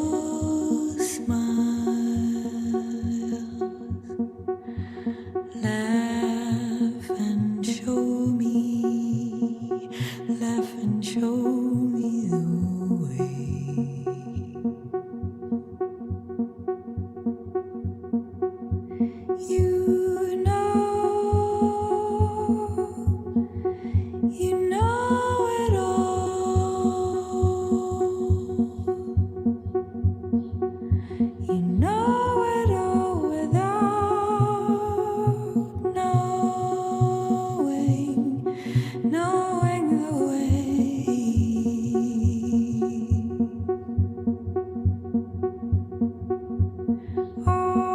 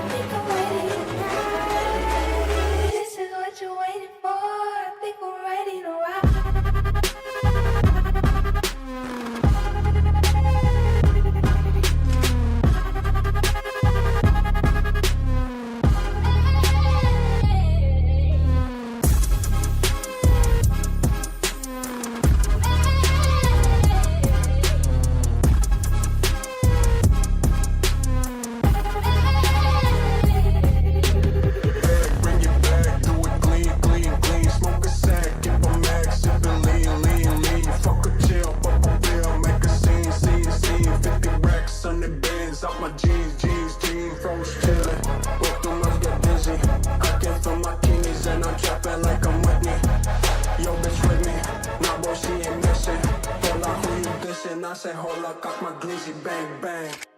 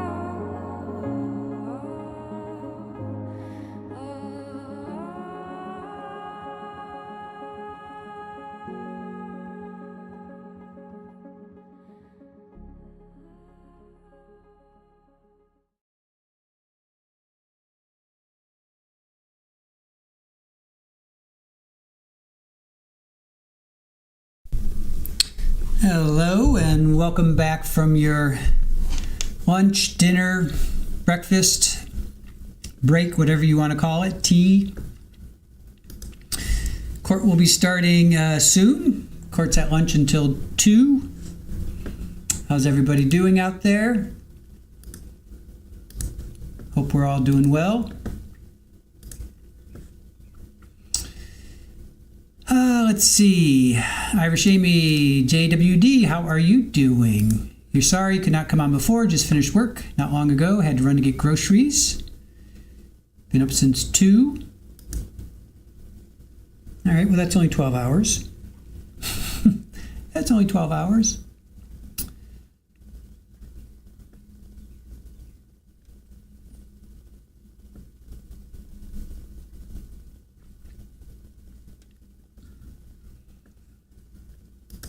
Mallory is all caught up. See you guys in a few.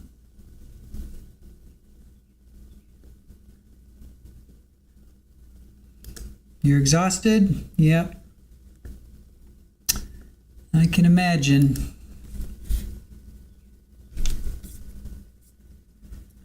Well, in 3 hours, I'll be up for 12 hours. Right? 3, yeah. I got up at like 5. Didn't get out of bed, but I was up at 5 and finally got out of bed around 6.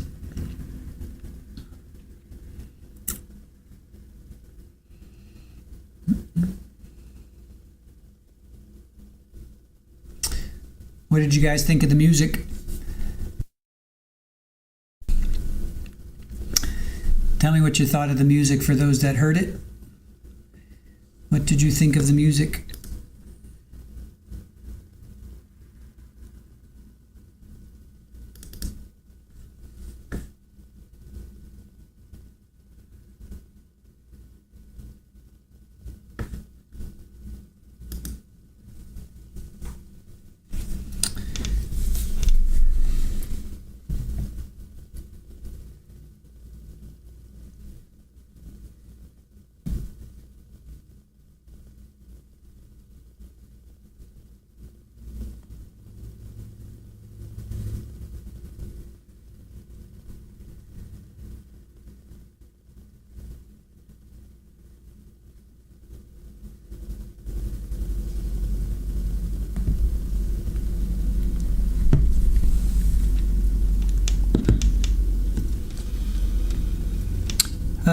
Baka, are the kittens settled in?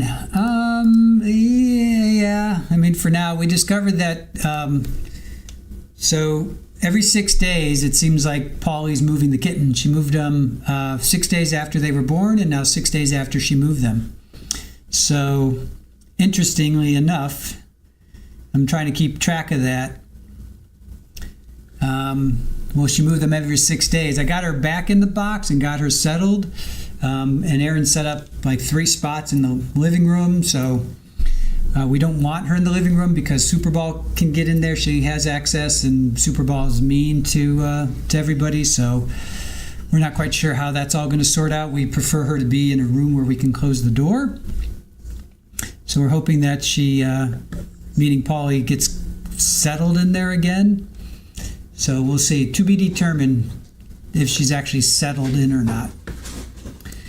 OnlyFan music was Ibiza there at times. I kind of dig it. I was listening to it. I kind of liked it. Aaron put that together last night at like 9, 10 o'clock. So I thought it sounds pretty good. I liked it. I was getting into it more and more. I think it's one of those soundtracks. The more I listen to it, the more I'm going to like it. So I could probably get rid of this. I'll get rid of that for now.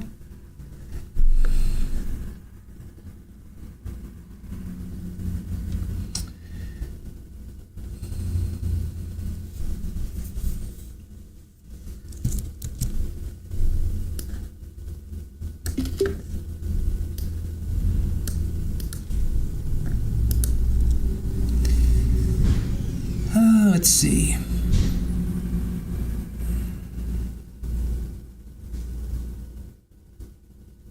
Polly is anxious.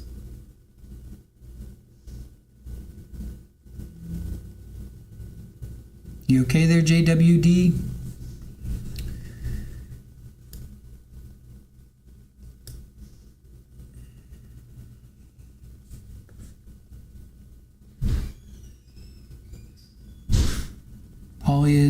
Paulie is anxious right now.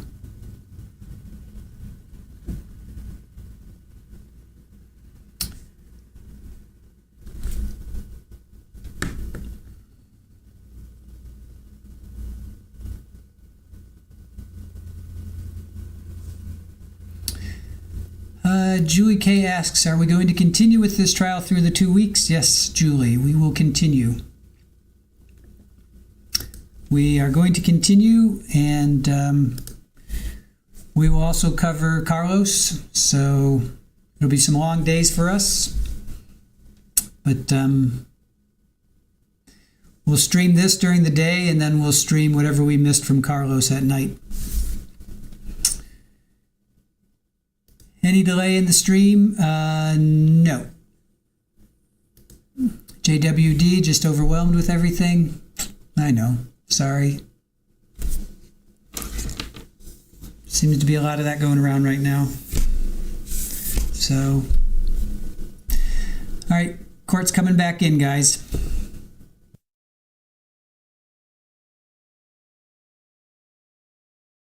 Bring the jury in. Counsel, are we ready to proceed?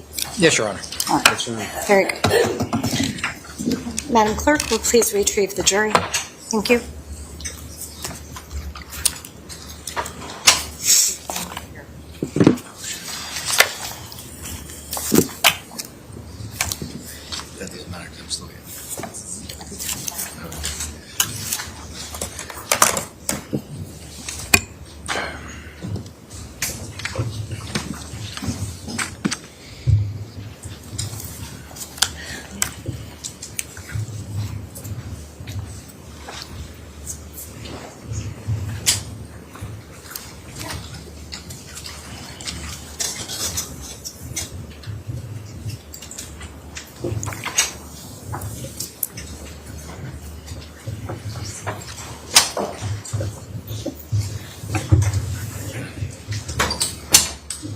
Welcome back, ladies and gentlemen. Counsel, please stipulate to the return of all of our jurors. State will stipulate, Your Honor. Defense stipulates, Your Honor. All right, very good. Thank you. All right, ladies and gentlemen of the jury, we are ready to proceed.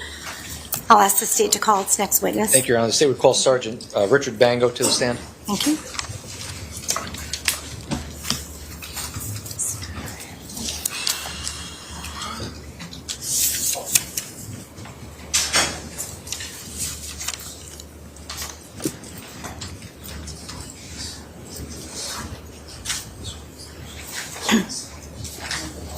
Good afternoon. Please take a step up into the stand. Remain standing. Madam Clerk will put you to oath. Thank you. Please raise your right hand. Do you solemnly swear or solemnly and sincerely affirm, as the case may be, that the evidence you shall give concerning this case shall be the truth, the whole truth, and nothing but the truth, so help you God, or upon penalty of perjury? I do. Thank you. Please state your full name, spelling your last name, as well as your badge number and business address. Sergeant Richard Bango, B-A-N-G-O, badge number S10. Business address is 85 Wheeler Street, Shelton, Connecticut. Thank you. You may be seated. May I inquire, Your Honor? Certainly. Thank you. Thank you, Your Honor. Good afternoon, sir. Good afternoon. Can you please tell the ladies and gentlemen of the jury who you're currently employed by? The Shelton Police Department. And how long have you been employed by the Shelton Police Department? A few months shy of 25 years. And what's your current title? Right now I'm a patrol sergeant. And did you have to go through any training to be a police officer? Yes, I was hired in 2000 where I went to the police academy. After graduating, I went to patrol. In 2010, I was promoted to detective, where I served in the detective bureau for 14 years until I was promoted to sergeant. And what kind of things did you investigate? What kind of crimes did you investigate in the detective bureau? In the detective bureau, mostly felonies, for the most part. Things a little bit beyond what patrol can handle. I want to direct your attention to May 15th of 2022. Were you working for the Shelton Police Department on that day? Yes. In what capacity? I was a detective. And as a detective in the Shelton Police Department, are you on call 24 hours a day? Yes. And did you have an occasion to be called to 43 Laurel Glen on that day? Yes. And can you please describe the circumstances surrounding your responding to 43 Laurel Glen? I got a call a little after midnight. I believe it was the 15th of May. I got a call a little after midnight. I was asked to respond to 43 Laurel Glen. I was told that 4 persons were stabbed, 1 potentially fatal. I did respond off duty. Upon arrival, I was briefed by the patrol sergeant of what occurred. It was a very hectic scene. There was dozens of juveniles, party attendees running around. The yard was already cordoned off with police tape. There was clothing and random items scattered across the yard. There was also patrolmen guarding the yard to make sure that that area stayed secured. Now, I want to direct your attention to States 1 that's behind you. Is that you see the house with the red circle on it? Is that the area that you responded to on May 15th of 2022? Yes. At what time did you arrive at the scene? I can't give you the exact time. It was somewhere shortly after midnight, maybe 12:30, so I got a call right at around midnight. And showing you States Exhibit 2.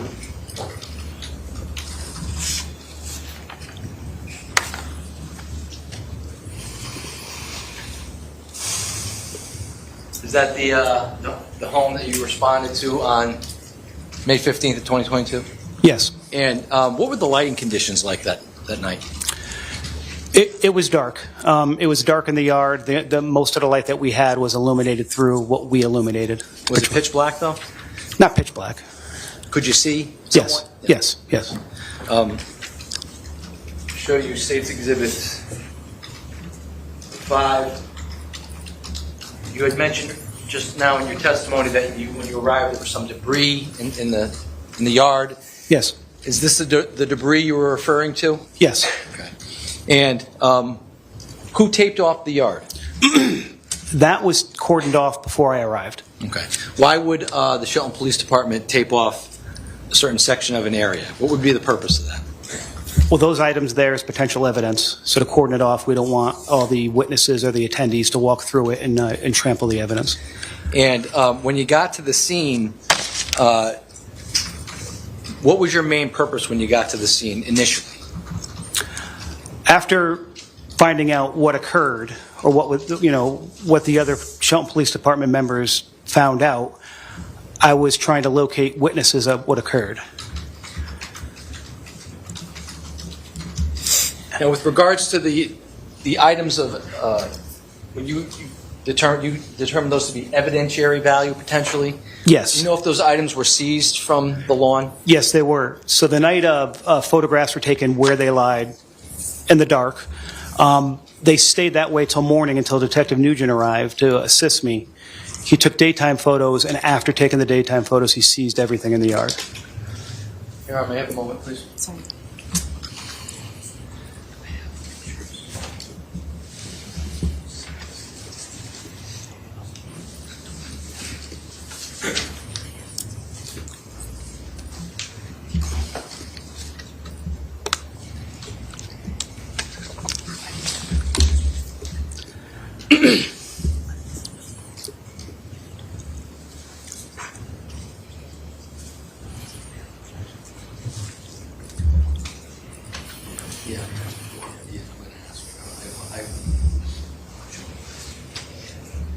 Yeah, I can. All right. If there's no objection, I would offer these as full exhibits at this time. No objection, to Your Honor. questioning. Oh, okay, so let me just take a look at them and refer to them, please.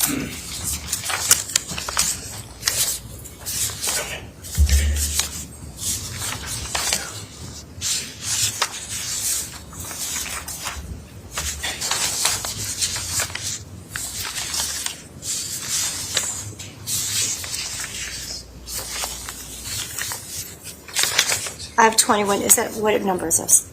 22. Okay.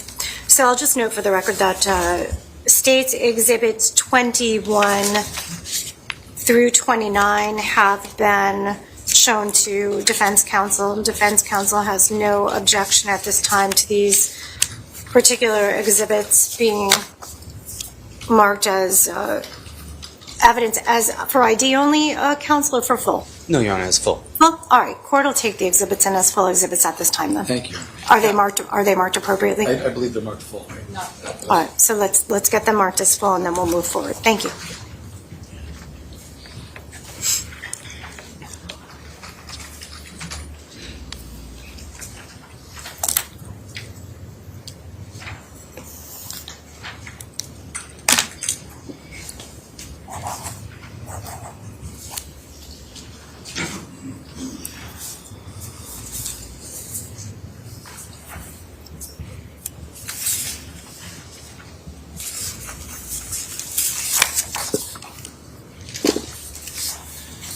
Sergeant Bango, with regards to the pictures that that were taken in this case, specifically States 5, what did you take these pictures? I did not. And what would be the purpose in taking pictures of the scene when you go to a scene?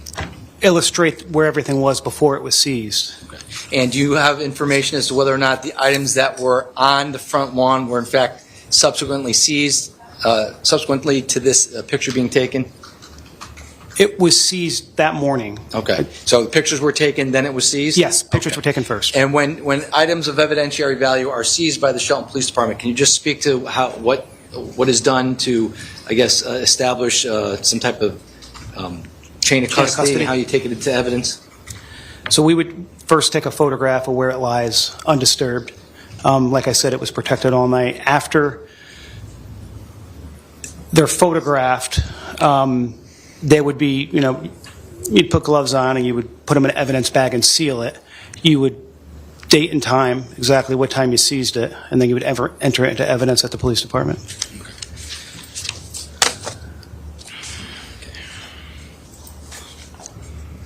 I'm going to show you what's been marked as State's Exhibit 21.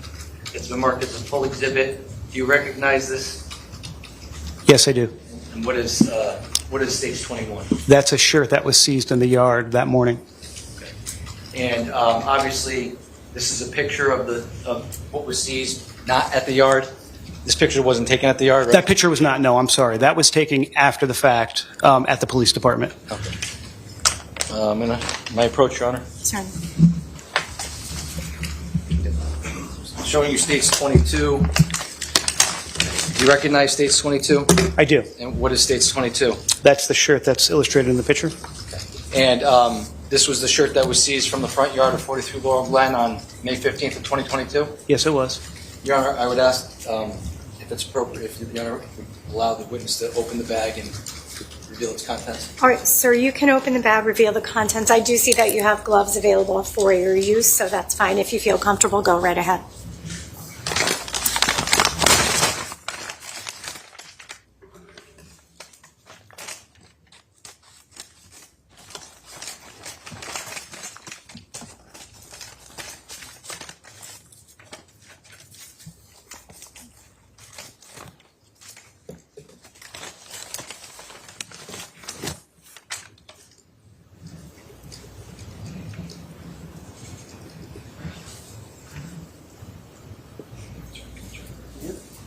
Now, with regards to this particular piece of evidence that was seized from the front of 43 Laurel Glen, why was this seized? Is there anything on this piece of evidence that would indicate some type of disruption in the fabric? Yes, there's a defect in the shirt. Counsel, are you able to see? Yes, Your Honor. You can feel free to relocate if you want. Thank you. In the shirt in the lower left side, right here. Can you kind of hold up? Yeah. So right to the left side of the shirt, looks like would be mid torso potentially. Yes.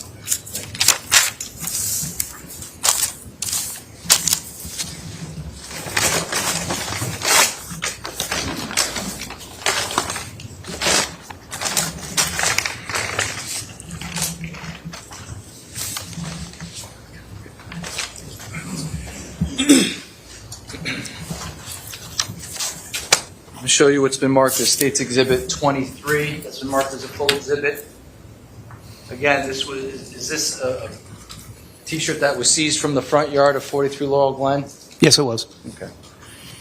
And again, was seized in the normal course of packaging, how you would package items of evidentiary value? Yes, it was seized, photographed before it was seized and put in that bag, and then later at the police department it was photographed again. And when things go back to the police department, how are things secured? Does anybody have access to your evidence? No, only the evidence officer. It would go from the seizing officer, detective, right to the evidence officer into evidence. Let me show you State's 24. That's been marked as a full exhibit. Again, with these items that were seized from the area of the yard of 43 Laurel Glen. Yes. And were these seized, again, in the same manner in which the previous two exhibits that we just spoke about were seized by the Shelton Police Department? Yes. Let me show you State's 25. These items in State's 25, items that were also seized from the front yard of 43 Laurel Glen. Yes. And I'm going to show you State's 26. Does this appear to be the same sweatshirt and T-shirt, just maybe flipped over from State's 25? Yes. In State's 27, again, the same T-shirt and sweatshirt? Yes. Now, I want to direct your attention to this area here where you see this, the individual who took the picture, I assume their hand is here. Mm-hmm. Can you see whether or not there are defects in the clothing there? Yes. Okay.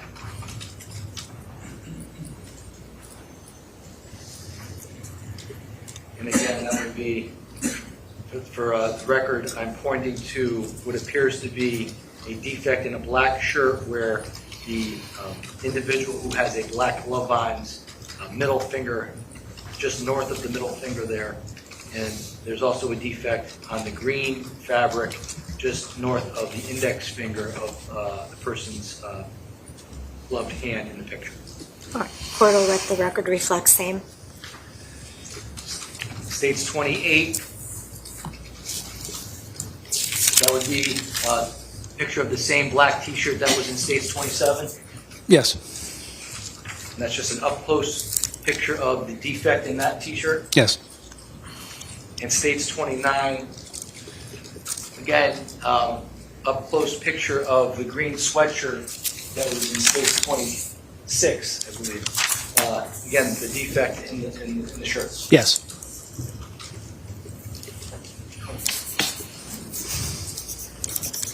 Now, when you got to the scene, you said that you were there to investigate a stabbing that had occurred.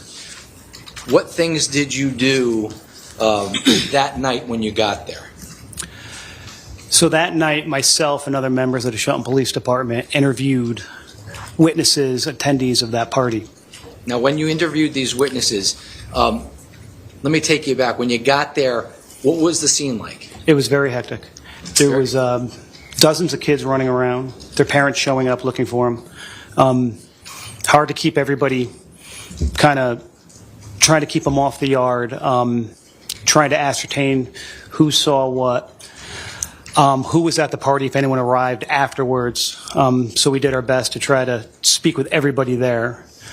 Did you have it when you spoke to many witnesses there? Yes. And when you spoke to the witnesses there, did you have any indication that alcohol may have been present? Yes, so there was a bottle, I believe it was a bottle of whiskey, if memory serves, in the yard. Also, upon speaking with a lot of the juveniles, it appeared they were drinking. I didn't field sobriety anybody, but I was more concentrated on the stabbing, but it appeared they were drinking.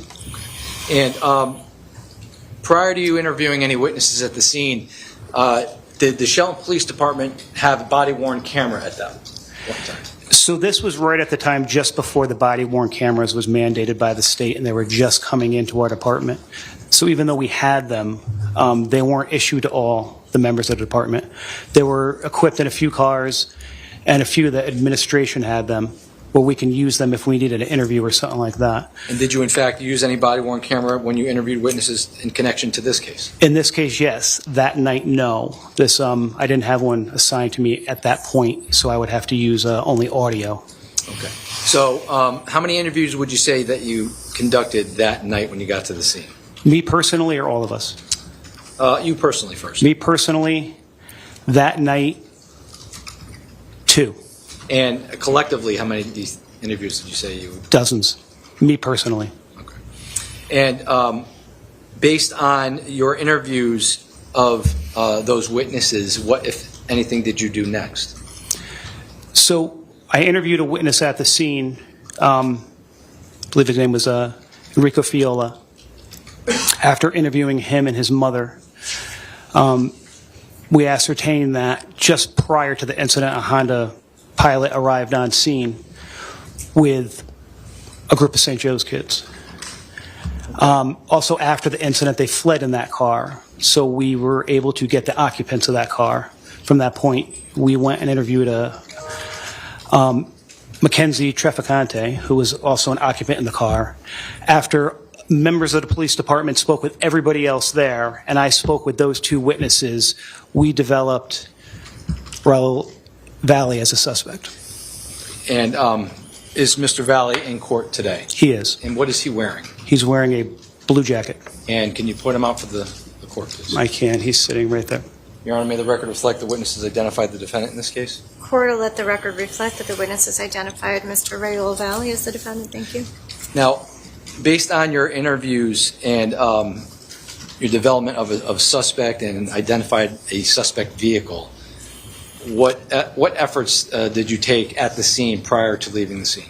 So before we left the scene, we knew that a knife was used in the stabbing. We did look for the knife on the exterior property of 43 Laurel Glen and the road and the surrounding roads. Very difficult that night. It was dark. There was a lot of people around, and we didn't have any information exactly where the knife was at that point. But we did look with our flashlights, with our car spotlights. That carried on into the next day.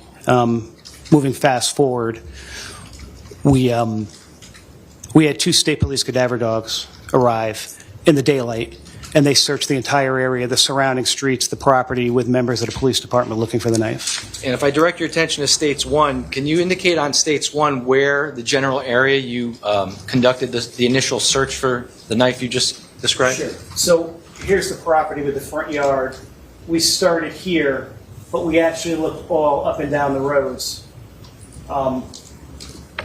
This entire area. We also did a neighborhood canvass and spoke to all the neighbors.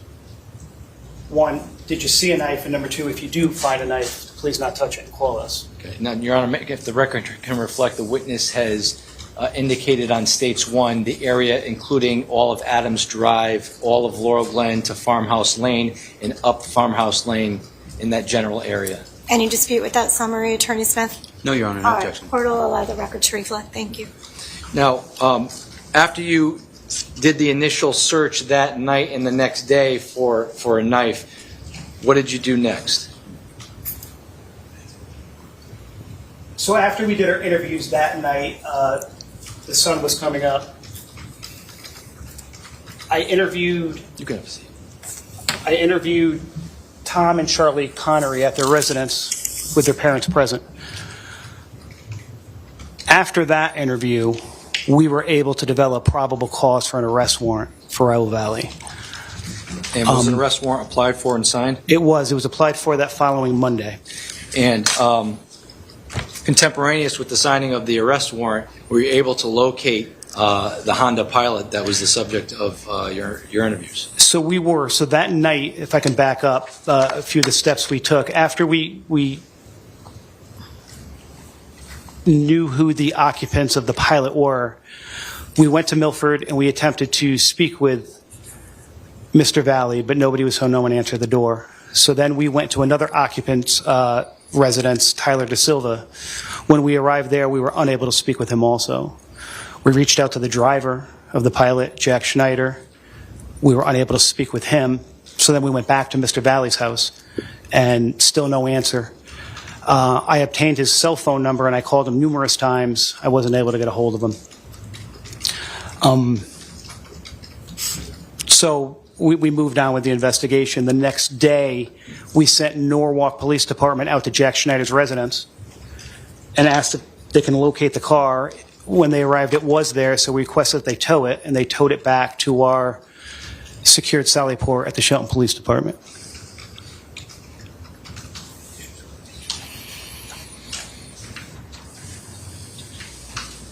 Your Honor, I have, I approached. Certainly. States 30 through 33. I don't think there's an objection to them being marked as a full exhibit. No objection, Your Honor. All right, you've had the opportunity to take a look at them, Attorney Smith? I did, Your Honor. All right, very good. So court will go ahead and allow in as full exhibits with no objection 30 through 33. On behalf of the state, properly marked as full. No ID. We'll just hand it back to Madam Clerk. Thank you.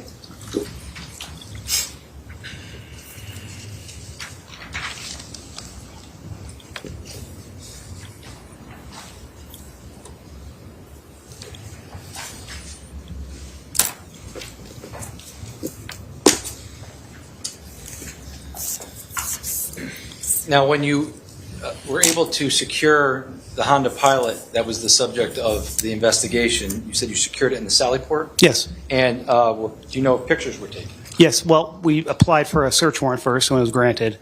Then once we executed that search warrant days later, we took photographs, the interior and exterior of the Pilot. I'll show you States Exhibit 30 that's been marked as a full exhibit. You recognize States 30? I do. And what is States 30? That's the Honda Pilot.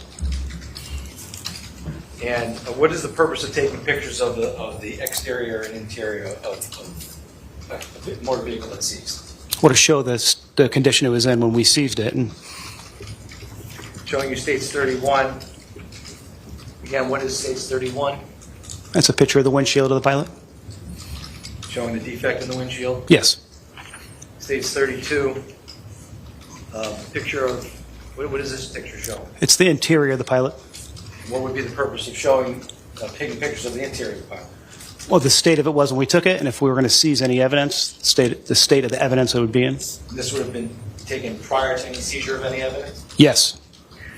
States 33, this is obviously the driver's side again, picture of the driver's side of the pilot? Yes.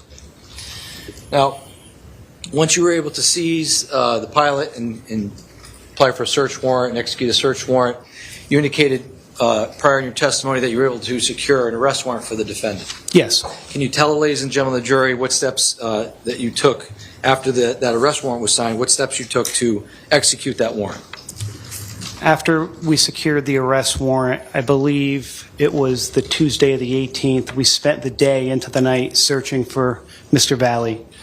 We were unable to locate him. We reached out to both his parents, but they were uncooperative in helping us locate him. It turned into the following day. We could not locate him until about 3 in the morning. He turned himself into the Shelton Police Department. And when he turned himself into the Shelton Police Department, what was done as part of the booking process of the defendant? Well, the standard booking process, and we took, the booking photos. But I believe it was Lieutenant McPadden who was on scene when he turned himself in. He took photos of Mr. Valle because he had some apparent injuries on him.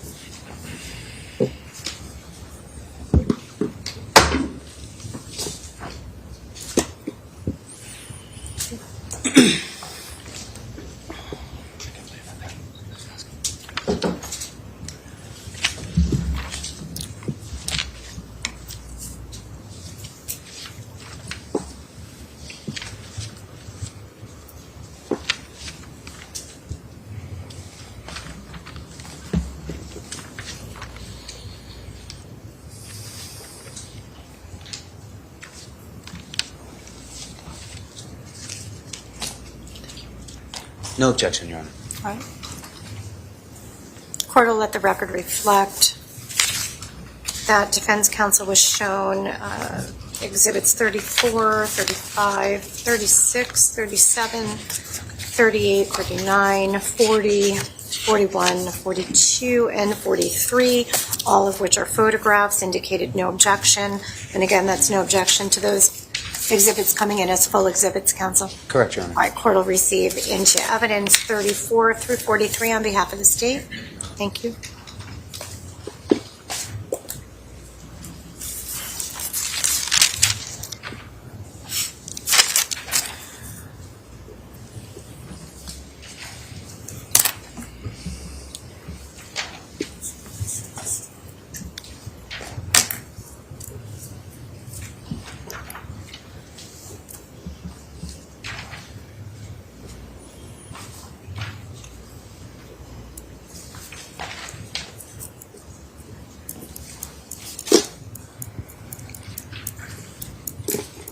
So you indicated that pictures of the defendant were taken some 72 hours after the incident when he turned himself in on May 18th? Yes. Okay. I'm going to show you what's been marked as Exhibit 34 as a full exhibit.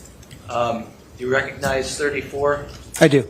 And what is 34? That's a picture of Raul Valle at the time of booking. On May 18th of 2022. Yes.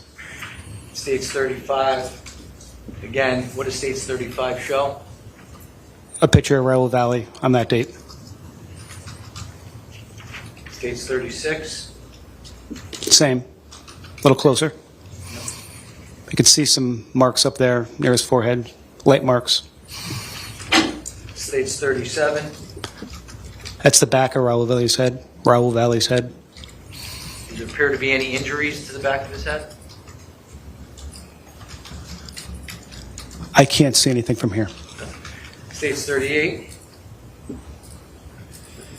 Showing you States 38. That's the back of his head again. From here at this angle, I can maybe a little bit of redness under the hairline. Okay. States 39. That's Mr. Valle's right arm. There seems to be some light scratch marks. States 40.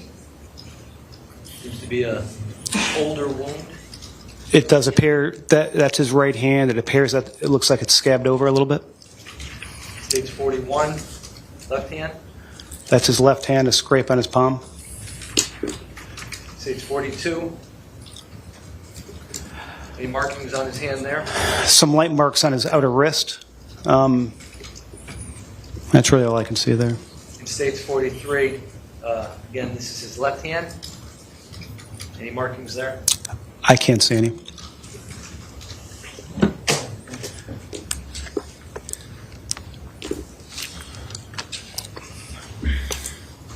Now, once the defendant turned himself in on the 18th, pursuant to the arrest warrant that you had secured, did the investigation stop there? No, no. Can you please tell the ladies and gentlemen of the jury what, if anything, you did after that point in time?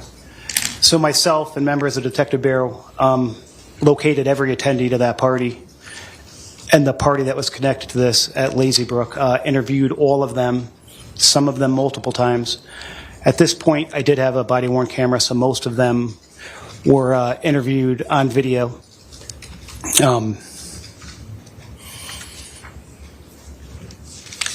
Yeah, so we interviewed everybody there at that point just to strengthen the case.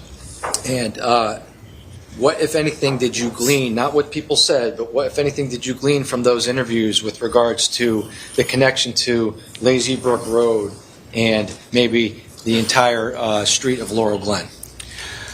Well, we learned that there was a fight that preceded this incident at Laurel Glen at 5 Lazy Brook that was predominantly a St. Joe's graduation party. A fight occurred there where members were attendees of that party got into the Honda Pilot and arrived at Laurel Glen. There was 7 people in the car, including Mr. Valle. So during the investigation, we had a concurrent investigation into the Lazy Brook party. So. Did you interview anybody from the Lazy Brook party? Yes, everybody. And subject to that interview, were you able to secure any type of video evidence from that party? Yes. After interviewing the attendees at that party, we secured a video of a fight that occurred in the garage of that party in the driveway, I believe from Isabel Molnar. That was seized and taken into evidence. Also, during the investigation, speaking of videos, we secured a video from the fight, or from the incident that occurred in the lawn at 43 Laurel Glen. That I believe we seized from Tanner Tchaikovsky. That was seized in evidence also. Speaking of videos, we were also able to secure videos on the street from ring cameras and dashboard cams from the night of the incident at 43 Laurel Glen. Starting with Laurel Glen, there was a ring camera right on the driveway above the garage that would have caught the entire incident. Unfortunately, it only captured live video, not recorded. With the ring, you have to pay a service, and if you don't, you can only watch it live. You can't retrieve it. We retrieved other ring videos from the street, right across the street from Farmhouse, but they did not yield a lot of information. They weren't very helpful. We did obtain a video from 36 Laurel Glen. Directing your attention to State's Exhibit 1, can you please tell us on State's Exhibit 1 where 36 Laurel Glen would be located? 36, I believe, is this one here. I believe it's that one there. And why was 36 Laurel Glen important? So during the investigation, we learned after the Lazy Brook party, or the Lazy Brook incident, the St. Joe's kids got into the Honda Pilot and they arrived at 43 Laurel Glen, and an incident occurred in the street, or an altercation. So the Honda Pilot drove off down the road in the area of 36 at the first incident, or the first altercation between the St. Joe's students and the Shelton High students. Upon securing that video from the homeowner, I believe his name was Ken Tuttle, we were able to find the Honda Pilot pulling up from the direction of Laurel Glen and stopping right in front of his house. And if I may approach the witness, Your Honor. Certainly. Showing you it's been marked as State's Exhibit 44 for identification purposes. Do you recognize State's 44? Yes. And what is State's 44? That's a video of the 36 Laurel Glen ring camera. Is this the same videos that you seized from Ken Tuttle pursuant to this investigation? I didn't personally, but yes, I've seen it before. And are the videos on this, have you viewed this prior to today's testimony? Yes, I have. And do these videos contain two videos from different angles of what occurred just prior to and just after the incident that occurred at 43 Laurel Glen? Yes, they do. State would offer this as a full exhibit. Attorney Smith, any No more here? objection, Your Honor. Okay. So with no objection, court will go ahead and enter into evidence State's full, I believe you said 44? 44. Thank you.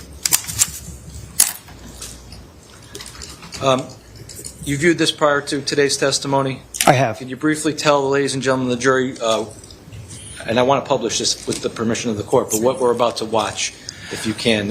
So these are two angles of a rim camera, one from the door and one from another front of the house that shows directly into the street. When you watch it, you see from left to right, the Honda Pilot will pull up and stop directly in front of 36 Laurel Glen. A bunch of people get out. This first video is right around 11:40, so this is before the incident at 43 occurred. We asked the homeowner, Mr. Tuttle, if this video is in real time, and he said it was. The kids get out, and while they're standing out of the car, a bunch of people come running up from Laurel Glen. There's a interaction, an argument. You can hear people yelling, not exactly what they said. The Honda Pilot then drives away and comes back. And then there's a second video that occurred after the incident, because the timeline occurs from our 911 calls, and right when this was, it was right before midnight, where the Honda Pilot again comes from the same direction, 43 Laurel Glen, stops. A bunch of people get out, another car pulls up, and somebody gets out and jumps in another car, and they all flee. All right, with your permission, I'd like to publish to the jury. All right. Why don't you go ahead and publish State's 44?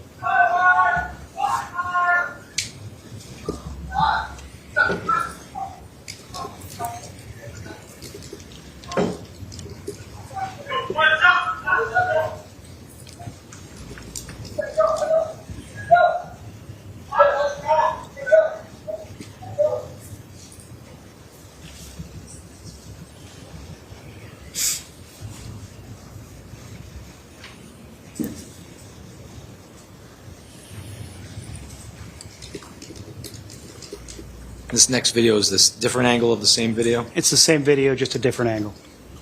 and there's no sound on this video? I don't believe so. Faint sound?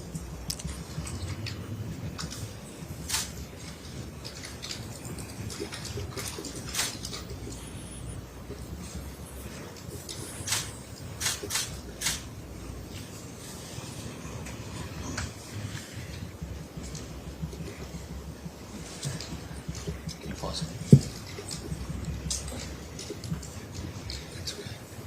And those two videos that we just watched, it was around 11:40 p.m. on May 14th of 2022? Yes. So that would be shortly prior to the incident that occurred down the street of 43 Laurel Glen? Yes. And the next two videos we're about to watch happened just after the Directly afterwards, yes.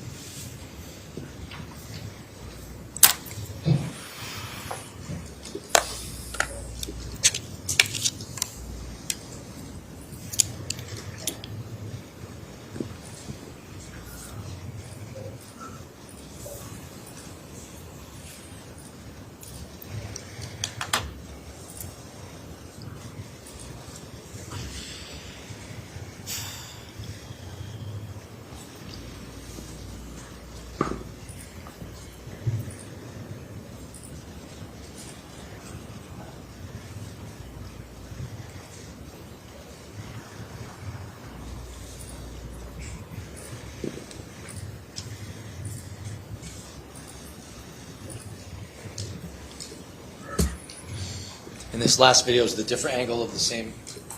I believe so. Same footage.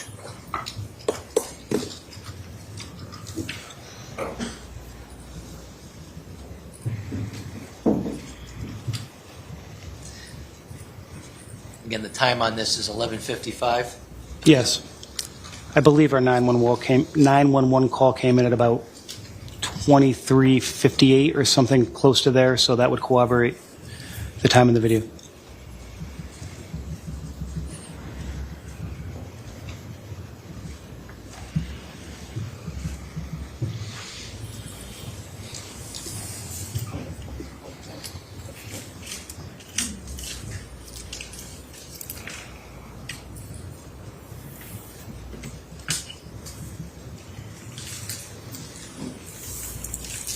Now, were you able to seize any videos from across the street from 43 Laurel Glen? Yeah, at 44 we seized a video. Unfortunately, from the distance to the door to across the street, we can hear a lot of people yelling, but you really can't see what's going on. And the homeowner was actually watching what was going on right in front of the camera, so we got a better view of her back than anything else. So the homeowner was blocking what was happening? After you were able to secure video, interview your witnesses, did the investigation end there? No. What if anything, did you do next? So, over the next several months, we're in contact with Tyler De Silva and Jack Schneider's attorneys, attempting to interview them. When we were finally able to interview them, we did. This was now November of 2022. After interviewing them, we received information, so we drove to the dead-end cul-de-sac portion of Adams Drive.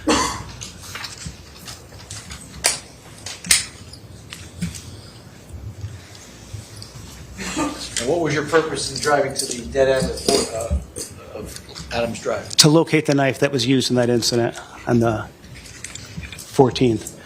And this was some 6 months after the incident? Approximately 6 months. We actually went there, our first time there, we went there with Jack Schneider and his father.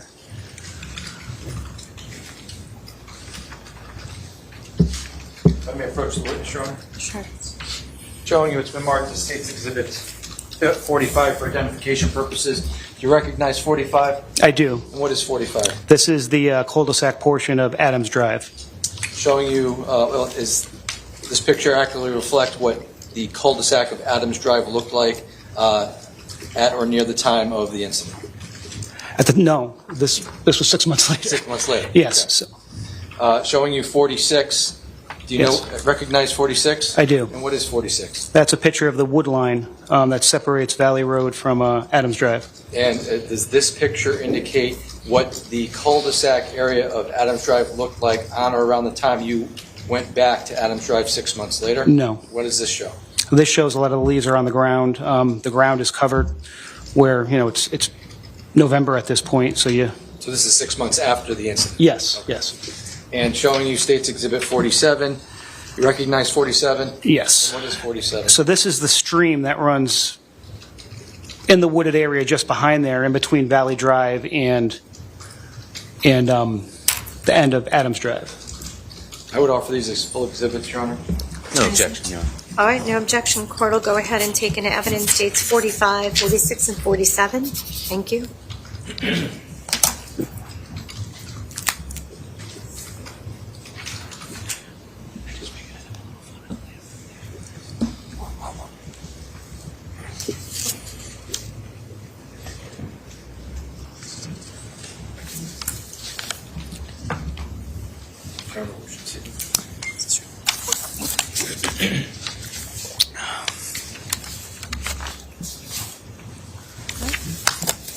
Thank you. Here you go. Now, Sergeant Bango, directing your attention to States 1, can you just point to the area on States 1 where the cul-de-sac of Adams Drive would be, which is the subject of your current testimony? Okay. So just to reflect, the witness is identifying what appears to be a circular portion of Adams Drive towards the top of the photograph, slanted towards the right. Showing you 45, that's marked as a full exhibit. Again, is this the cul-de-sac that you drove to after you were able to interview Jack Snyder and Tyler De Silva? Yes, it was. And showing you 46. Again, is this the area, a little bit closer view of the wooded area that you were directed to investigate after those interviews? Yes, it was. And 47, again, this is the interior portion of that wooded area? Yes. Okay. Now, can you please tell the ladies and gentlemen of the jury, at that point in time in late November, what efforts you took to locate the knife in this area? So that day after the two interviews, while we were with Jack Schneider, we searched for the knife that day. We learned that day it's going to be very difficult because now most of the leaves have fallen off the trees. There's a stream running in between there. So after we realized we weren't going to find it, it was late in the day at that point too, we secured some canine sniffing dogs and some metal detectors, and we went back early morning the next day and we searched all day until we were running out of light. We unfortunately did not locate the knife, so we went back, I believe 3 days later, and did it again with metal detectors, and we did not locate the knife. We tried to narrow down where it would be in the woods. We picked up a rock that we thought maybe would weigh similar to a knife, and we threw it as far as we can from the street at the dead-end portion, and it would reach the stream. So that wasn't good news. We talked to all the neighbors on that portion of Adams Drive. We asked them if anybody had found a knife. From May until that point, they said they hadn't. You certainly asked them if you did, please don't touch it and call us. But unfortunately, at this point, we've not found the knife. And after you took the efforts to attempt to locate the knife used in this case, did the investigation continue or did it end there? No, it continued. It slowed down at that point because we've interviewed everybody from both parties, like I said, numerous times. But just a month ago, we went back with an aerial drone with the West Haven Police Department, and we took some aerial photographs and videos of the entire area. This is something that we did during the investigation, too, just not with a drone. We actually went back once and we mapped the scene, the street to scale with a crime mapping system called the Pharaoh, with the approximate locations of where people were from witness statements. And I also went back with, I believe it was Charlie Connery, and we did a video reenactment of the whole scene where he said people were standing and where everybody went. And with regards to the Pharaoh scan, you said that it's a mapping system? Well, it's a mapping system that can map points to scale exactly the way, feet from the corner, from the driveway. As far as where people were standing, we couldn't get exact because these were coming from witness statements. So it's the general area of where? Yes, where the incident took place. And I believe we did the entire street from Adams all the way to Farmhouse. And with regards to the drone footage, was that done at our request? Or yes. Okay.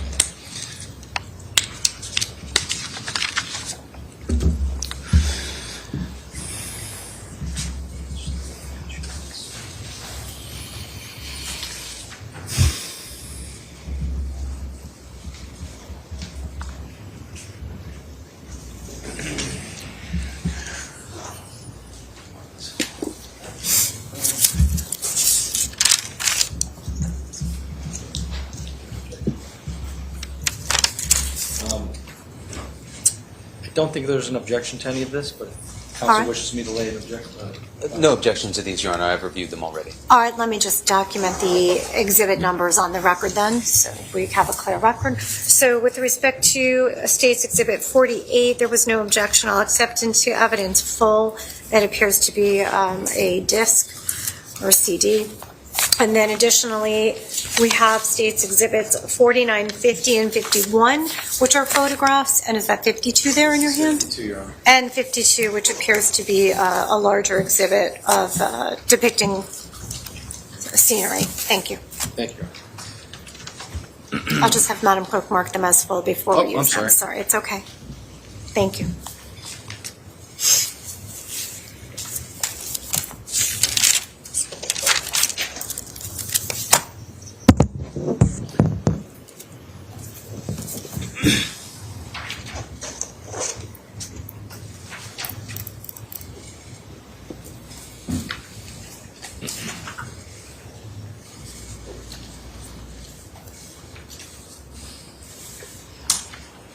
I'll show you what's been marked as State's Exhibits 49.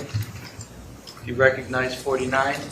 I do. That's an aerial photograph of 43 Laurel Glen. And were you present when this photograph was taken? Yes. About what time of year was this taken? End of May? Of this year? It was May 19th. I do remember the date. 2025. 2025, yes. I'm sorry, yes. Exhibit 50, a little bit closer view of 43 Laurel Glen, yep. 51, a little bit closer view Yes. of the area where the incident. So that area there is an aerial view of where the incident took place and where we seized the items. And I'm going to show you State's Exhibit 52. Put this behind you. Is this a blown-up version of the close-up of the area where the incident took place? Yes, it is. Now, with regards to the drone video, what was the purpose of taking this drone video? So the reenactment we conducted with Charlie Connery had audio in it. We were talking to him, and he was explaining us what to happen.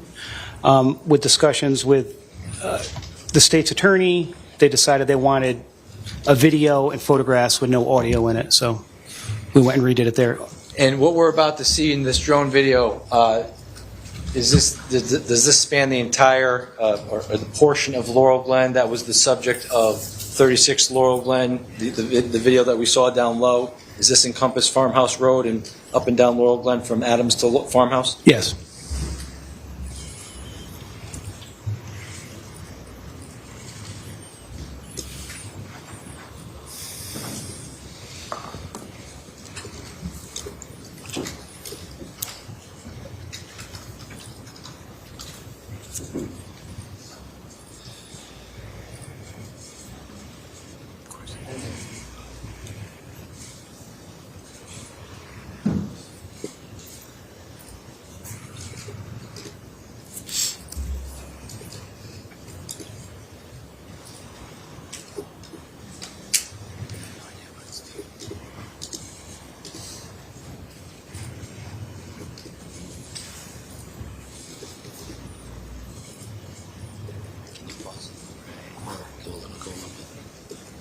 So that house there to the right is 36. So we paused it.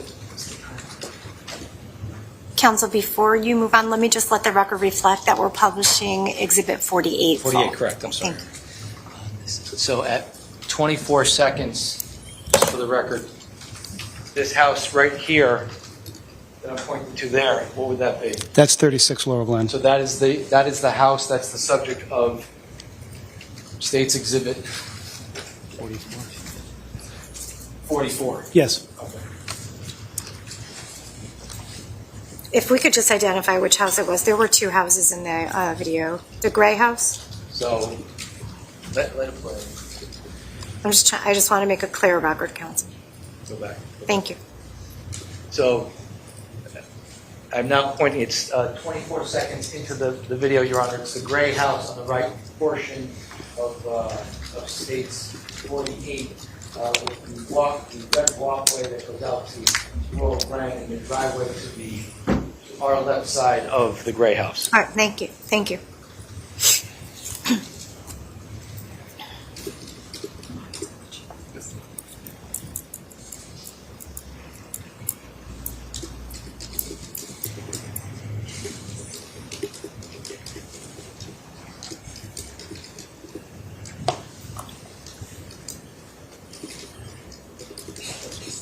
Do you want to start it again on Windows? And just fast forward it to 24.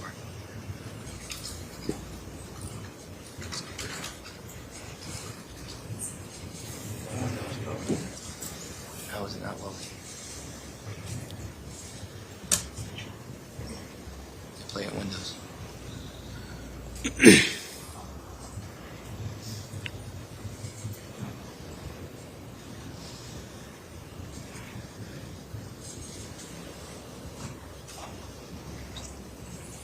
Play it from there. Yeah, you play. Yeah, you play.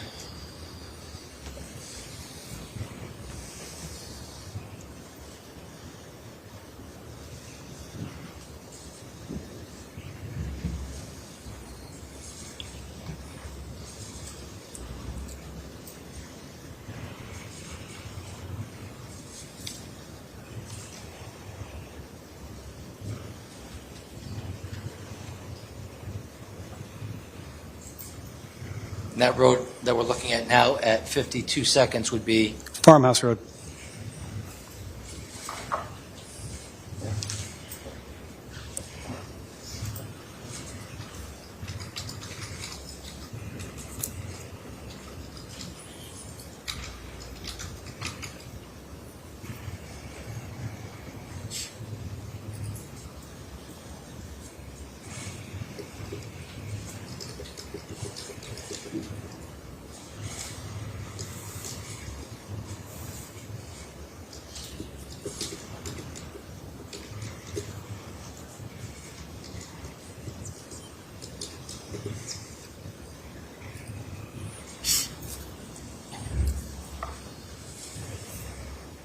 So this this area here is looking back down towards 43 Laurel Glen, Yes.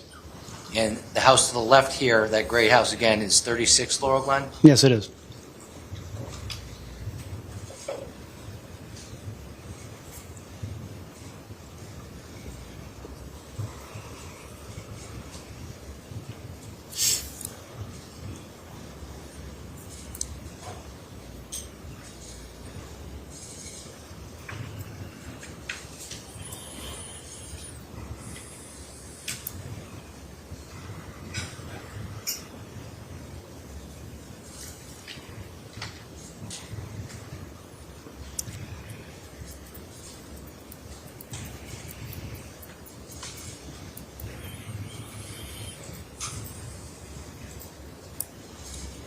Again, the house to the right here It's 43. is, that would be 43, Laurel Glen.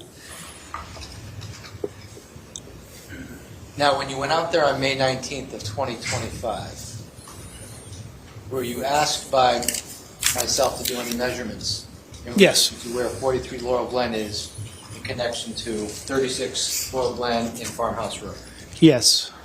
So we took a measurement, I don't memorize the exact number, from the driveway of 43 to the front doorway of 36, I believe was 640 feet, 47 maybe, roughly about 1.5 to 2 football fields.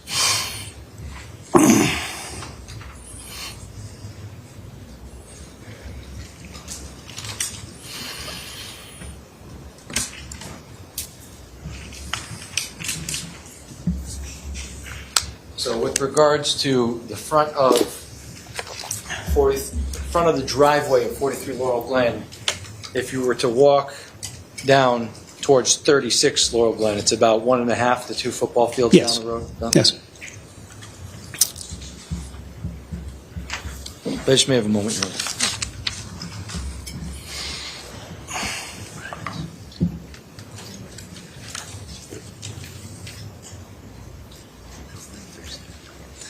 I have no further questions for this witness. Okay. Cross-examination? Yes, thank you. Yeah, I told you. Good afternoon, Detective Bengo. Good afternoon. Grown a beard since the last time we saw each other. A little bit, yeah. Just want to go over what you've been talking with us about today. You said that you responded that evening after you received a call. You got there, you think, about 12:30 in the morning? Approximately. When you arrived, it was dark, and most of the illumination that you had was coming from your own lights, correct? And I believe a light in the driveway at 43. I believe that light was working. Okay. Was there an ambulance still on scene at that point? I can't recall. Were there cars that were still parked in the road? Yes, Parked on both sides of the road? I believe so. The cordoned off areas which you showed us before in those photographs, that included some cars that had been parked in the driveway, correct? I believe so. However, the cars that were in the road, that area had not been cordoned off. Is that fair to say? Fair to say. By the time you got there, you didn't know if folks that were still on scene had arrived afterwards, correct? No, I did not.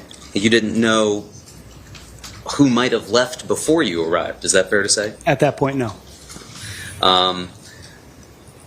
So there wasn't anything being done at that point to prevent people from leaving. Is that fair to say? No. The patrolmen were instructed not to let people leave until we spoke with them. We did have people show up, mostly parents, when they heard what was happening. But no, if someone just says, I want to leave, we wouldn't let them leave until we spoke with them, or at least get their information.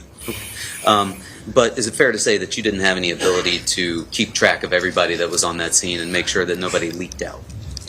It's very possible someone could leak out. It's impossible for how many officers we had there and how many attendees were there. And roughly, or if you know specifically, how many attendees did you ultimately determine were at that party? I don't have the exact number. Was it more than 30? Yes. Was it more than 40? I don't recall. I don't have that number in my head. We have it, but I don't recall the number. Could it have been as many as 75 to 100? I don't believe so. Something less than that, but maybe more yes. than 40? Yes. A large group, fair to say? Yes, very large group. And other than the parents that started to arrive while you were on scene, how many adults were there present? Not police officers. When the incident occurred, or when I got there? When you got there? When I got there, there were a couple of parents there, but they arrived after the incident, namely Enrico Fiola's mom, because I interviewed him in the presence of her. I was told there were some other parents there, too. I'm not sure exactly which ones. You learned at the time of the party, however, that there were almost no adults present. Is that fair to say? Yes. No parents that were there, at least, correct? Yes. There were some juveniles you've described, correct? Yes. However, there were also some attendees who were over the age of 18, were there not? Yes. And you mentioned to us the conditions that night. You described that it was dark. Was it also rainy? I don't recall. Misty? It could have been misty. Do you remember whether or not the grass was wet? I do not. Is the roadway damp? Yes. Did you have your wipers on while you were driving to the scene? I don't recall. It was 3 years ago. I understand. And you described to us that before you arrived, the scene had already been cordoned off in order to secure it, correct? Yes. But again, the only areas that were cordoned off that you know of are those areas that were secured by the yellow tape that we've seen in those photos. Yes. And that did not extend down the length of the video that you just showed us, correct? No. Really just encompassed the driveway and the area from the front corner of that parking area that's on the exhibit behind you down to about where that red bush is. Is that fair to say? Yes. Didn't extend across the street to the other side of Laurel Glen? No. And didn't extend down to 36 Laurel Glen either, did it? No. And didn't encompass anything on Farmhouse Lane or Adams. Is that fair to say? No. So the only area that was secured and cordoned off was the parking area of 43 Laurel Glen and the front grassy area to the right of the parking of the driveway. Is that fair to say? Yes. That other info we didn't get till later.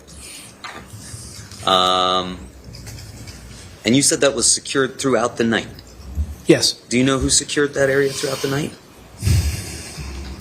The officer that secured it, I don't. I do know who applied for the search and seizure warrant and who responded to execute it. The officer that was stationed there, I do not know offhand. And then you were shown a series of exhibits that were admitted as full without objection. And the first of those was exhibit number 21, and that was a Pass the Chips shirt photograph. Do you recall that? Yes. And do you know now who was wearing that Pass the Chips shirt? Yes. And who was that? James McGrath. Was that the only piece of clothing that you secured that you believe belonged to Mr. McGrath? I personally didn't secure anything. I was interviewing why another detective did it all. But there was other items secured. The next photograph I want to ask you about is exhibit number 23. That was the Marvel Ducks shirt that we saw a photograph of. Do you recall that? Yes. And do you know now who was wearing that shirt at the time on May 14th? Yes, Faison Teal. I don't believe he was wearing it. I believe he had it on his person. I believe he was shirtless. He was shirtless? I believe so. There was also a photo, number 24, exhibit 24, photo of a shirt and a shoe. Do you recall that? Yes. And do you know now who was wearing that shirt and shoe? Is that a dark blue shirt? Dark blue shirt? Dark blue shirt, yes, sir. I believe that was Thomas Connery. Also his shoe? Yes. White shoe. And then we saw a photo of a green sweatshirt and a blue shirt, a couple of different images of that same pairing there. Do you know who was wearing that? Yes, that was Ryan Hines.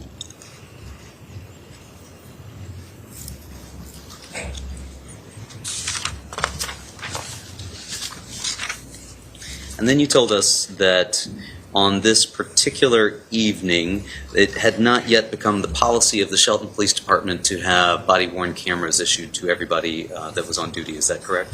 I believe it was the policy at the time. It just wasn't implemented until June 1st. Why would there be such a policy, but it wasn't implemented until June 1st? The state came out with a mandate pursuant to the Police Accountability Act. So that was the date that we had to have it. We actually came in early with the body-worn cameras before that, but it was still in the process with Axon getting everybody equipped. So you could have worn them that evening, No. but you didn't have to. I is didn't. that- No, I didn't have one. You didn't. So the following day, when I did have one, I was able to meet with Lieutenant Kozlowski, who is the administrator of that program, and he had one, but not everybody had one. We only had a couple throughout the department, and he had one, and he gave me his when I went to the Connery's house to use the body-worn cameras during that interview. So was it department policy that you should have had one? Not or at time? that date. No, it was not the policy. Okay. I thought you just told us that It was policy. no, the policy was set in place. I believe it was June 1st, 2022, that we had to have it. But before that, could you have chosen to No. wear one? No, because I didn't have one.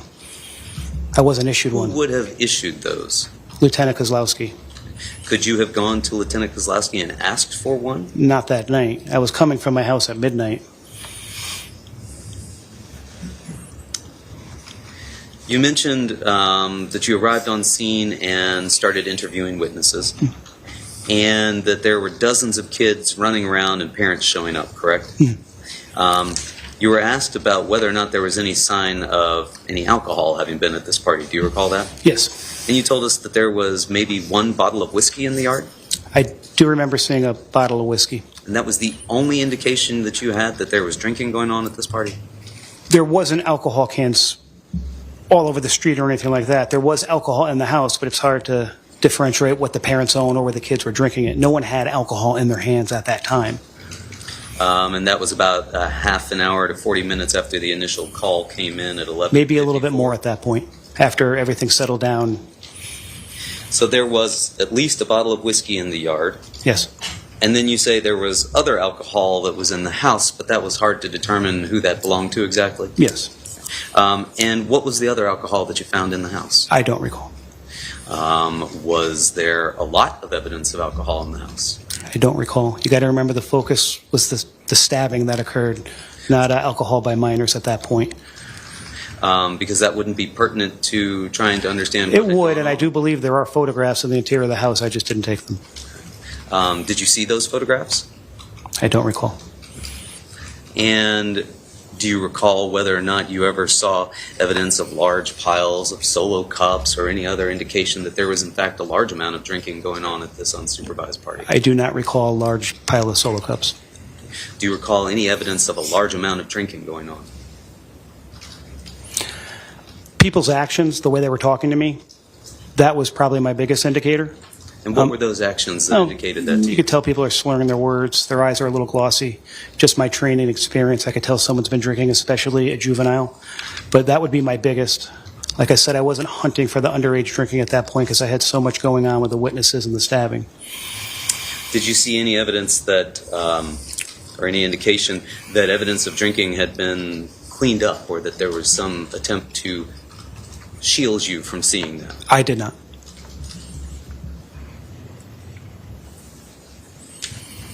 You say that night you interviewed two people, correct? Yes.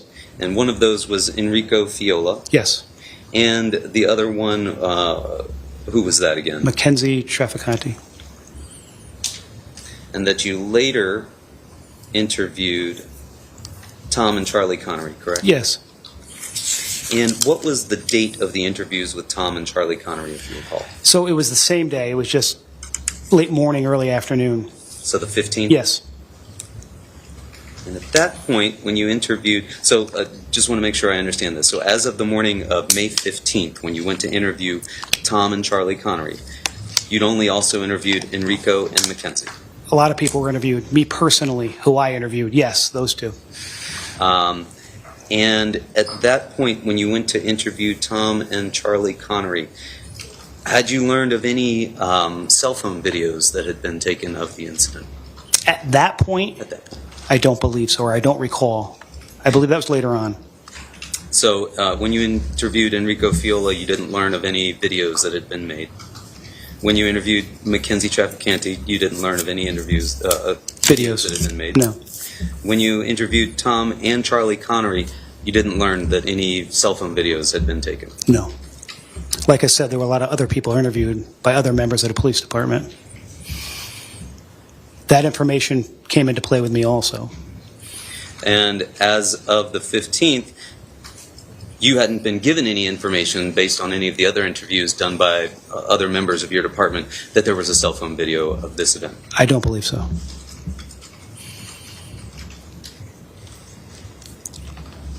So at the time that you applied for the arrest warrant for Mr. Valle, was that on the 15th? I believe it was the 16th. On the 16th? Is that the Monday? I'm pretty sure. I believe that would be the Monday. Yeah. At that point, when you applied for the arrest warrant for Mr. Valle, you hadn't learned of any cell phone videos at that point. Is that fair to say? At that point, no.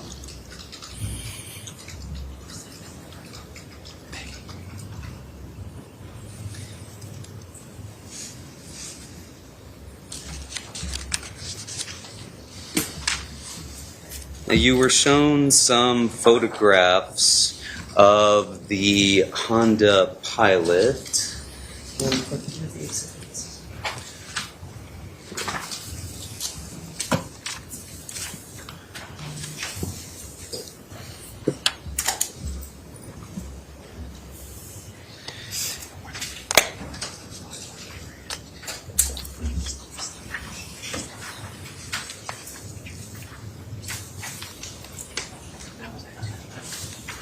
Attorney Smith, let me know when there's a good time to take the afternoon break. Okay, thank you. I'm going to show you those exhibits again, Detective Bango. So this is exhibit number 30. Everybody see that? And Detective Bango, you were describing for us, that is the Honda Pilot, correct? Yes. And that Honda Pilot belongs to Mr. Jack Snyder, correct? Yes. And in that picture of the Honda Pilot, and I'm just going to move over here so that I can actually see it as well, I believe that Attorney Durso noted a defect in the windshield. Do you recall that? Yes. It is your understanding that that defect in the windshield, was that there prior to the incident on May 14th into the morning of May 15th? From the information I we... don't know how you'd have that knowledge. If he knows, it's fine. Well, I don't know. Through interviews, what people told me. I'm going to show you what has been marked as Exhibit 31. And you'd agree that's a close-up of the same windshield we were just looking at? Yes. Same defect? Yes.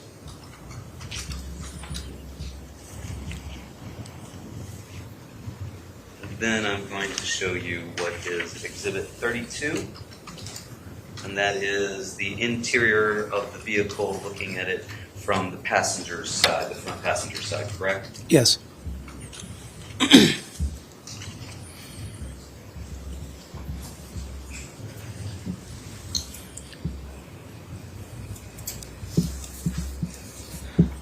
Your Honor, if the court was inclined to take the afternoon break, now may be a good time. Thank you. All right, very good. Court is going to move into our afternoon break. We will be in recess for approximately 15 minutes. I will remind the jurors again during the recess, please do not discuss this case, no independent research, and I remind you of your obligations of your oath. Please leave your notebooks behind. Thank you. Court's in recess for 15. Thank you.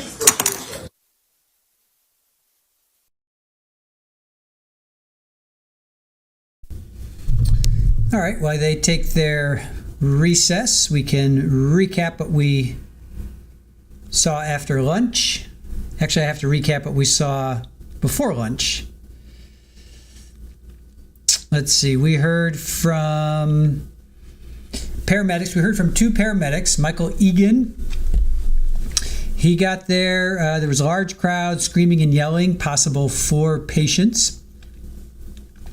The first victim that he went to was supine on his back, completely unresponsive, weak, thready pulse. He didn't look well. He did a quick rapid trauma scan. He said the shorts were saturated in blood. There was a lower left chest wound. He applied a chest seal. Said it didn't do much. Then his partner broke off to deal with something, and then he kind of went to look at these other people. Then he came back, and that person had stopped breathing. There was no pulse.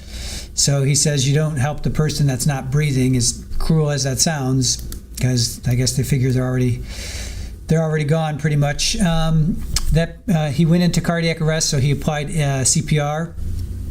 There were bystanders around. One was a nurse, the other one was trained in CPR, so they helped. He inserted a mouth ventilator. He said it was fairly chaotic, but he could still see somewhat. And 5 to 10 minutes later, paramedics arrived. Jack McKee, who we find out later, he comes into the scene, and then takes about he drove. So Michael Egan actually drove the ambulance to Bridgeport Hospital. Then we're finding out the last question during cross is why Mr. Valle did what he did. You can't be of any help to the jury. He asked that question of everybody. So basically, what Raul did, what he did that night, they can't answer as to why he did what he did. So that's going to be a standard last question to everybody. Then Jeff McKee came in. He's the paramedic. He talks about, he talks about the paramedic and law enforcement were already with the patient. He said there was a small puncture wound on the left chest. Said there was bleeding in and around the site. The chest seal was not doing its job. He continued the trauma assessment. Took about 15 minutes to get the patient to the ambulance, and he was the one that made the decision to go to the hospital. He said there was still a chance to provide life-saving measures at that point. Wow, that's a close-up on that dude's head.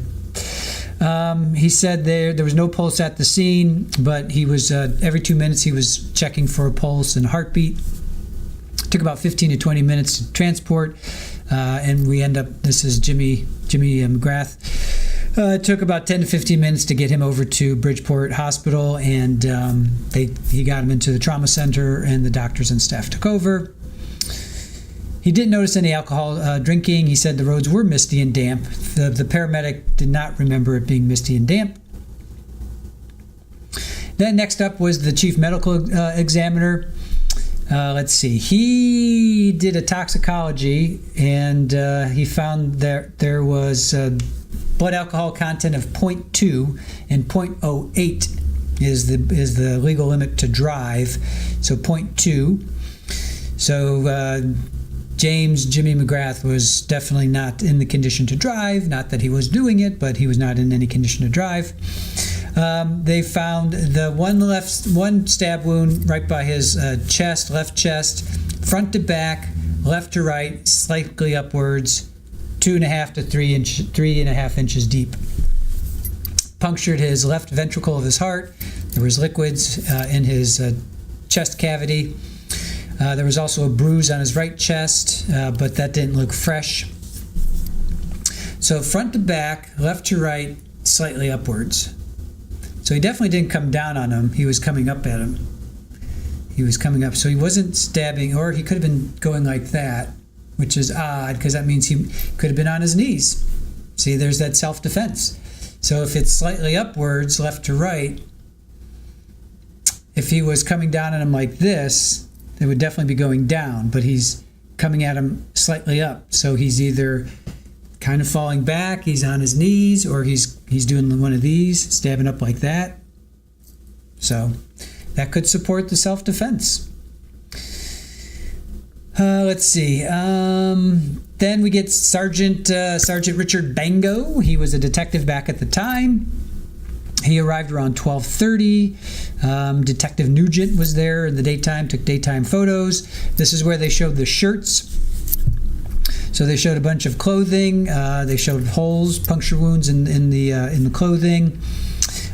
He said there were dozens of kids running around with parents showing up looking for them. He said there was a bottle of whiskey in the yard.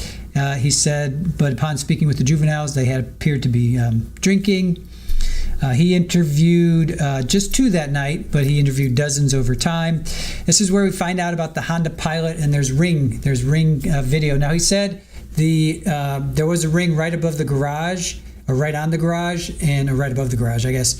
And it would have shown everything, but it only is live and it doesn't capture video. It doesn't record video, I should say. Kind of like what we do with Paulie and the kittens. It's live, and the only way to capture it, we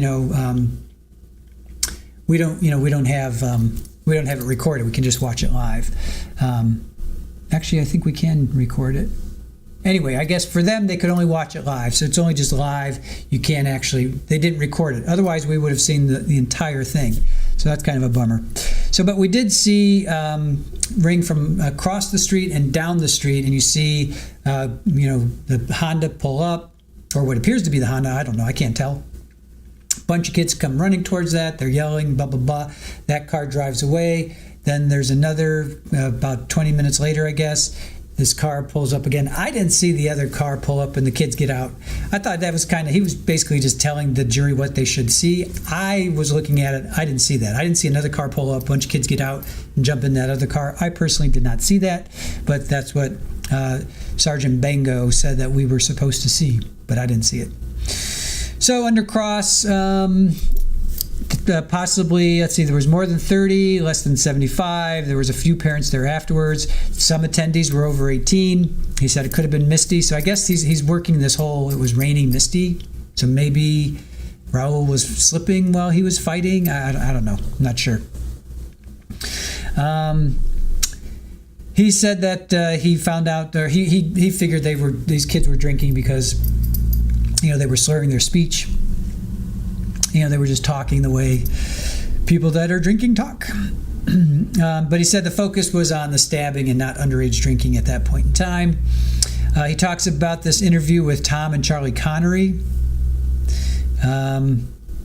He found out about the cell phones later. So I'm hoping we see some cell phone footage, probably from both sides. So this is going to boil down to the witnesses. You're going to have Raul and his gang, and you're going to have, and I hate to say gang, and I mean that as his group, his crew, his posse, his friends, whatever you want to call it. So Raul and his friends and his St. Joe's peeps, and then you've got Jimmy and his Fairfield Prep peeps. So I'm assuming if you had 50 people there, 60 people there, somebody's taking pictures, right? As you guys have all been saying in chat, they're kids. They're 16, 17, 18 years old. They're taking footage. They're taking video. So it's going to boil down to that. I think we're probably going to have 2, 3, 4 witnesses on both sides. So it's going to be he said, she said. Who are you going to believe? I think that, to me, that's what it's going to boil down to. Who's going to be the most reliable witness?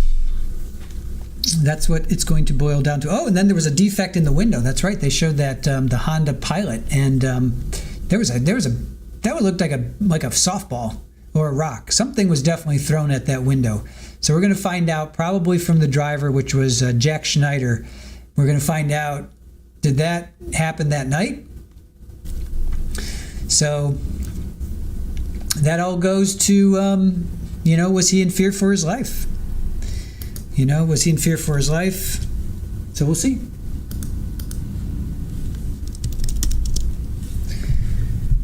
We'll see.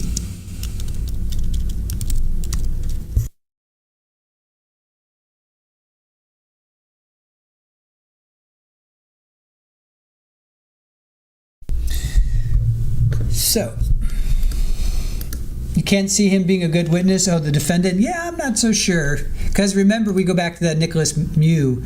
Like, he got really agitated, right? And that worked not in his benefit.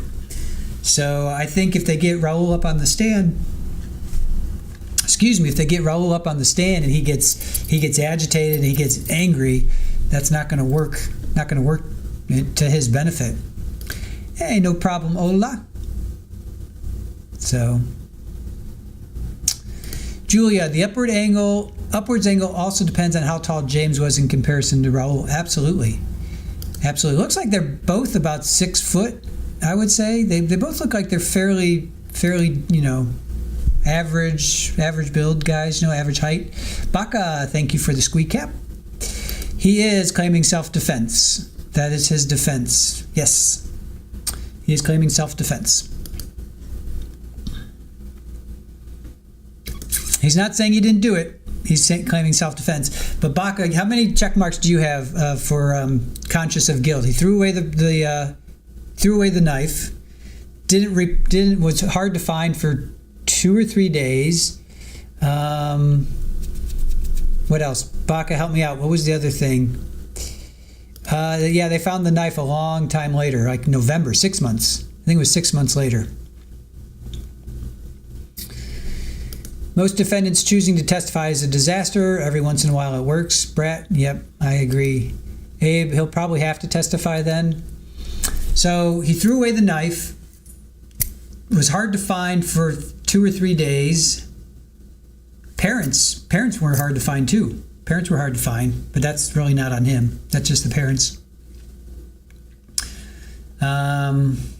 What else? Baca, you had your check marks. I know there was more than that. I just remembered 2. You think it was just those 2? All right. I thought you had more, but if you can only remember those 2, yeah. Throwing away a knife's never a good thing. Not being found, for like 72 hours, 3 days, not good either. Mom and Dad not saying where he was. They couldn't even get a hold of him. They couldn't get the officers, law enforcement couldn't even get a hold of him. Ken says alcohol is only good for one thing, problems. I bet the parents were getting him legal counsel. That's true. Joanna says it will be a disaster if he testifies. He should have taken the 2 deals he was given. 40 years. 40 years was the deal, both times. If it's self-defense, you should report immediately, Abe says. Julia says, parents were uncooperative and I thought they didn't find the knife. Wait, okay, they searched for it well, hold on, sorry. Lily Wayne, I think he will testify. Carl's testified, I thought that helped him. Have they actually not found the knife yet? They haven't, let's see. Maybe they haven't. I think you're right, Joanna, because they searched and searched, asked neighbors, no one found the knife, came back 3 days later, didn't locate the knife. I guess they still have not found the knife. But somehow we know it's a switchblade. Somehow we know it's a switchblade.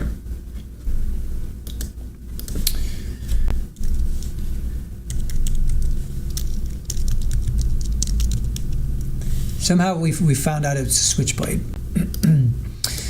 Yep, he was given 2 deals, same deal, one with one lawyer, another with another lawyer, which tells me they have enough to convict him. He's just banking on a jury sympathizing with you, or consider skipping the country even.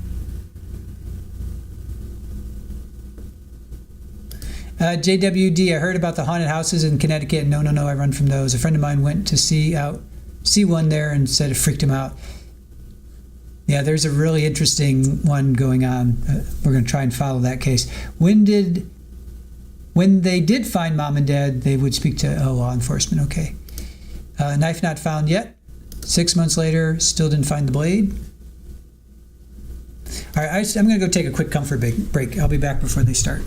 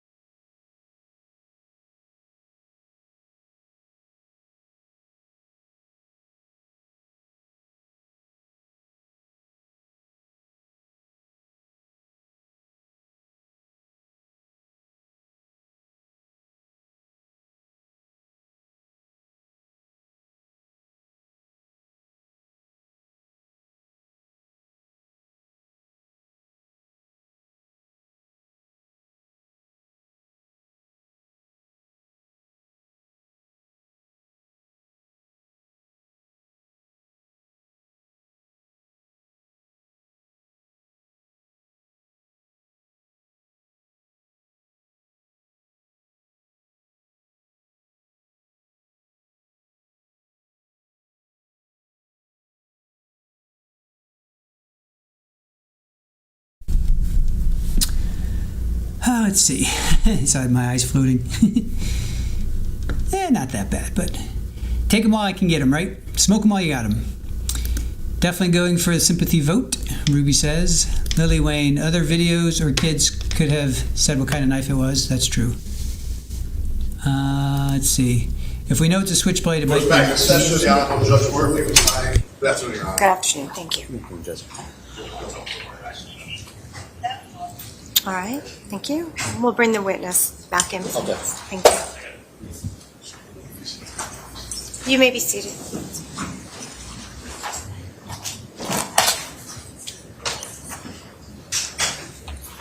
Wait till I'm sorry. Is that what you asked? Yeah. All right, court will note for the record that the witness has been recalled to the stand. You may take a seat. I just want to remind you, you do remain under the obligations of your oath. Okay. Thank you. We'll bring the jury back in.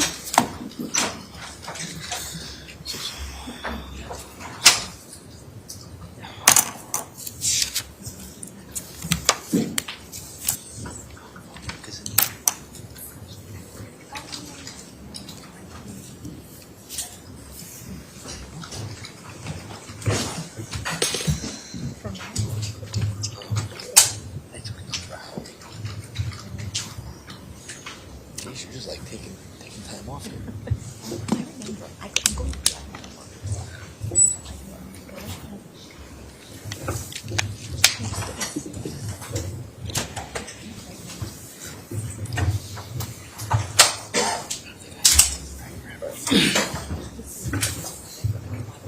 Thank you. Welcome back, ladies and gentlemen of the jury. Counsel, please stipulate to the return of all of our jurors. State will stipulate, Your Honor. Defense will stipulate, Your Honor.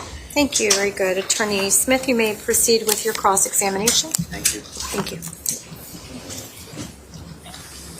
Hello again, Detective Van Gogh. Hello. So we were just talking about the photographs that have been taken of the pilot, correct? Mm-hmm. Those have been taken down now. So thereafter, you described having secured an arrest warrant, and you said that when you had done that, you didn't have any cell phone videos available to you at that point, correct? Yes. You also didn't have at that point the 36 Laurel Glen video, is that correct? Yes. And just, if we may, Your Honor, may I approach these exhibits here on the stand? Certainly, of course, yes.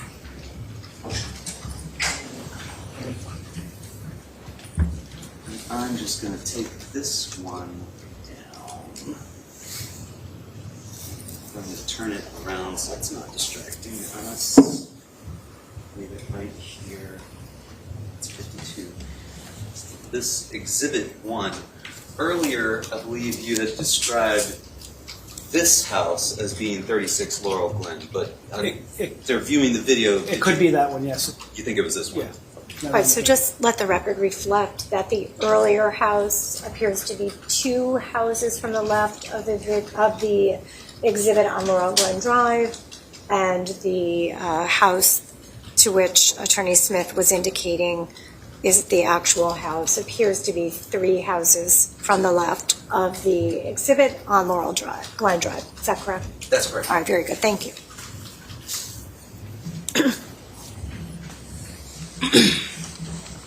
So when you applied for the arrest warrant for Mr. Valle, is it fair to say at that point that you were going off of what you had been told by the witnesses that you had spoken to? Yes. That, at that point, did not include Mr. De Silva or Mr. Snyder, correct? Correct.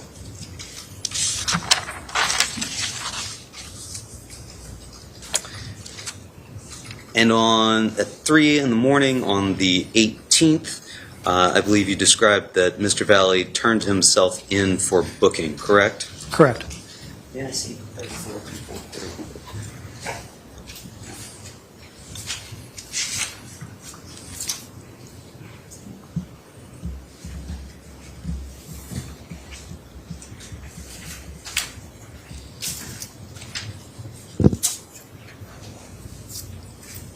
And you described that when Mr. Valle turned himself in that morning, it was with Detective McPadden, correct? Lieutenant McPadden. McPadden, my apologies. And Lieutenant McPadden took the following photographs. Exhibit 34, correct? Correct. Exhibit 35, Correct. Exhibit 36, Correct. and can you see in Exhibit 36 here on Mr. Valle's left eye what appears to be an injury, some bruising, and perhaps an abrasion? I could see a small abrasion. You don't see the bruising there? Point out what you're looking at. Discoloration around the eye? Yeah, maybe on the inner portion, towards the nose. Exhibit 37 was also taken by Lieutenant McPadden, correct? Correct. 38 was also taken by Lieutenant McPadden. Correct. I believe you described seeing some redness, possible abrasion under the hairline there. Possible. Exhibit 39 also taken by Lieutenant McPadden, correct? Correct.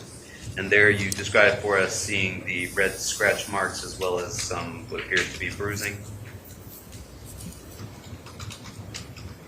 Point out the bruising. Do you see some discoloration here just past the elbow on the bottom of the bicep? Possibly. Exhibit 40 taken by Lieutenant McPadden, correct? Correct.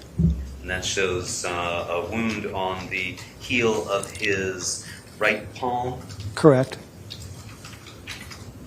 Exhibit 41, also taken by Lieutenant McPadden, shows some abrasion injury on the left palm, as well as still that same injury on the right palm, correct? Correct. And then we saw Exhibit 42, taken by Lieutenant McPadden. Correct. And Exhibit 43, also taken by Lieutenant McPadden, correct? Correct. And those were taken, to the best of your knowledge, at around 3 a.m. when he turned himself in that morning? Yes. Thank you. And that was done, again, to document apparent injuries that Mr. Valle had on him, correct? Yes. That's more than the standard booking photo that's taken of a person, correct? Not everyone's booked for murder. I beg your pardon? It was a murder case, so if we saw someone, let's say, in an assault and they had apparent injuries, we would take photographs of them, more so than just the booking photo. Standard to take a booking photo, correct? Yes. When you notice injuries that you want to document, then you take more photos Yes. of those injuries, correct? Yes. And that's what was done in this case, Yes. correct? Yes. Did Mr. Valle ask you to take those photos? I do not know. I wasn't there. And then you said that the investigation continued thereafter, correct? Correct. In fact, the investigation went on all summer long, did it not? Yes. And it continued, I think you told us, into the fall, correct? Yes. And in fact, really continued on into this year when we went and got some of these drone videos that you showed us earlier, right? Yes. Now, you told us that you located every attendee at that party. Is that correct? Everyone that we know of. Okay. So there are possibly people that you don't know of that were there, correct? It's possible. Because Judge has to possibly, it calls for speculation. I don't know what he would know. I'll sustain so it was sort of a late objection, but you tried to make it. I'll sustain the objection. I will direct the jury to not, I'm going to strike the answer to the question asking if it was possible, if there were attendees who were not there, and the response, that's stricken. And you're not to consider that as evidence, all right? And you will get further detailed instructions about that during the court's final jury charge. Attorney Smith, you may proceed. Thank you, Your Honor. Throughout the course of your investigation, did you learn of individuals that were seen in cell phones that you weren't able to actually identify or talk to? I do not believe so. So you think that you've spoken to every person that was at that party? I can't definitively answer that. And you were describing for us a fight that occurred earlier that evening at 5 Lazy Brook. Do you recall that? I do. Where you learned that some attendees had gotten into a Honda Pilot, correct? Correct. And then you said that you interviewed everybody that was at that party, correct? The same. Again, you can't really tell us that you interviewed everybody that was there. Is that fair to say? Yes.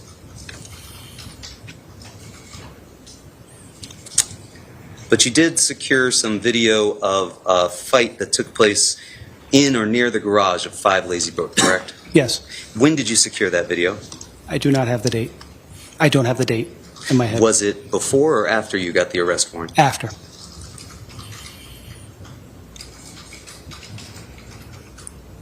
And therefore it was after you spoke with the people that had been interviewed prior to securing that arrest warrant? Yes. And then you also secured video from 43 Laurel Glen Drive, correct? Yes. That was also subsequent to actually securing the arrest warrant, correct? Yes. And that video, did that come from a Tanner Chernowski? Yes. Do you know when you secured that video? I don't have the exact date, but it was after the arrest warrant. And in fact, after securing those videos, you then went back and did a number of interviews with some of the people that you had already interviewed. Is that fair to say? Yes.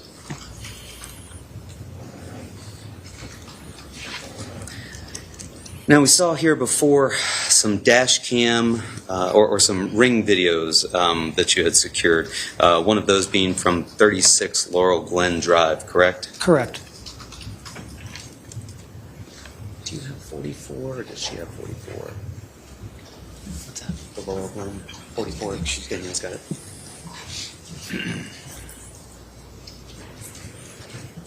Play it.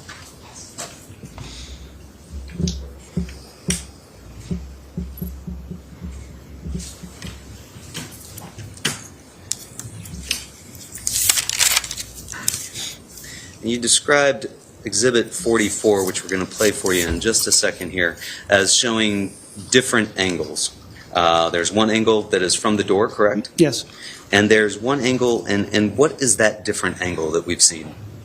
Well, it's from the front of the house, but Exterior camera somewhere maybe on the somewhere wall? different on the porch. I didn't collect it, but that's what it looks like. But those are both stationary cameras, correct? Yes. Unlike the drone camera, which we'll Yes. get to in a bit. And do you know whether or not those cameras are motion activated? I'm familiar with Ring, and I do know that they are motion activated. This in particular one here, I don't have specific knowledge, but Do you know how it came to be that this is the only portion of video that we have with regard to that particular area? rephrase that. Sure. Did, as far as you know, was there other footage from this same camera? From 36? Yes. No. And you're not sure whether or not this is a motion-activated camera, is that fair to say? I can't say definitively. Can we play the first video, the one that runs from about 11:40 prior to the event? So 37. And is there a particular file number that Yeah, goes it's with that? 37, I think. Do you want the one from the front door or from the side? Let's play them both so we get both of those angles. So play the 2-3 first. Play this one first, then that. No, play 37. Yeah.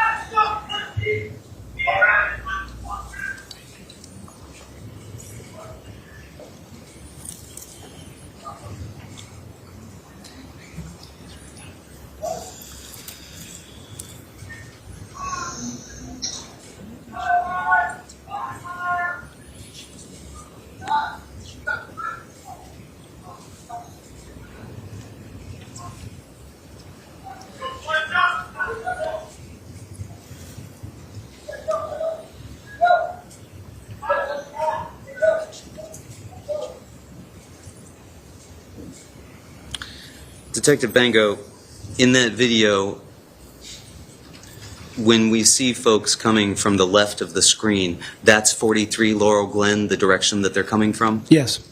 And they are heading in the direction of Farmhouse Lane, is that correct? Yes. So if you were going to describe for the jurors the path of that video that we just watched, would you just physically show us where that video shows?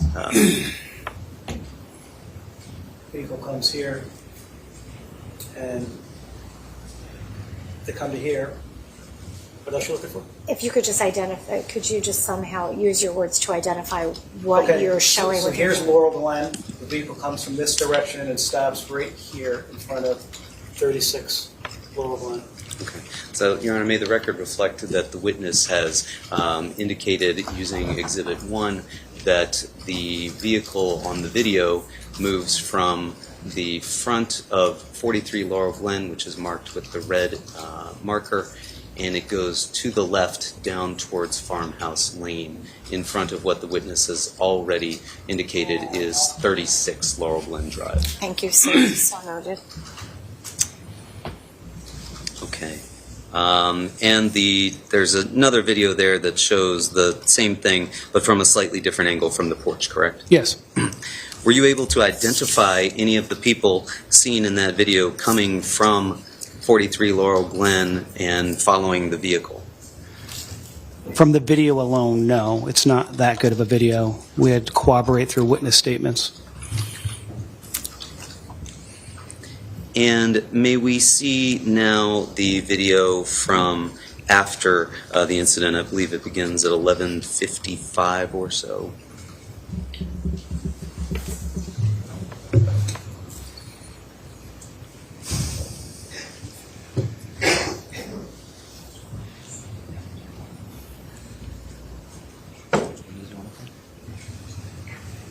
After.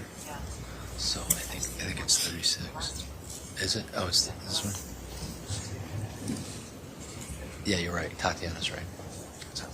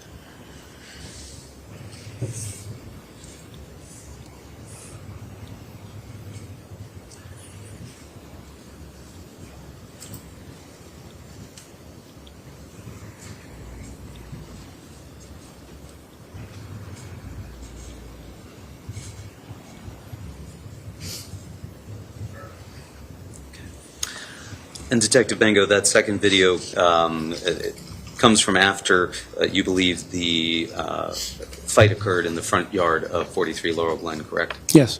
Shows two vehicles going down, stopping in front of 36 Laurel Glen? Yes. And did you identify either of those vehicles? Yes. Was one of them the Pilot? Yes. And what was the other vehicle? That was Megan Traficante's sister. Megan Traficante's sister? Yes. It was, I could be mistaken about if that was definitively her. It was someone that came and picked them up. They called for a ride. Was there a third car that we don't see here that was driven and picked up another passenger from the Pilot at some point? Through witness statements, yes, there was. But we don't see that vehicle here, is that correct? In that video, no. And you said that there were videos from 44 Laurel Glen Drive, but you couldn't see what was going on in those because the homeowner was blocking, correct? And the distance from the camera to the yard. And in fact, that there were videos from 43 Laurel Glen Drive itself, correct? Only live. Only live. You learned that from the homeowner who claimed that there was no video recording, it had only been live, correct? And Ring. We didn't take his word for it. We contacted Ring. Now, you said that over the next several months, you tried to interview Mr. De Silva and Mr. Snyder, correct? Yes. And in fact, you couldn't do that until November, right? Correct. In fact, you weren't able to do that until November 2nd with Mr. Snyder, correct? I believe that's the date. And you believe that the date for Mr. De Silva was December 6th, right? Sounds about right.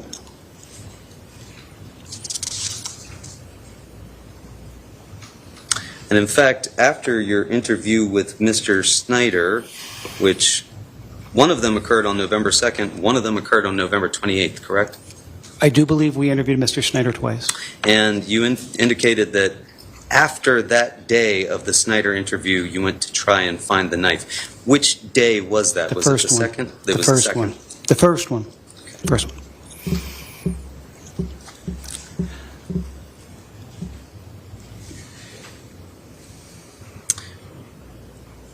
Did anybody in the neighborhood, in the area which you went to on Adams Drive that you talked about in Exhibits 45 through 47, did anybody in that area indicate that they had seen anybody throw a knife in that area? The night of, no. Or at any time thereafter? No, but we did do a neighborhood canvass in that area. The only place that you came to believe that perhaps the knife had been thrown in that area was from Jack Snyder? And Tyler De Silva.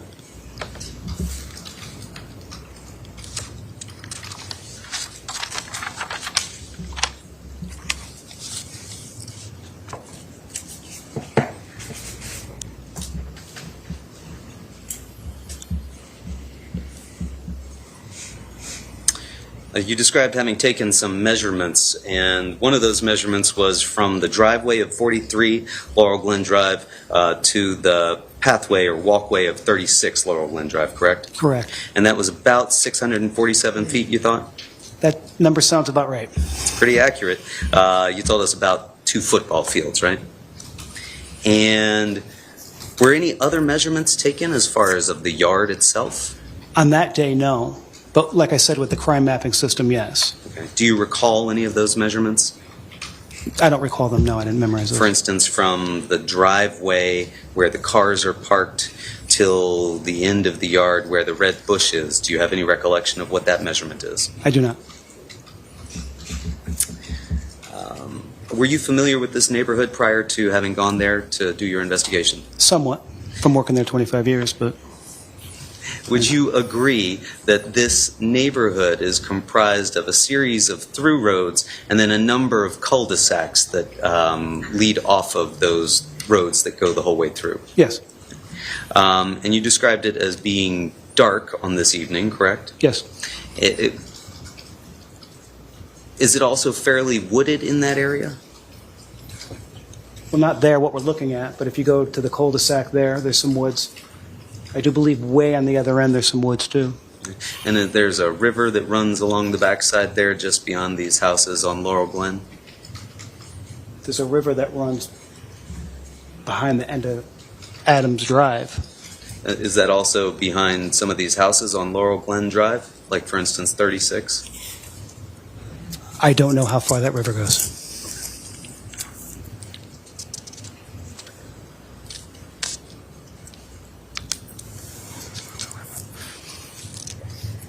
In any event, you searched for a knife fairly extensively and never found it, correct? Correct.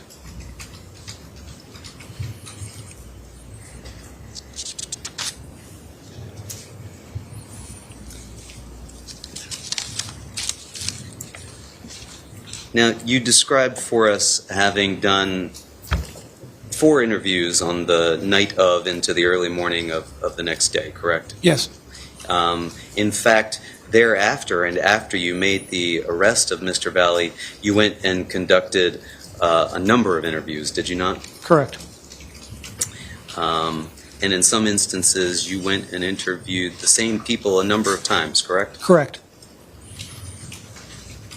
And again, you did not interview Mr. Snyder until November 2nd, correct? Correct. And you didn't interview Mr. De Silva until December 6th, correct? Correct. Thank you. Nothing further. Any redirect? Okay.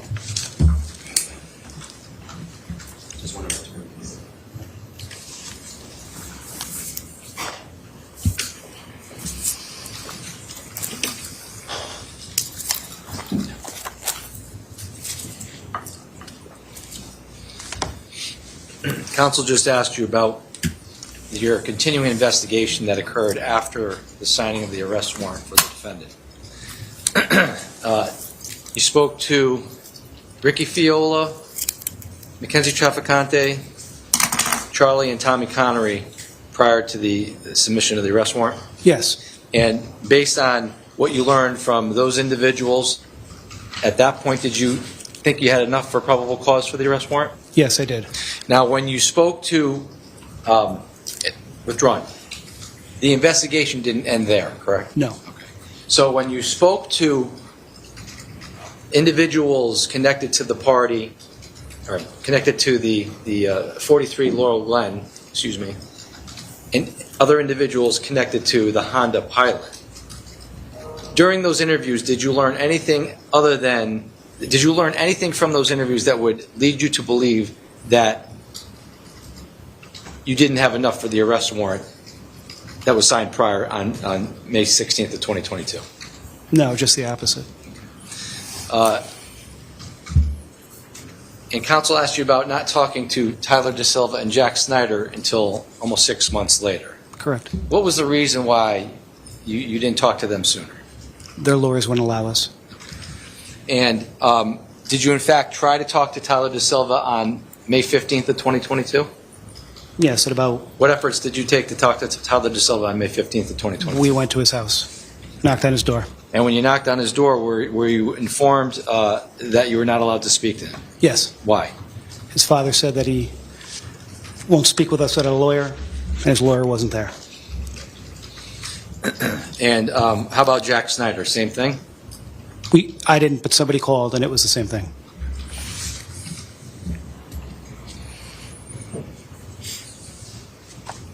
I have nothing further, Your Honor. Attorney Smith, anything further? No, Your Honor. All right, very good. All right, you may exit the witness stand. Thank you. Please watch your step as you exit. Thank you. Thank you.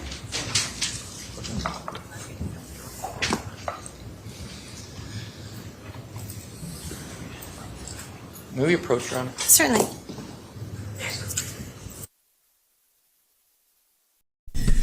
Yeah, I'm not sure when they stop. Aaron was reading it's somewhere in Connecticut, somewhere between 4 and 5. But I don't think there's like a hard stop. I don't think it's like Bev or California where they're like, oh, we're cutting you off in mid-sentence. 4 o'clock, 4:30, whatever it is. So we'll find out. We'll find out with this trial, with this judge, what the story is. If there's a hard stop or if they let them go until a certain point.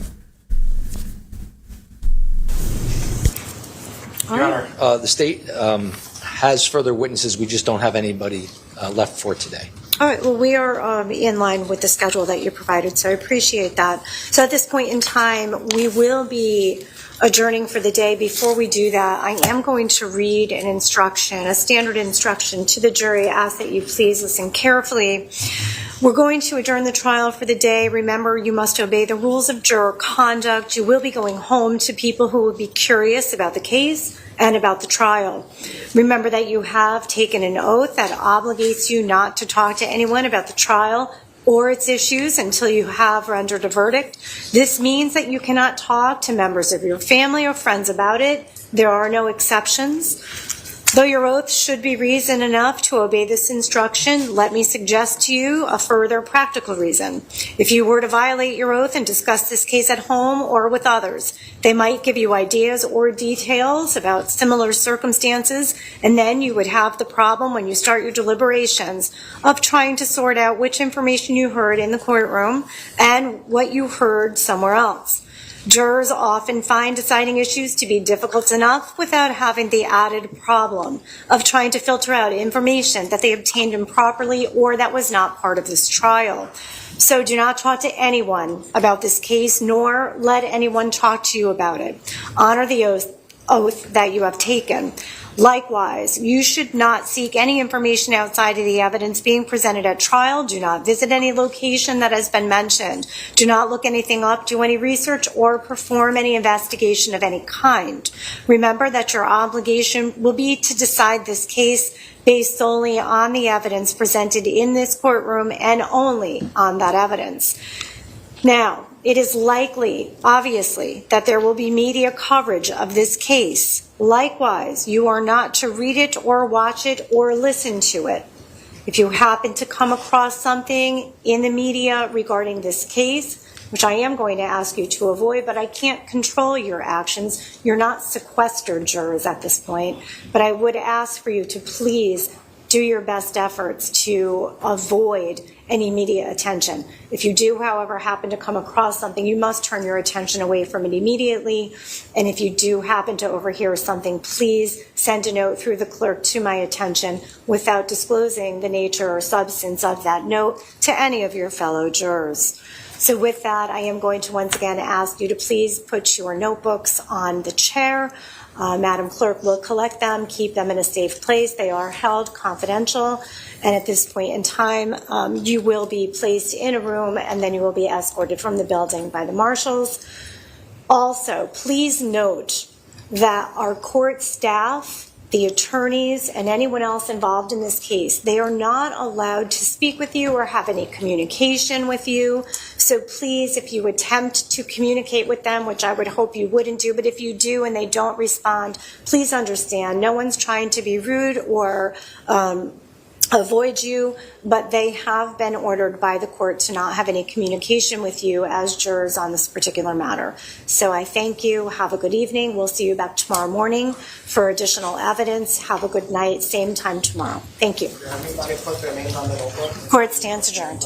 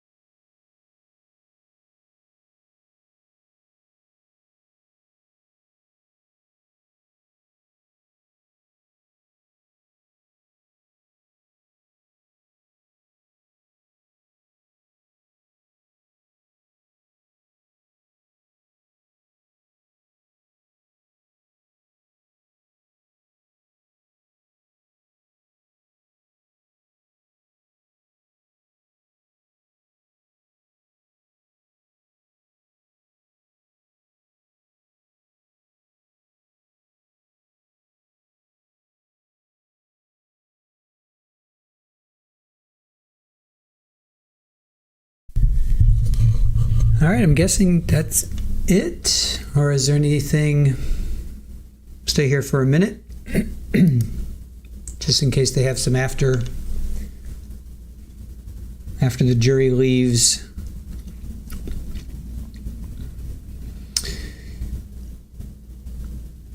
Yep, no opening statements, Daddy. Excuse me, yeah, no opening statements from either side, which really threw me for a loop. It's the first time I've seen that. I've never ever seen a trial where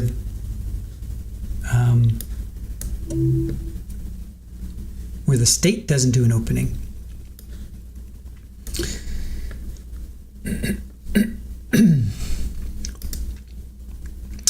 All right, well, after the break, Cross was, he just goes over the photos of Raul turning himself in. There was a left injury. His left eye had an injury. There was 3 scratches on his left bicep. That I saw. Definitely saw the 3 scratches. The left eye, there was a little ding I could possibly see he could have gotten hit, because it was 3 days later, don't forget. So there were people in the cell phone that were not interviewed, so that's interesting. So they scattered like cockroaches. Only kidding. they took off. So there's going to be people in the cell phone that they didn't want to have anything to do with it. They took off. And apparently the person in the other car was Megan Traficante. But then there was a third vehicle. There's a third vehicle, but we don't see that. So Jack Schneider and Tyler De Silva were the ones that told him, yep, so it looks like they're done. All right, they're shutting it down. Shutting it down. So Jack and Tyler were the ones that told the detective about, what do you call it? Told the detective about the knife being thrown. So, all right, that's pretty much it, you guys. I don't know what to do with myself. We're done. Usually we're going until like 7:30, 8 o'clock, and then with Lori Daybell, we were doing recaps with Joe until 11:30 or 12. I don't know what to do with myself. So that's it. She said same time tomorrow, so that was 10 o'clock, 10 a.m. Still no verdict in Carlos Dominguez. We're keeping an eye out. It's still early out there. It's 1 o'clock, but we're not going to do a stream. So if a verdict does come in, I might jump on and do a stream if a verdict does come in. But if not, we're just going to wait until they have a verdict. So, Sharon, you're also on Rewatch. So much going on today. Joanna, his haircut makes him look even younger. Think about this, you guys. He's 19. He was 16 when this happened. He's 19. Carlos Dominguez is 22, I think. Carlos looks like he's 12, right?